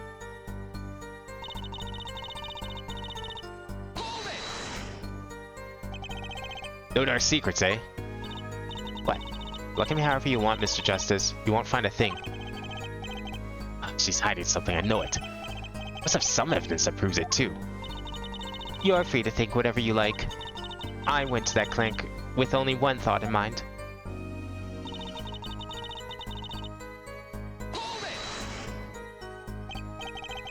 But then you'd be betraying Waki, wouldn't you? No, I did it for him, for us. He meant to warn him, so that Ifance could not have committed such a crime, yeah? I didn't want them to take my Waki away. There's no way she went to that clinic just to warn him. Do you know why she went, Apollo? Time to figure out what really happened at that clinic, and fast. No crazy idea the doctor tried to kill her in the clinic with the lamp. Disposed her body, she stole the noodle stand. He stole the noodle stand, took out the bowls, and placed her in there. Oh, so you think he planned to kill her? Had it all set up for that. But then she ended up killing him instead, maybe? Because, I mean, obviously she's not dead. Unless you're telling me this is the doctor in here. Because, boy, would that be a twist. Alright. I did go to clinic that day, my first time in half a year since I quit in January. Went to warn him after all, I knew Waki had the pistol. Oh, did you see her eyes? I think some of these are probably a little sus. Doctor always is man too timid to admit his own mistake. Why else would I have gone? I'm not hiding any dark secrets. Okay, never mind. That's like the most obvious one. Classic Phoenix Wright right there. And forget all the tells and stuff. We're not doing that right now. I meant to not click that button, but okay.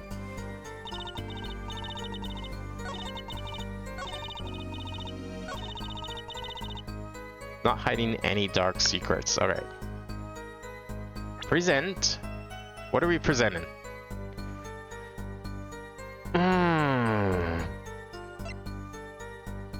We don't know anything about this lamp, hey?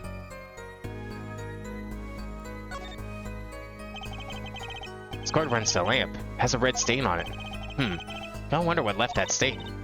Wait, I know. Maybe it was left there by a red marker. Like, they were trying to write their name and slipped. Why would anyone write their name on a lamp cord? I used to write my name on my magic ropes.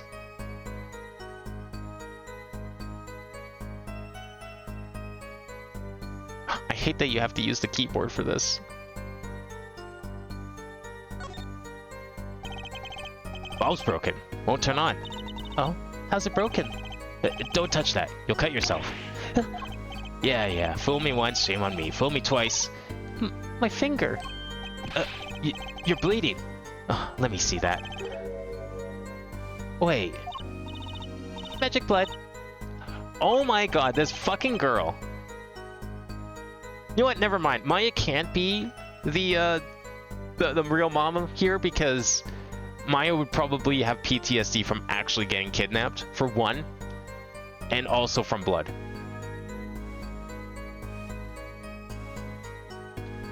There's no way she's the mom.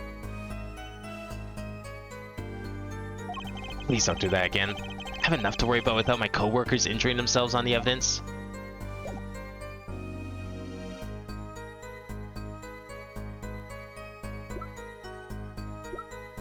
Alright, what are we presenting here on this? I'm not hiding any dark secrets. That's like the most suspicious thing anyone could ever say. And yet, I don't have anything that... oh yeah, wait, these. Wait, we didn't use these. For some reason, I thought we used those already. That's not it! We know... do I have to use the other sandals again? Is this again?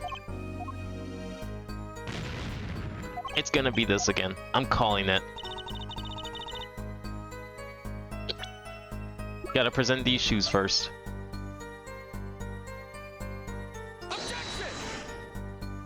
No? Okay, never mind. Alright, we're not doing shoes again.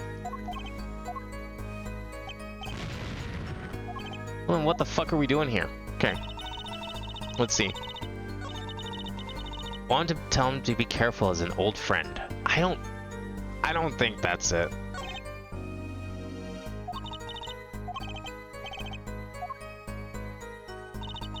Okay, did go to the clinic that day, my first time in half a year since I quit in January. Do we have anything that, like, corroborates that? Like, this was... Well, okay, this was 60 months ago, not... We don't even have a date on here, so it doesn't matter.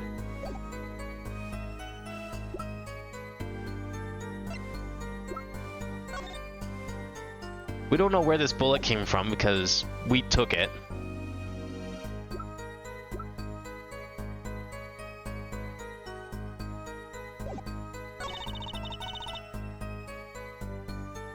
Okay, Doctor was always a timid man, timid to admit his own mistake. Why else would I have gone? Not hiding any dark secrets. How do we, like, prove that she had an ulterior motive here? Because if her whole objective is to prove that she's the murderer, which is what we're trying to establish. We pressed this already, right? Yeah, of course we did.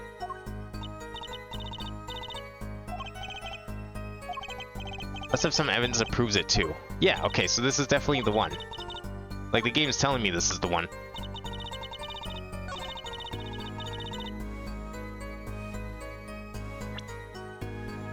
No dark secrets.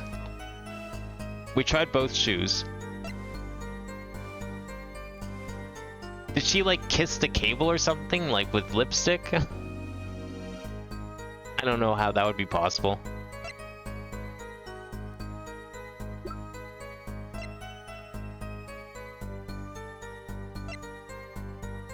We found all the bowls at the clinic. Was she trying to hide her noodle habits?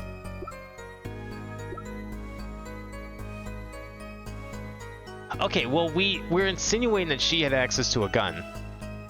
And there was a bullet in the back of the safe. Do we go for it? No, that doesn't make any sense. That's such a huge conclusion to jump to. The health chart? Oh, maybe, because she wanted to take it back? You know, I didn't really think about it because we just used it as evidence, but yeah, that makes perfect sense. She was trying to take it back, so she could, like, tell him or something. Or maybe, no, you know what? She probably took it back because she didn't want to want Waki to find it. And know that she was involved. Chart was found inside a safe in the doctor's office. Yes? Why would this one chart be in that safe? Miss Ya, you know why it was, don't you? Mind filling me in? Dr. Maractus didn't have the leisure of making mistakes. That's why he wrote up a false report and kept the truth locked away. Bad dear Doctor. And this is where you come in, Miss Yella. Nurse who failed this chart was you, which means you knew about Waki's failed operation. Interesting. You were in the same position as Dr. Maractus. Kinda makes it hard to claim no connection, doesn't it? I mean, that's true as well. You're bold for a novice, I'll give you that. Mr. Justice, you must know I was only a nurse. The doctor is responsible for the chart's contents. This chart business seems to be quite important. Please amend your testimony accordingly. Too bad, little attorney. She doesn't get worried or nervous. She gets overly confident when she lies. Bracelet's reacting again. What is it, Apollo? I felt my bracelet tighten just now. Your bracelet? Just like yesterday, like you said. Witness is unsure of something, their nervous habits give them away. But I can't see anything, Apollo. Eh? What's my bracelet reacting to? Wait, maybe... Yes, that has to be it. What has to be it?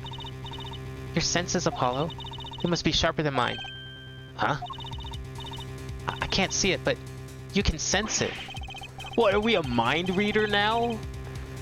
I don't know about that, Chusey. I don't have some kind of special power or anything. Listen to me, Apollo. There's a weak point somewhere in Miss Yala's testimony. We don't know what her nervous habit is. Well, what do we do then? You have to perceive it yourself, Apollo, with your eyes and your senses. It's up to me and my bracelet. I don't know why, but the bracelet helps. Somehow touching it makes me focus. Let's give it a shot and bring down that testimony.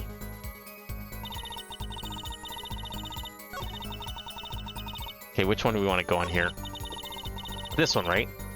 I'm gonna go to the clinic now for a half-year-old chart. What are we looking for, though? Hands or face? She doesn't move her hands at all.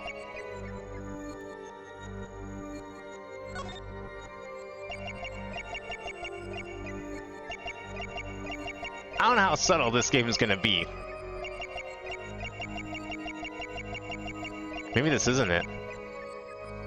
No, but this is the new one. Okay, you know what? Pass this for now. I want to at least press it and see if we can get any, like, normal, real evidence out of this.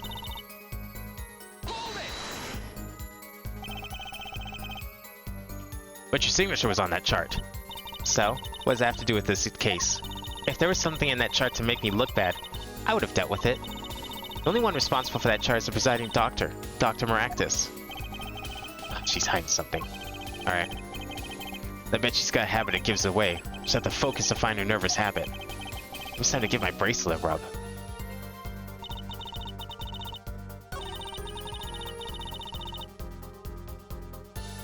I don't know what the fuck I'm looking for here.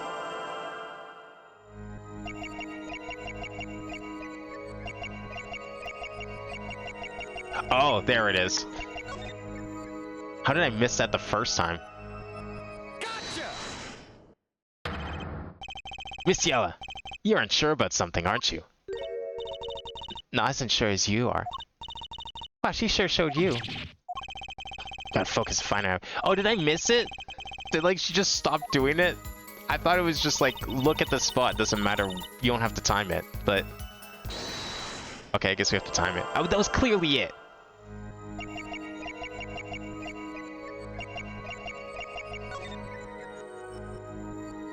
Okay, yeah, I see, it did stop moving when I clicked... Yeah, never mind. Still, I didn't know it was, like, timing based. But that would explain why, like, everything goes into slow-mo. And we get, like, lawyer time. Why go to the clinic for a half-year-old chart now, you ask? But you know why you would go now, don't you? I don't know what you're talking about. It was quite clear, Miss Tiala. You have a nervous habit. The moment you said the word now, you used your right thumb to fiddle with your ring. What? She was unsure, I saw it. Now, that's the key word. Chart was a part of your past. It was a clear and present threat. That's ridiculous. Why, if that were the case, I would have had 6 months to do something about it. Indeed. Eh? Which means something happened quite recently. Something to make that chart a problem for you now. I've got on the ropes now, I can feel it. Time to strike the killing blow, with evidence. Miss Yella, Zoe's trying to hide it. The chart became a threat to you now, because of this.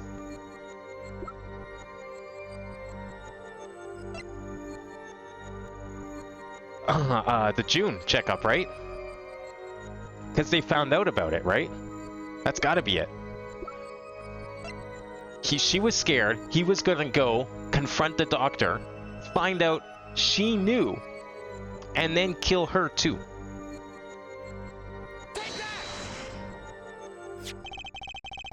Health checkup report. Belonging to the defendant. Kentuckians are trying to get out of the business. Health checkup this month was their first ever. What'd you think when you heard about this? Nothing. Why should I think anything? Oh? I would think you were positively beside yourself, because you were afraid. You knew that Waki's chest x-ray would be revealed. A full half-year had passed since the operation. You thought you were home free, when the chart came back to haunt you.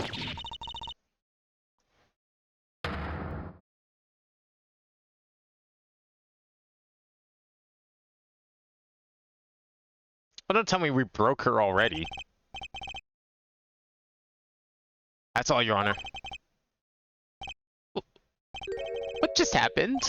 Did the witness just admit to lying? I sensed it. There was a great aura emanating from her forehead. Very cool. Wow, he just called Apollo cool. So the lady was lying, it seems. That's correct. She said she had no connection to the Miractus clinic. But her connection was deep indeed. A bit too deep. If the Kataki's got a hold of this chart with her name, she'd be finished. Isn't that right, Miss Tiala? You guessed it. Order! Order! I did it. I broke her testimony.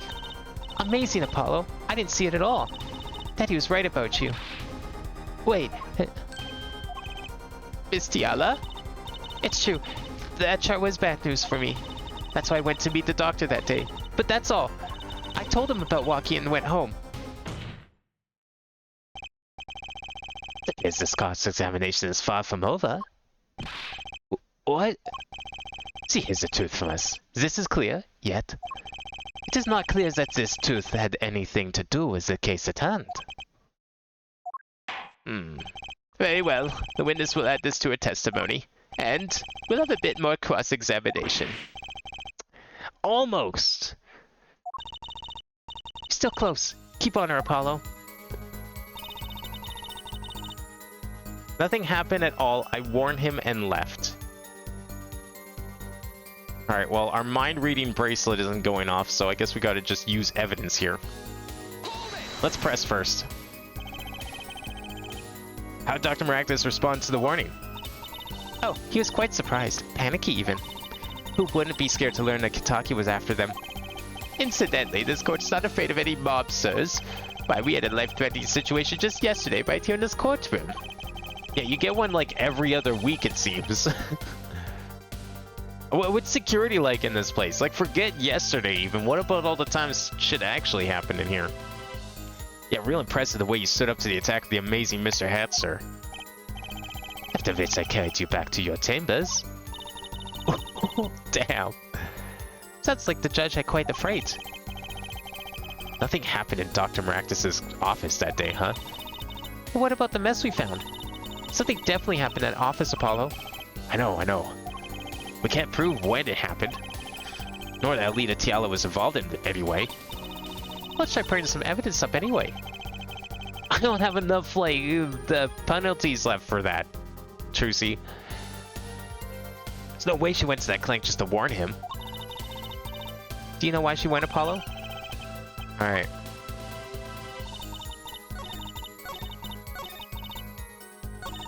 Nothing happened at all. I warned him and left. Okay. Found a Maragdas clinic safe, squished from impact with the back of the safe. Do we present this now? Because, I mean, that was clearly shot while the safe was open. Because there was no hole on the door. And the only one that would have accessed the safe, at the time anyways, would have probably been the doctor. Okay. Let me just manual save here. Might as well.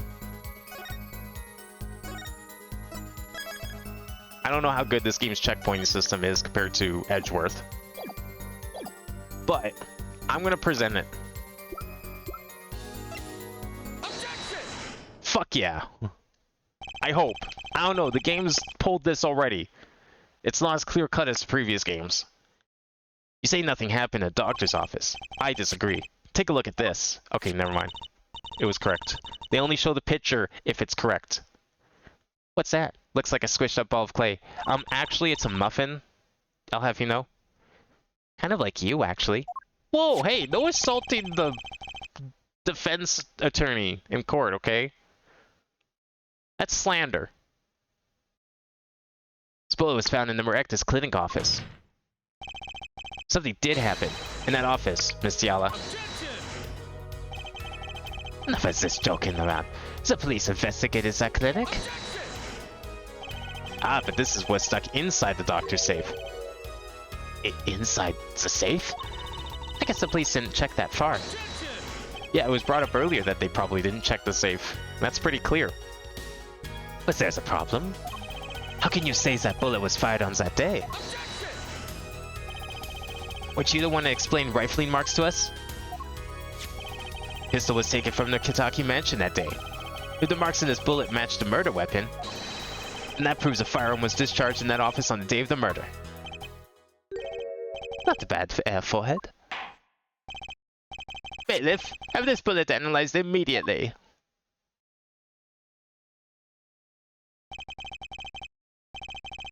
"30 minutes later, a report arrives. The rifling marks on both the bullet are identical. Both bullets are identical. Oh shit! Well, it seems as though the bullet in the safe was fired from the murder weapon. Perhaps the defense would like to state their position? The bullet in that safe proves one fact. A pistol was fired in that office on that day. And at the time of the firing, the safe was open. A safe which contained a top secret chart. You think someone was threatening Dr. Maractus in order to open the safe? Only one person was in a position to do such a thing. Our witness, Alita Tiala. Order! Order! Mr. Justice, where are you going with this? Are you accusing the witness? Alita Tiala knew about Kataki's botched operation. She got engaged him without telling him about it. As long as that bullet remained in his chest, his days were numbered.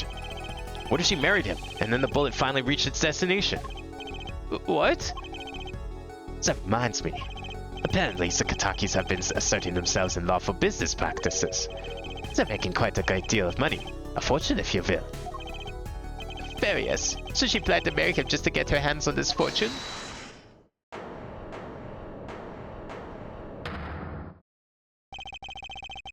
You keep talking trash about my Alita, and I'll sue you, lawyer man. Huh? Me? Yeah, you said you'd abuse my Alita. I think you mean accuse. Same difference. Well, you can't have her. She's mine. It was me. I shot that doctor. Me. He left me to die, so I left him to die too, there in that park. Waki, just cool down a second. You keep your hands off my Alita. Oh, I'll...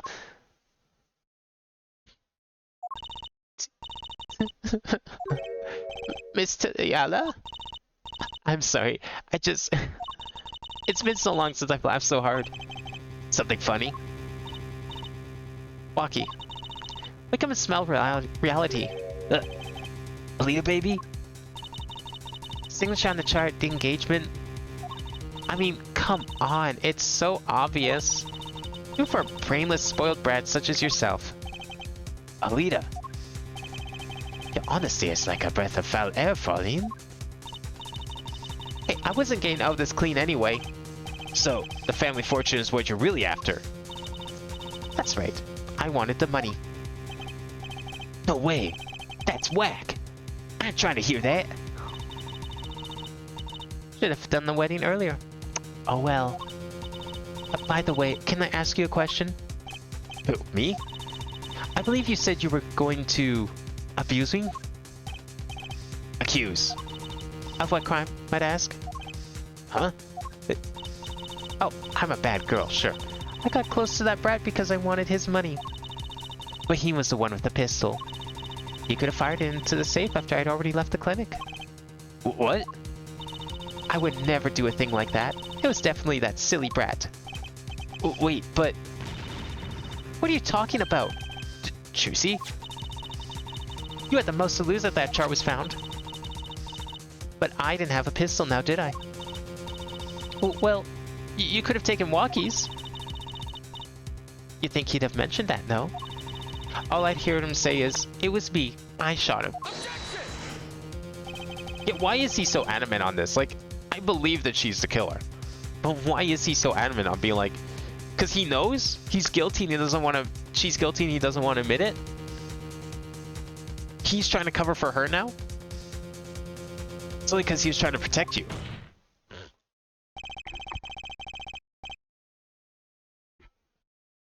Sorry to introduce this lovely conversation, but the two of you are forgetting one critical point.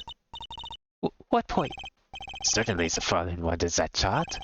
You assume she threatened the doctor into opening that safe, but then, wouldn't she have taken the chart? Oh. You see? The chart wouldn't have been left in that safe. He's right. Shit, then what was in there? Maybe there's something more important that she wanted. Misty Ella. Yes? It is clear to this court that you are not a very good fiancé. Oh, I'm flattered. Perhaps it's time you told us the truth. Tell us about yourself, including your actions and whereabouts on that day. Don't forget, we've proven that you were at the Maractus Clinic on the day of the crime. She doesn't seem happy about that at all. Alright, give me like 5 minutes and I'll be right back.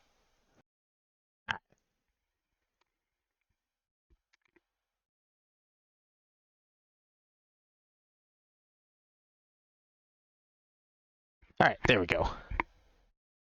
All this reading, drinking water, so voice doesn't go to shit. Sometimes you just have to go take a piss. But we're back. How we doing on this? I wonder how long this is. The first case was pretty long.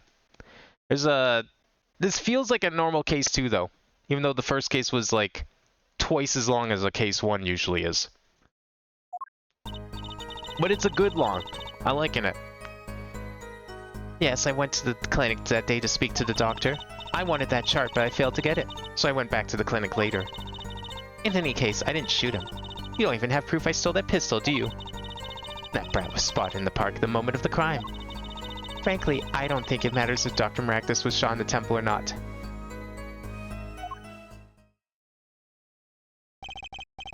You went back later? That chart was dangerous, so you understand? I needed to get rid of it, that's why I went that day.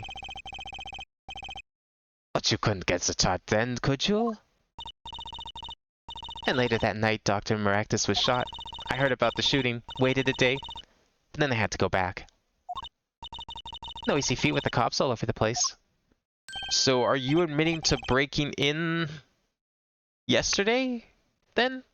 I guess? That's good. Glad we cleared that up. That was you? Oh, that sound. It came from behind the store. Someone's in there. A break-in. They left through that window. So you were the burglar. That was you two? If only had 1 more minute. I could have opened that safe and gotten the chart. What? That's trespassing. And brazen at that. Oh, is this a trial for trespassing now? Besides, you can't blame a girl for wanting to protect herself. They are gangsters, you know. Well, you didn't seem to have a problem with that for their money. Any case, Mr. Justice, your cross-examination. Means the little crime to avoid the big one, eh? Because, can't possibly be the same person for both.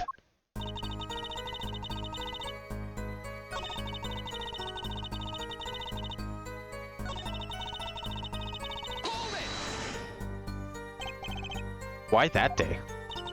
That brat was uncontrollable. He was ready to kill. And that would bring in the police.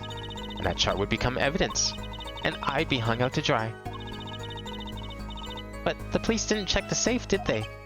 Well, they thought the crime scene was the park. I'll make sure the responsible parties feel the heat. Such sloppiness won't be tolerated, yeah? I bet Gumshoe did it. Kinda thankful for that sloppiness myself, actually.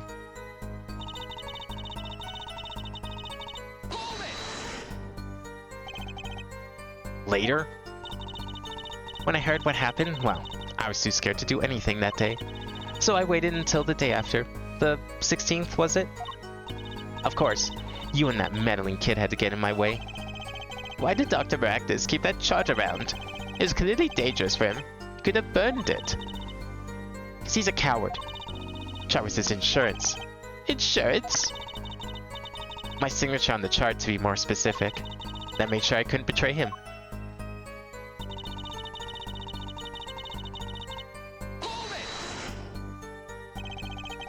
Well, you could have stolen it. Could have. Is this some new definition of proof? We'll ask Walkie. He'll tell us. I don't think he will. Might I remind you this is a cross-examination? You might want to keep your baseless theories to yourself, yeah? He's right, isn't he?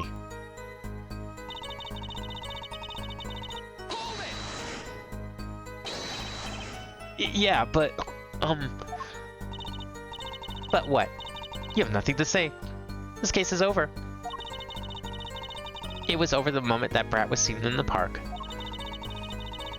What's the point of dragging it out any further?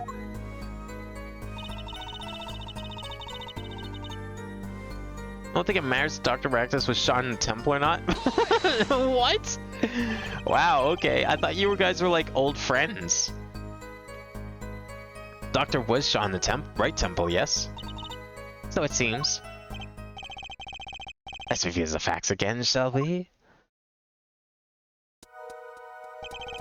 If the killer shot from this location, the bullet would have struck our victim straight in the forehead. However, the entry wound, it was in the right temple. Yes, we heard the testimony on this yesterday. The time of the shooting, the witness was standing here. Just before the gun was fired, he shouted. The victim turned his head to look, and was shot. But that testimony was proven to be a lie. Our egregious panty snatcher, Mr. Stickler, did witness the crime, but he was standing to the north, next to the trash can where he tossed those panties. If Mr. Stickler shouted this from this location, the bullet couldn't hit the right temple. Silly, silly attorney. What? Do you remember what you had for breakfast that morning? Do you remember, Trucy? I always have a glass of milk for breakfast. What matters is one thing. The doctor was shot in his right temple. If that's the case, there can only be one explanation. Panties guy was mistaken. I don't think so. His location was proven. You can't write that off as him being mistaken. Then why don't you show us here for F-word?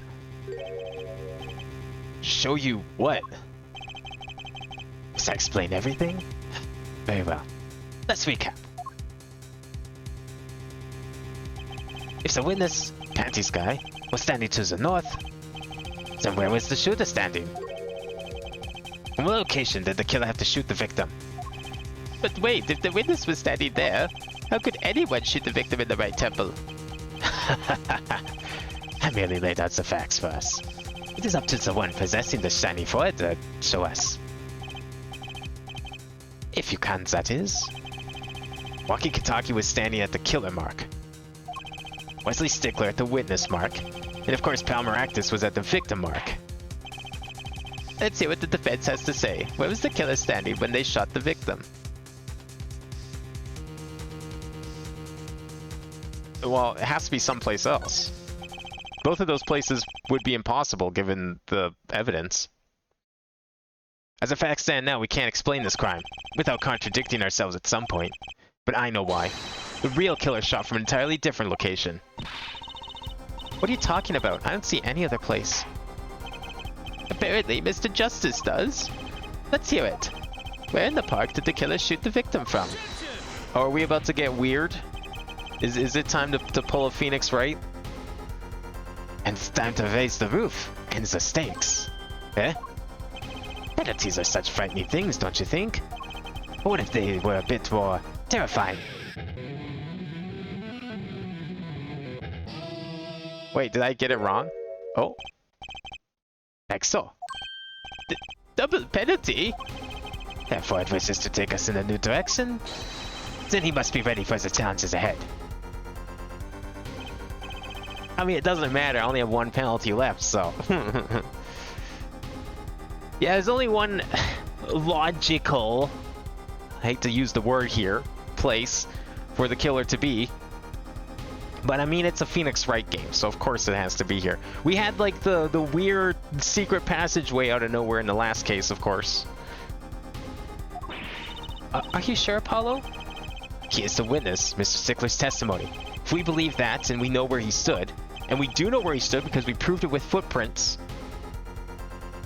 and the victim turned when he shouted, there's only one place the killer could have been.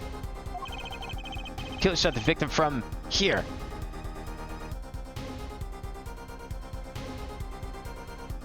Okay, there we go. I believe we all owe a debt of gratitude to Miss Alita Tiala. What do you mean? Thanks to you, we had a chance to review the crime. And this time, we were prepared. We know that Wesley Stickler was telling the truth. We should have listened to him from the beginning. Wesley Stickler was standing next to a trash can when he saw the two men.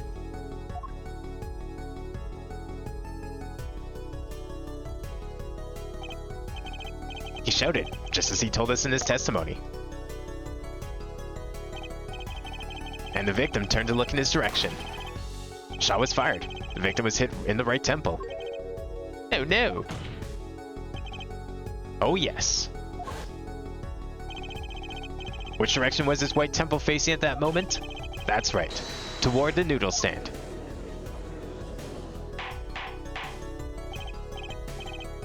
Order! Order! So you're saying the killer was inside the noodle stand?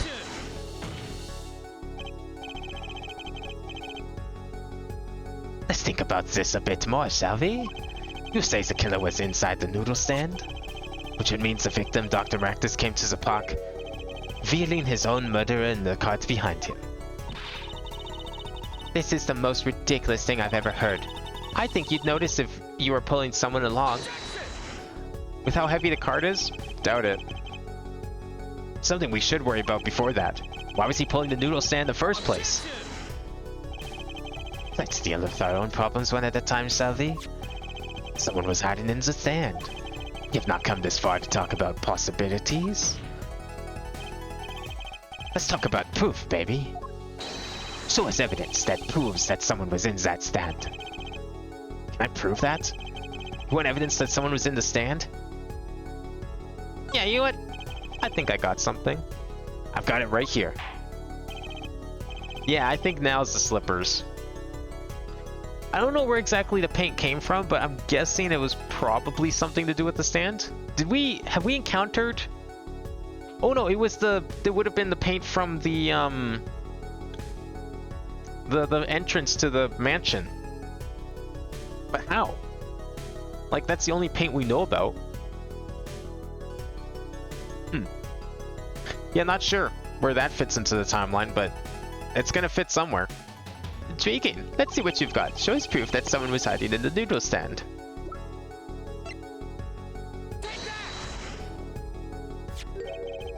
The Maractus Clinic, and they're covered with paint. These slippers were found in a trash can near the crime scene. And a single slipper print was found at the scene. Right next to the noodle stand.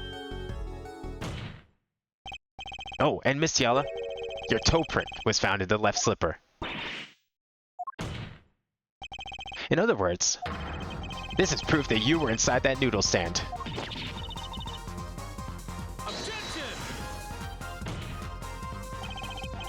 Yet there was only one slipper mark found at the scene. Yeah, because she got out of the stand, put one foot on the ground, lifted her other foot up, took it off, stepped over onto the pavement, and then took the other slipper off, and then tossed them in the trash. Can this be called a footprint in good faith? Observe the diagram. A park pathway runs right next to the slipper mark.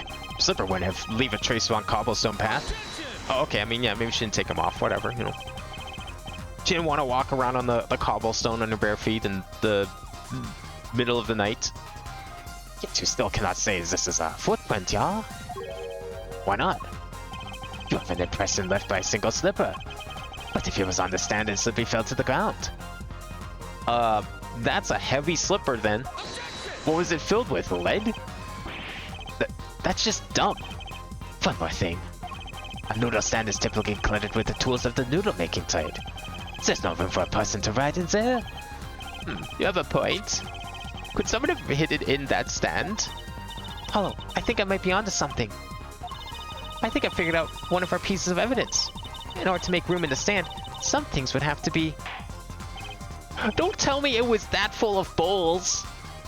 How is it just bowls that were taking up space? What about like the pots and the stove and like everything else that you need to make noodles?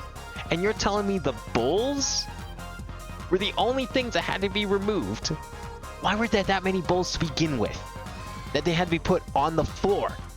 What else would this be? And Mr. Justice, do you have proof that someone could have hidden in the stand? I can prove one thing. Someone did scheme to clear space in that stand. This is a noodle bowl from the stolen Eldune's noodle stand. Yes, and what about it? Yeah, good thing she just left all the bowls in the lobby. Like, what the fuck? Why were they all there? That's so many bowls that she had to put them on the floor like that. It was night. Maybe that's how Dune stored stuff. Oh, yeah, but like, okay, it's a cart. He would be wheeling it around anyways.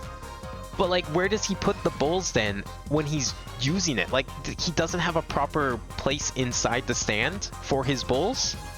He has to put them on the floor of the cart because he just has that many. Like, I mean, I don't know. I've never seen a noodle stand before, but I would think there's like at least a compartment or something that keep your dishes that you can pull it out from instead of just leaving them in stacks on the floor. That's like, where else are you gonna put those? If you have so many, you gotta put them on the floor of the cart. Where else are you gonna move them when it's time to like set up shop? So I covered a large quantity of these bowls yesterday in the lobby of the Maractus Clinic. Large quantity of noodle bowls in the victim's clinic. Mr. Eldune isn't very clear about those bowls. Well, I don't care who did it. Without that stand, I'm finished.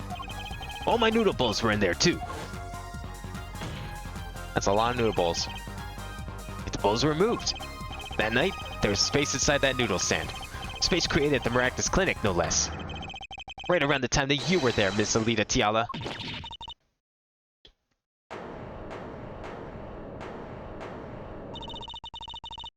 I won't listen to any more of these wild fantasies. No, not fantasies. They're worse than lies that spoiled brats picked up than that spoiled brat's pickup lines.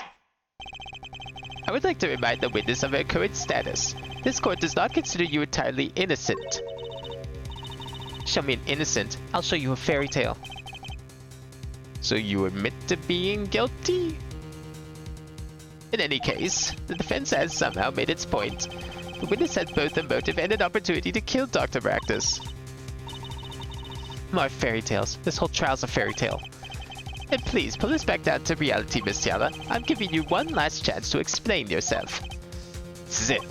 Why was Dr. Maractus pulling that stand that night? And what was Alita Tiala doing inside it? Time to get to the bottom of this case.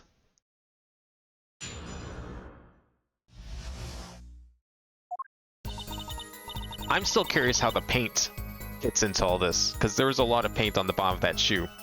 And I only know of the paint from... Like, the paint, I think, was only spilled because the car ran into it, no? Because that's what it looked like. It looked like a car crashed into that entrance. But I thought that would have been after she was trying to get away or something. Like, I don't know where the car fits into this. That night, I went to ask Dr. Maractus for the chart. I had no intention of ever laying that chart fall into the Kitaki family's hands. But Dr. Maractus didn't understand. For some reason, he thought the Kitakis had sent me. So I gave up and went home. All I did was talk to him. You knew about the botched operation, so you tried to get rid of the chart to save yourself. I won't make excuses. And I did warn the good doctor. I gave him a chance. I told him that Brad got his health checkup report. And that he was coming to settle the score. I see. Very well, Mr. Justice. Begin your cross-examination. Yes, Your Honor. This is the last testimony. Oh, poor naive Apollo. So he thinks. Either I perceive the truth or it's over. How cute that he thinks this is the last testimony. We all know it's not gonna be.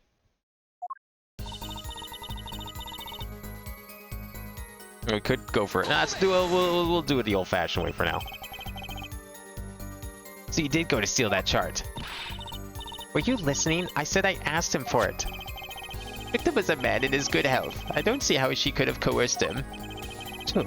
It would have been impossible without a pistol. What if she did have a pistol? I'll admit I wanted the chart. That much is true. My reason was simple.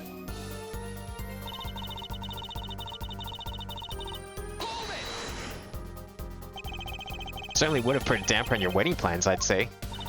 Not only that, if the Katakis had gotten that chart, I'd probably be with Dr. Maractus now, pulling that great noodle stand in the sky. Seems our witness was in a fix as well.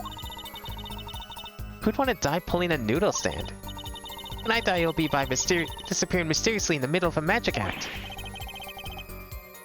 Could we be a little less morbid, please? So you see, I needed that chart.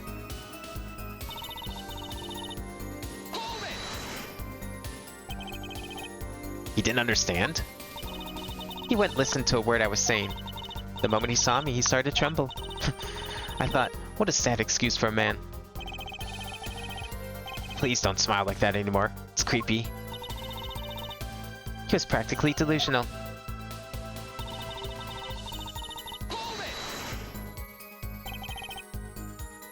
They sent you?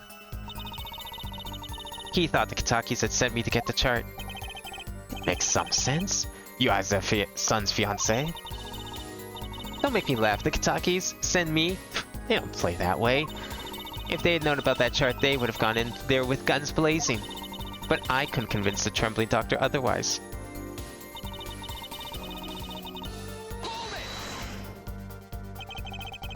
That's really all that happened. What were all those noodle bulls doing there? How should I know? There weren't any bulls when I went. I know that much. Why don't you let me be and go look for your killer someplace else, alright? I took an uncertainty there?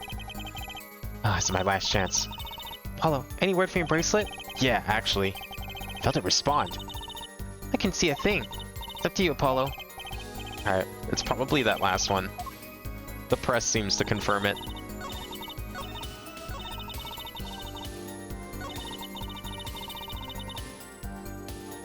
Yeah, we'll try this one. We can at least take a look. Looking is free, after all.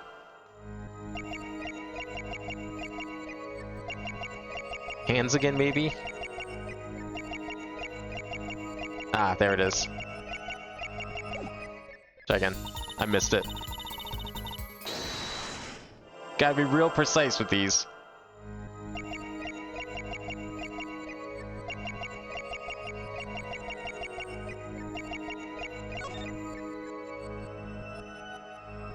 Did I miss it again? Okay, good. I thought she stopped.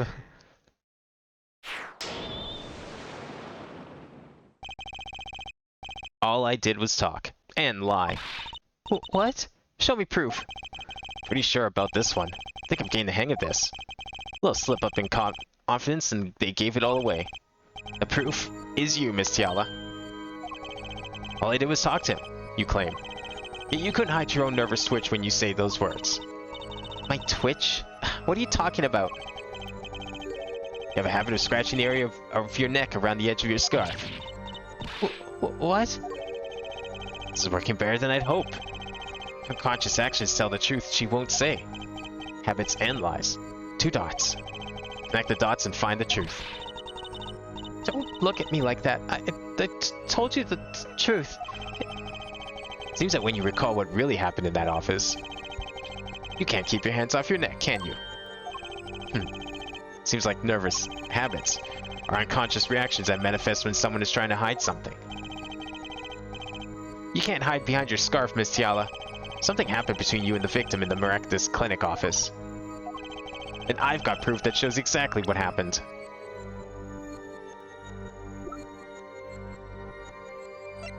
The lamp? I don't know what else it could be. We've used all the other evidence. We have no proof that she held this gun. I'm presenting the lamp.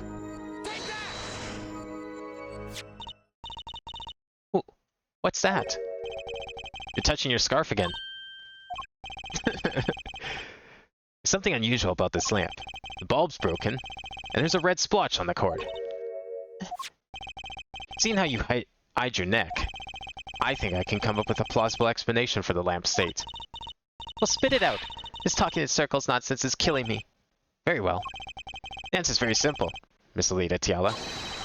Please remove your scarf.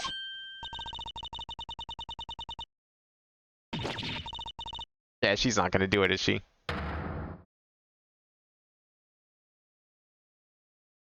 That just means we're correct.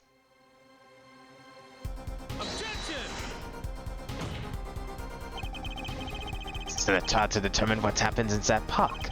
Yet we seem to have drifted off target. We'll find out soon enough if we're drifting. As soon as the witness removes her scarf. I won't do it. This is insane. I'm an unrelated third party. You can't order me to remove a... Miss Tiala, I'm afraid you've forgotten what's already been proven. What? You're hardly unrelated. Please remove your scarf. Remove your scarf or you're gonna get thrown in jail for being held in contempt of court. I knew it. So I was right, wasn't I? Miss Alita Tiala. Ooh, look at that mark. Oh, neck. That isn't what I think it is. Something did happen that night at the Maractus Clinic. You need to get that chart back, no matter what it took. Even if you had to steal your fiancé's pistol to do it. But wait! Looking at this lamp and the witness's neck, it looks like the very opposite happened. Exactly. The victim in the clinic that night was this witness. Specifically, you tried to threaten Dr. Maractus and he attacked you. That's what happened that night at the Maractus Clinic.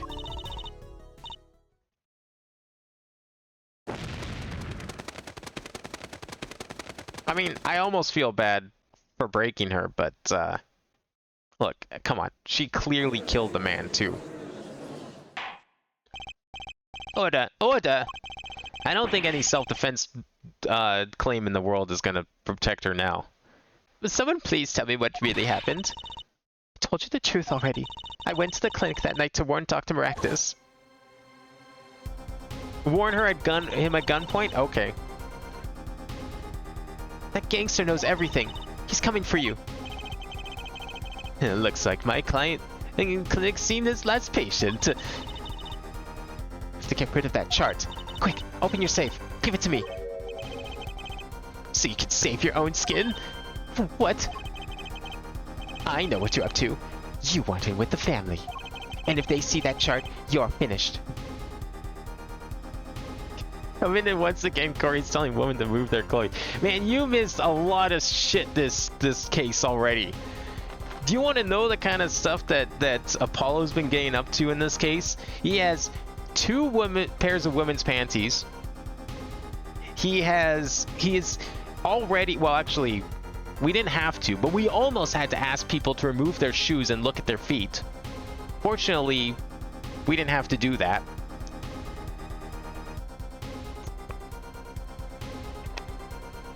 Apollo's into some weird kinky shit. That's all I'm going to say. This case proves it. If they see that chart, you're finished. Leaving me holding the short straw. But if I'm going down, I'll want some company. You.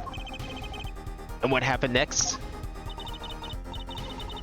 He jumped at me and knocked me to the floor. Then, he took that cord. Oh! Paul Maractus was serious. Deadly serious.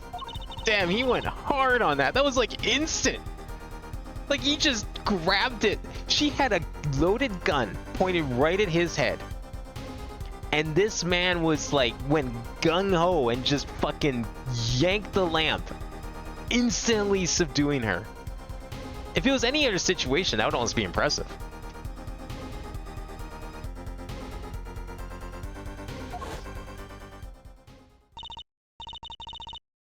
I must have blacked out. I wish we could see the animation of that one.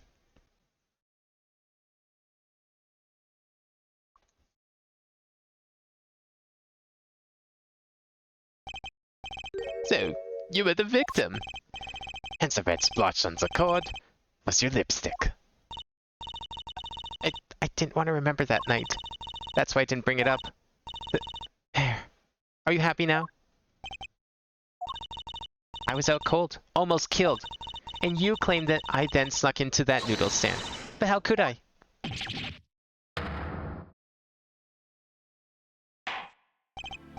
Wow, okay. Gonna play the victim card on this one, are ya? Sure. I mean, it doesn't change the fact that your shoes were found at the scene, your slippers, with your feet previously in them, and it made a footprint. So you were there. Well, one thing is clear. We now know what really happened at the practice clinic. And it would seem that our victim was not entirely without blame himself. I'm sorry. I get so nervous just thinking of it. It's hard to breathe. See, she's using this as an opportunity to try and weasel her way out of this. Because now we're going to be all nice to her and, you know, because now she's the victim. That's not how that works. I told you everything. Can I go home now? You bear some responsibility for events that day, true. Yet if you were also a victim, this court would owe you some sympathy.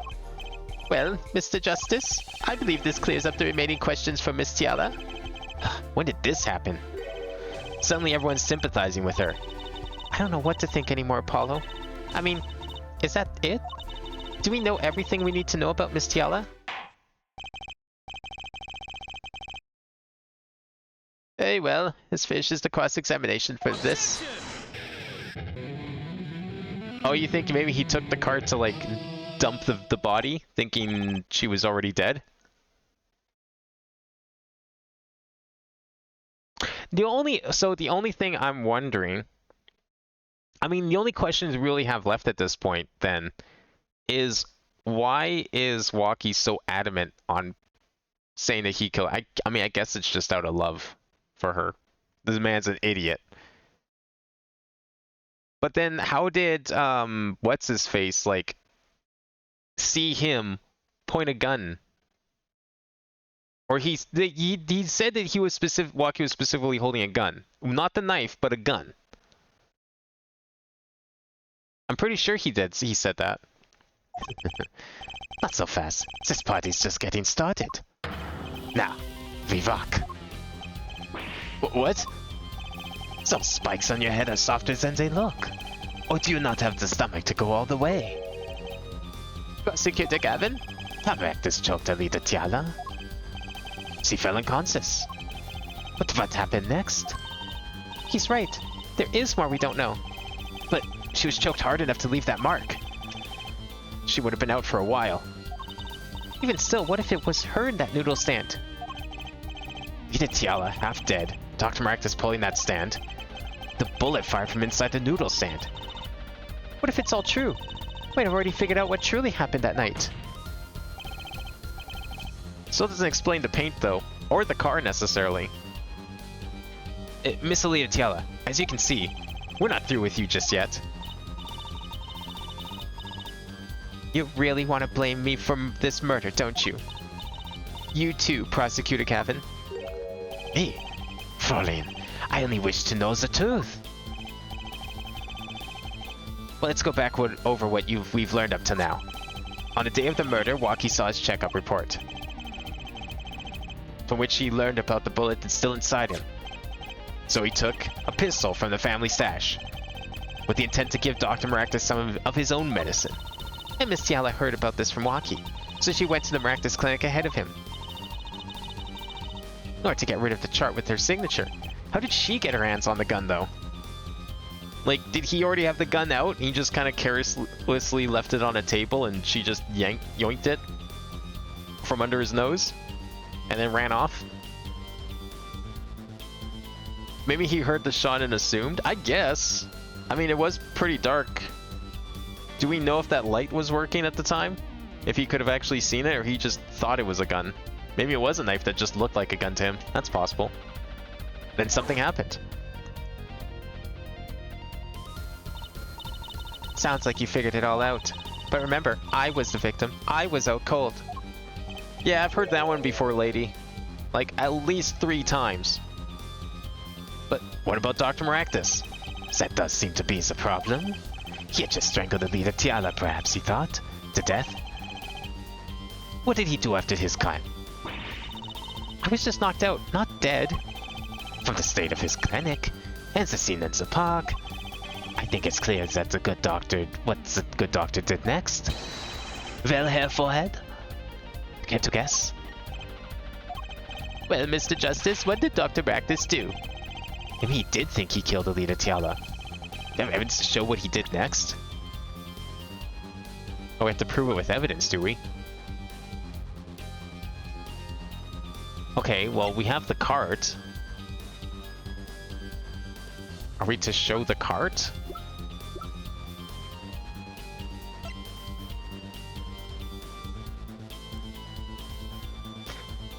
I was gonna say the car, but that doesn't make sense. See, this is the part I'm still trying to figure out.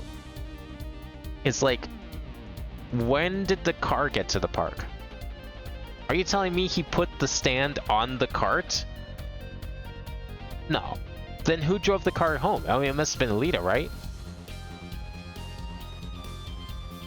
It's gotta be, in this case, it's gotta be this. Loaded her up into the cart, walked the cart to the park with the intention of like dumping the body or something. That's when he meets Walkie. She wakes up, sees an opportunity, kills him, yada yada. But then where does the car come from? Because the car shouldn't be there.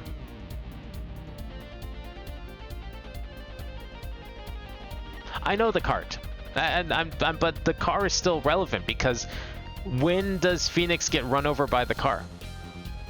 That's the same night after all. So how is the car at the park, as well as the cart?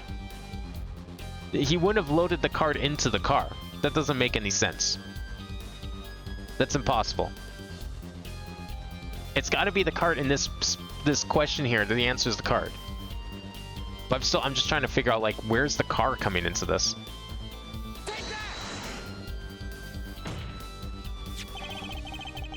As his next move, Dr. Maractus stole Guy Eldoon's noodle stand.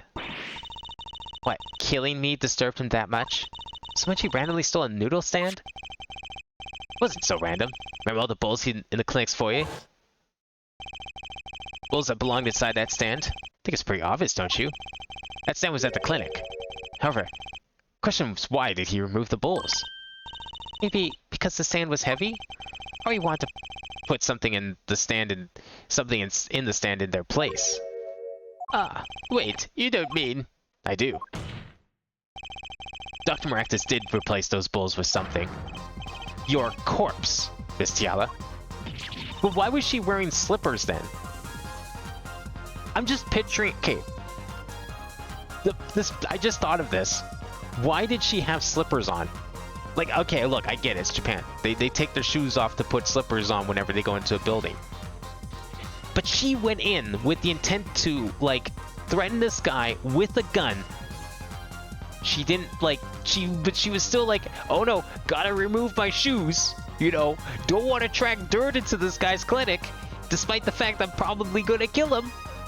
Don't want to, like, get the floors dirty. Not even in a sense of like, oh, I don't want like the police finding my footprints, but just like, cause there was no like mud on her shoes. Her shoes are clean, so that's not an issue. But it's just like I'm just finding that funny that she was like, of all the things she still cared about, it was, you know, proper etiquette when going into a building to take your shoes off. That's the part that's funny. Force a habit, maybe. You know what? Maybe you're right. Force a habit, even under like duress and how like tense and urgent the situation was. Just probably like, oh yeah, gotta make sure I take my shoes off. Wouldn't want to track mud in here. Because like that's the only part that still gave me. It's like, if she was unconscious, how did the slippers get on her feet? Like, why were her shoes off in the first place during this whole thing? Dr. Maractus panicked. He thought he killed you. His next move would be to dispose of the body. That's crazy talk. You're all crazy. Let's think about it. Logically. Doctor had a place to dispose of you in mind. On his way there, who should he run into but the defendant, Waki Kitaki? Questions your logic. What's this, Prosecutor Gavin? The park is a dead end. Why would he head in that direction to begin with? That's right. He had no reason to go there. Oh, now I get it. It was a trick. That spoiled brat made him do it. He made the doctor steal the stand. Tell me, why would someone go to a dead end? Unless the park was his destination. Put it this way, when you get back home after going somewhere, do you actually think about closing the door behind you, or you just do it automatically? Honestly, I get what you're saying, though. I do get your argument. I get that it's like a force of habit. But honestly, though, if we're to, like, if I'm going to truthfully answer that question, it's a little bit of both. Like, I'll know to shut the door, but I don't do it subconsciously. I do think about it. It's like, okay, if I need to shut this door quietly. Obviously, I don't want to leave it open, but I do think about it. I don't know. I just thought like she was in a rush, so she might just forget about something like that. Like if I'm actually in a rush to get in somewhere, I don't usually shut the door, to be honest. If I'm in a rush to get in and just do something quickly, I'll just like leave the door. Maybe I'll slam it shut, sure, but like carefully closing everything. I mean, hell, I probably wouldn't even take my shoes off. It's just funny to me, like, of all the things, I get it's, like, subconscious, so it kind of makes sense on some level, but it doesn't change, like, the absurdity of the situation. That she went through all the trouble to remove her shoes and like, put on the slippers.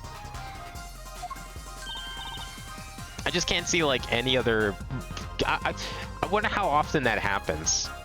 You know, there's like, if like especially in actually Japan, yeah, let's go with that even. How often it happens, like someone just gets murdered in their own house, and the perpetrator actually like consciously takes their shoes off. Like the door opens, some murder guy comes in, carefully takes their shoes off, walks onto the floor. Like that's so much time for like anyone in the house to just hear. Like, under a normal circumstance, it's like anyone to hear and react to whatever's going on, because they'll hear the door open. They'll like probably hear someone, maybe, I mean, maybe they're really stealthy about it, but like if you're being that stealthy, why take them off in the first place? It's just like weird of all the things. I remember forget to shut, and then in the summer when we keep the screen part of the door open to let air, and I then close. Yeah, I do that all the time. That's what I do. Because I'm told to like always shut the damn door. And so like during the summer, it's like, I don't leave it open. And you know what also too? Like even outside of that, like we have a deadbolt, but then we also have one of those like, I don't know, like hinge locks on the door? Whatever you want to call it, like the kind you usually see in apartment building, apartments. We have like one of those hinges, or like a hotel, like the ones at the very top. Because we don't have like a doorknob lock. We just have the deadbolt and one of those. So when people are out of the house for the day, like for work and stuff, obviously we got to leave that open, because if you try and open a door from the other side with that there, you're not getting in. But like if I leave the house during the day, I'll come back and I'll forget to like leave that open. There's been a couple of times where I've forgotten to do that in the past, because we've had a few houses like that. It's like sometimes it's chained, sometimes it's just a hinge. But I'll chain the door shut because that's what I'm told to do. So the screen thing is definitely relatable, but like, yeah, we also have it happens any time of the year, because I'll forget about the chain part and just do that. So yeah, I guess I do that subconsciously. That's definitely pissed off a few people. I guess I just don't think about a killer thinking about those things, subconsciously or not, or otherwise. Apparently the defense has an idea. Tell us where Dr. Maractus was heading with that stand. Here, please show us on this diagram. So where exactly was the victim dragging that stand? Just dump it in the river. You know, just like the mob does. Chuck it all in there, stand and all. Actually, hopefully not the stand, because that would make it super obvious that you were trying to dispose of something. That's a river. Yes, Your Honor. I scarcely need to explain why. A perfect place to dispose of a body. He was gonna throw me into that river? He didn't have many other options, Fraulein. I believe this clears up all of the remaining questions. Victim pulling the stand and the defendant before him. And inside the stand, you, Miss Alita Tiala. I don't think that clears up all the questions, because what about the paint on the slipper? What about the car? Like, why was the car at the park? Did she drive the car from... Well, no, she couldn't have driven the car from the thing, because it was already broken by the time the witness came in. So when did the car come into play? Who broke the car? And why was it in... How did it get in that situation in the first place? When did Nick walk home? Was that like... Was his one of the earliest events in the timeline, or was that like one of the latest events? It has to be early, because the witness's phone was underneath the tire of the car after it was already broken. After the mirror got torn off. Then the denouement. Wesley Stickler of panty snatching fame, walks up. Seeing the two men, he shouts. In that instant,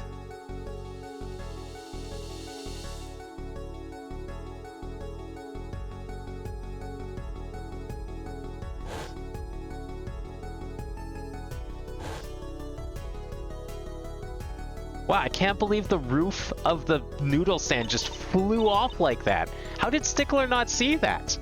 I thought he was like super observant. He kept talking about how he was really good at seeing details. Who would miss a detail like that, where the roof of the noodle stand just flies apart? So, I shot him?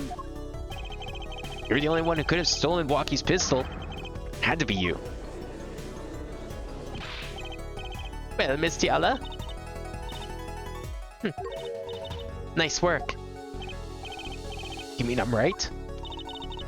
I mean, you've done a fine job dreaming up a story. To get that spoiled brat off the hook. You're the one who's dreaming. Paul has backed up everything he said with facts. If you're so sure he's making it up, give us another reason. Why was Dr. Maractus pulling that stand through the park? Who knows? But there's one gaping hole in your logic. I think Mr. Gavin knows whereof I speak. Where of what? You don't just go around using a word like whereof. At least he's still trying to deny this. Is this true, Prosecutor Gavin? Must I always be the one to point out their forehead's errors? If there really is something. At least the 5 lane speaks of a doctor's car. Thank you. Glad someone finally brought it up again. His car? That's right. The Maractus Clinic has that big garage. In which sat a green sports car, was it? Why would he steal the stand in the first place? If he wanted to carry a body, he would have used his car. Yeah, so where was the car? And so we find a victim without probable cause to steal that stand. And a defense without a case. I have an idea. You know that green car? I bet it wouldn't run. It was broken. Yeah, but then how did the mirror get torn off? Ah, but an excellent counter-argument, Fraulein. Too bad you're quite wrong. Don't tell me you've forgotten what happened to your daddy. Daddy? That's right. That night, the car that hit Mr. Wright was that green sports car. Oh yes, I'd nearly forgotten about it. Afterward, he drove it back to that garage. It ran fine. That's right. So why didn't he use his beloved sports car, A glaring contradiction to be, sir. More glaring than your forehead.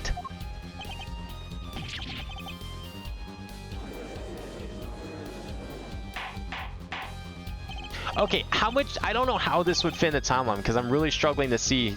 It seems too contradictory. But is there a chance the car didn't actually run after all because of the panties? Like... No, wait, that would work, actually. Holy shit. He went to go and try his car, but remember, the witness already walked past the garage by that point. So, to hide the panties, because he was already getting chased by Trucy. So he went in there, stuffed the panties in the exhaust, later on, Maractus comes out, tries to start his car, finds out it won't start because there's panties in the exhaust, and then he goes and takes the stand. It has to be it because we got foreshadowed earlier. Fucking Occam's razor over here. Or no, Chekhov's pistol. When he found that his exhaust wasn't working on his bike. Yeah, the panties in the pipe. That's totally it. How did this case? Why are panties such a crucial piece of evidence in this case, damn it? Oh, that's so dumb. I love it. Well, Mr. Justice, why did Dr. Maractus use his car to carry the body? Is that the ground of surrender I hear? Some advice. Now's a good time to review all you know. Everything you've learned over the last 2 days. Everything I've learned. Mr. Justice, this contradiction casts doubt in your entire case. This is truly your last chance. The defense will explain to us what happened that night. Yeah, the car didn't run. I have an idea. It's all coming together. Now, we still haven't answered the question why the car was careening down the street earlier and ended up breaking off a mirror. But I guess we'll get to that eventually. That night, Dr. Maractus couldn't use his car. Now you're making even less sense than usual. Oh, don't worry. It gets better. Not according to my information, Miss Tiala. Put one and one together and the explanation is simple. It's so simple, perhaps you can show us some evidence? Show us proof of why the car wouldn't run that night. How many times have we used these panties as valid evidence? Let's see now. Panties? Again? Can't fucking believe this. All sorts of things are coming out of my panties. Even the truth. I don't want to know what else is coming out of them. The truth is more than enough here. We don't need to know about anything else.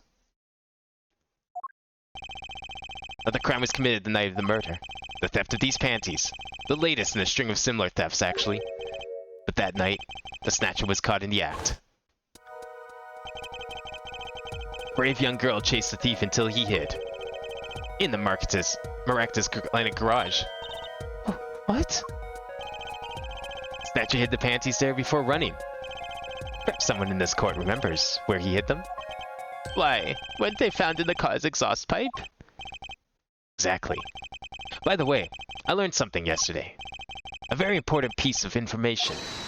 And I learned it from you, Prosecutor Gavin. So you were here investigating?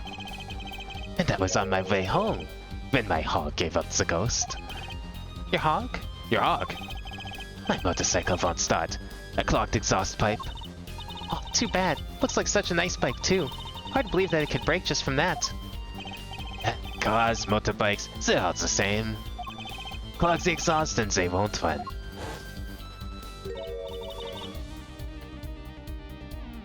My, how interesting. Oh, Miss Tiala and the doctor were struggling. Panty snatcher stuck into the Maractus garage. And from that time until the time we found these, car wouldn't start. Now, I'm about to ask a really strange question here. And maybe they just chose these kind because it's a little less risque for a T-rated kind of sort of family-friendly-ish video game. But are those kind of panties common in Japan? They seem very old-fashioned. And I understand hers are a stage prop. But even the other ones?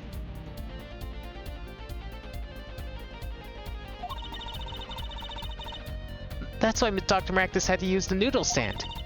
It was the next closest thing he could think of. I haven't heard of using panties to block an exhaust pipe, but a potato works well. Well, I mean, like, that's why I'm kind of wondering, because, like, yeah, you know what? Panties like these, like bloomers? Sure, I could see those clogging an exhaust pipe. They're pretty big. There's a lot of cloth there. You could really stuff those in. But, like, modern, you know, regular panties? Could you really stuff an exhaust with those? Probably not.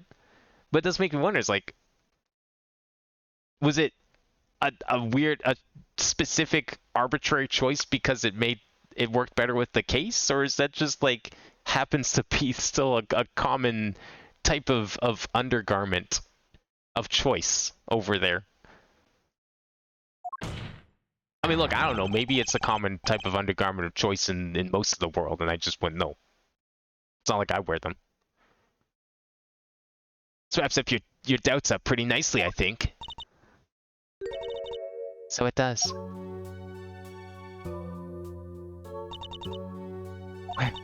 Where am I? So dark. Can't see. Cramped. The pain. My throat's burning. What's your problem? You, Doc. I know what you did. Walkie. You lied to me. So you know what I'm gonna do? I'm gonna give you a taste of your medicine, man. Wait. Let me explain. Fine. I'll give you a last request. Listen, you're being tricked. But not how you think. Such as me. No. You'll ruin everything. I have to stop him. Cease this at once, you... Which has to be bulk enough so it looks like rolled up socks before being stuck in. Yeah, exactly. I just can't see that being done with like normal panties, but like bloomers like that, 110%. Like those are basically boxers at that point. You could definitely use boxers to stuff a tailpipe. Funny. This isn't the way it was supposed to turn out. Oh well. Too bad. Well, she's taking this pretty lightly. There's still one mystery. How did you manage to disappear from that stand? In the silence after the shot, I heard the witness running. I believe we heard as much from Wesley Stickler. He went on to use a public payphone to inform the police. Which is when I made my escape. Which is when you left that slipper print. Dr. Maractus didn't bother taking my slippers off. I threw them out after I stepped in that paint, though. Okay, so she just like ran out of the park, tripped over the paint. Wait, she caused the paint to like splatter over thing? No, it's the car that caused it to splatter, I think. Because like the car also ran into the archway. So she was just like running around. Was she trying to run back to the mob house? She didn't run back to her house? She thought the mob would protect her? That was your mistake. No, my biggest mistake was coming to you for help, Mr. Justice.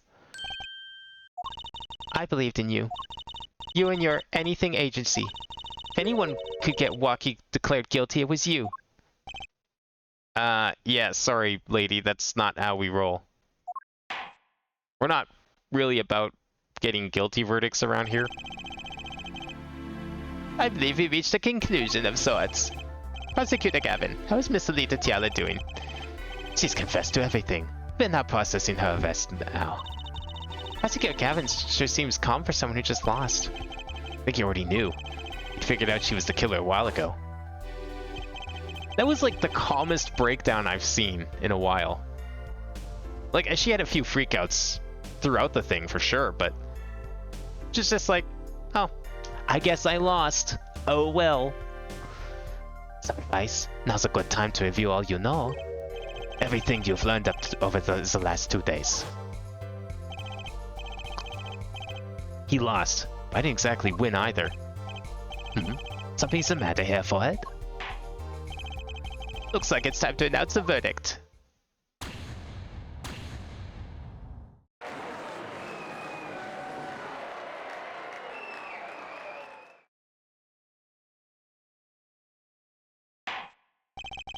Court is adjourned.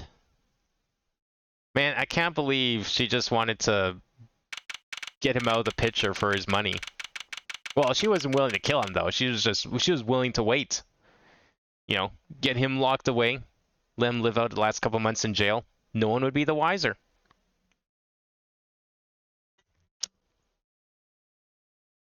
I feel like unless we explained this on the first day, it wasn't really ever explained though. Why was the car driving so fast on the earlier? Like, why did the car hit Nick at all? Was that the previous stream and I just forgot? 'Cause I swear we didn't explain why Nick was even in danger in the first place.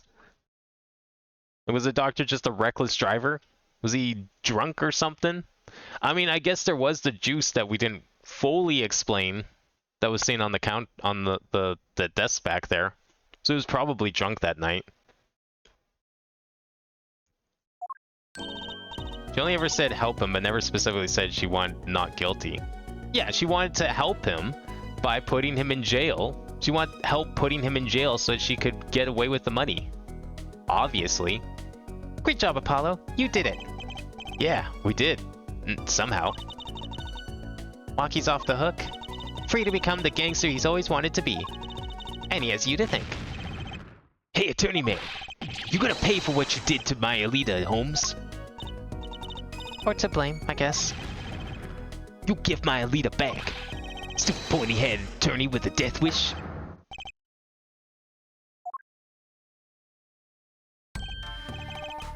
Mr. Kataki. It's high time you opened your eyes, Faki.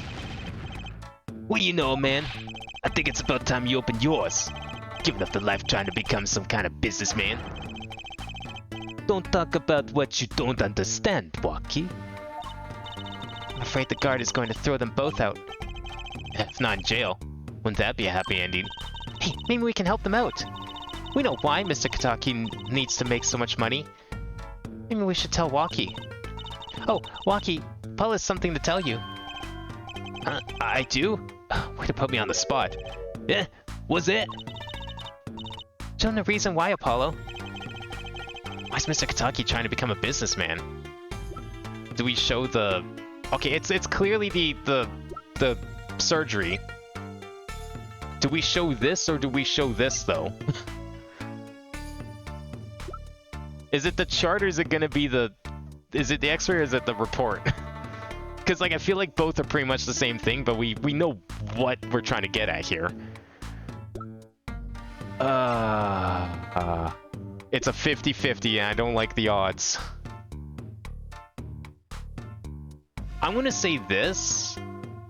You think either might work? I want to say this one. If I had to pick between the two.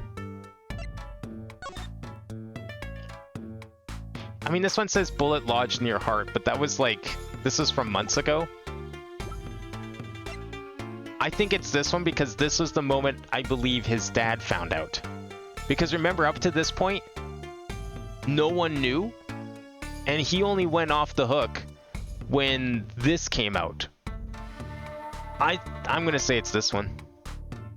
They do both mention the bullet, and the other one was pretty tempting because of the x-ray, but this one is more recent, and this is what, like, was the catalyst for all the events of this case. Let's go with it. Hell yeah. Okay, I do want to see, is there a... Okay, so even the guide actually says you can present either. So this is one of the rare situations where the game will accept multiple answers because they're both logical. Good. Think about it, Waki. Think about your condition. I talked with your mother, Lil Plum, yesterday. It pays, but we need a lot of money right now. Clear money, clean money, that is. She doesn't mean... You're really... Are you? I searched the globe, and I found one. A doctor can take that bullet out of you, Waki.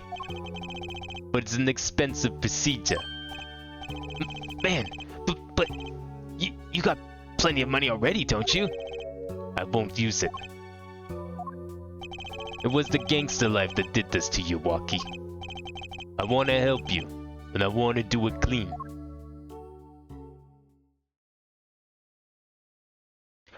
I thought those were sunglasses this entire time. I didn't question the fact that there was no arms on those glasses.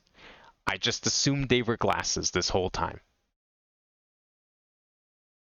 Please understand, Waki. Dad.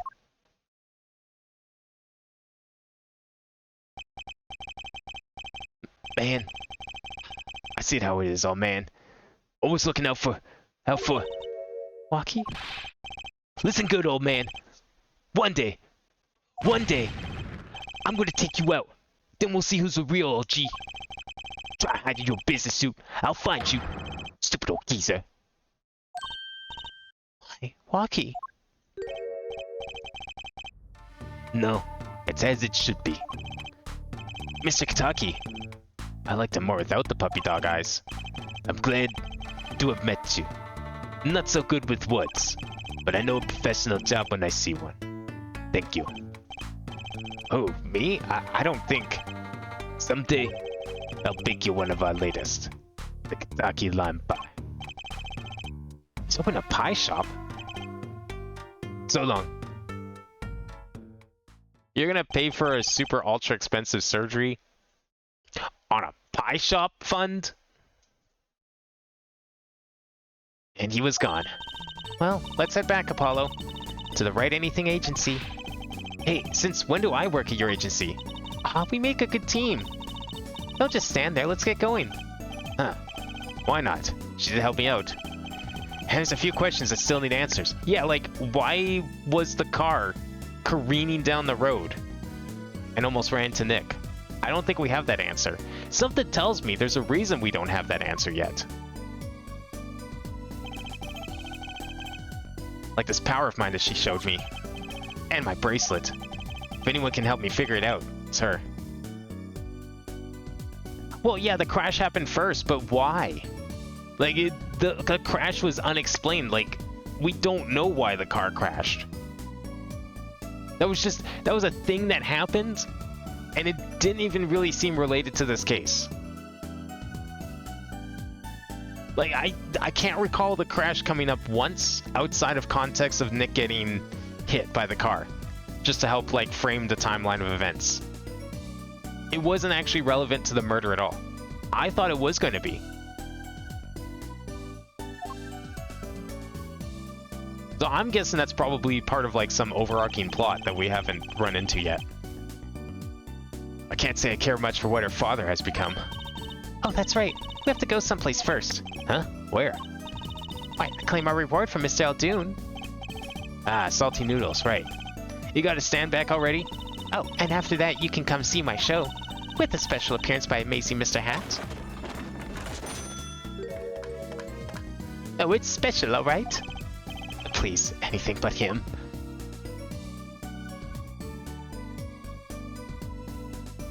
Never mind, I guess I was wrong about Alita being the prostitute. It's clear what Trucy's gonna become when she's older, if not already. I can't see this ending well. It's gonna be a bad influence. You don't work in a bar when you're like 14. That's not safe to do. Oh, we're just going straight into episode 3. That was the entire epilogue. I thought we were like going back for a bit and then getting end of case. But nope. That's the end of case number 2. Yeah, great stage magician. You know, there's going to be something else she's going to be pulling out of her panties in a couple of years, if you know what I mean. I'll give you a hint. It's got something to do with the red lights again. But that'll be it for tonight. We will start case number 3 next time. I want to know what's going on with that car. And I have a feeling we will get to know what's going on with that car sometime during this playthrough. That's not a random happenstance. That happened for a reason. I'm wondering if we'll get to see more of Maractus Clinic, most likely. They're probably involved in something else somehow. I don't know about the mob. Maybe them too. But definitely that car is important. And I mean, you know, Phoenix wasn't really super clear and straightforward with what happened 7 years ago. So perhaps that's important too. But that'll be it for today. I will be back tomorrow evening with some Lingo 2. We will continue where we left off last week. And Thursday should hopefully be the Metroid stream that I didn't do on Monday. So we'll be able to probably finish that game off. And then, yeah, Friday we'll have some Minecraft, most likely. Yeah, the car just randomly hitting Nick. Nothing suspicious about that at all. The only mystery is the bracelet in Nick's 7-year-old case. Are you telling me the car was actually just Mr. Maractus was like fucking just a drunk driver or something? You know what? Okay, my headcanon, he was a drunk driver. That's the only like explanation I'll accept then at this point, because he clearly had alcohol on his desk. It probably got knocked over during their kerfuffle the night of the murder. But he's clearly a drunk. And he was definitely drinking before he went out that night. It's the only reason that the almost hit Nick. That's the only answer I'll accept. If they're not going to explain it, then that's how I'm going to explain it. Simple as. Well, I guess case solved on that one. Tune in next time for more case solving as we begin Turnabout Serenade.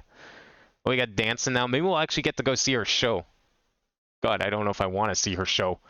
Mostly because of, like, I'm concerned about where she's working. That's a little questionable. Then again, we've seen worse on this game series, so you know what? Probably nothing to worry about. Oh well. End of the day, that'll be it for now. So thanks for watching tonight, and I will see you next time.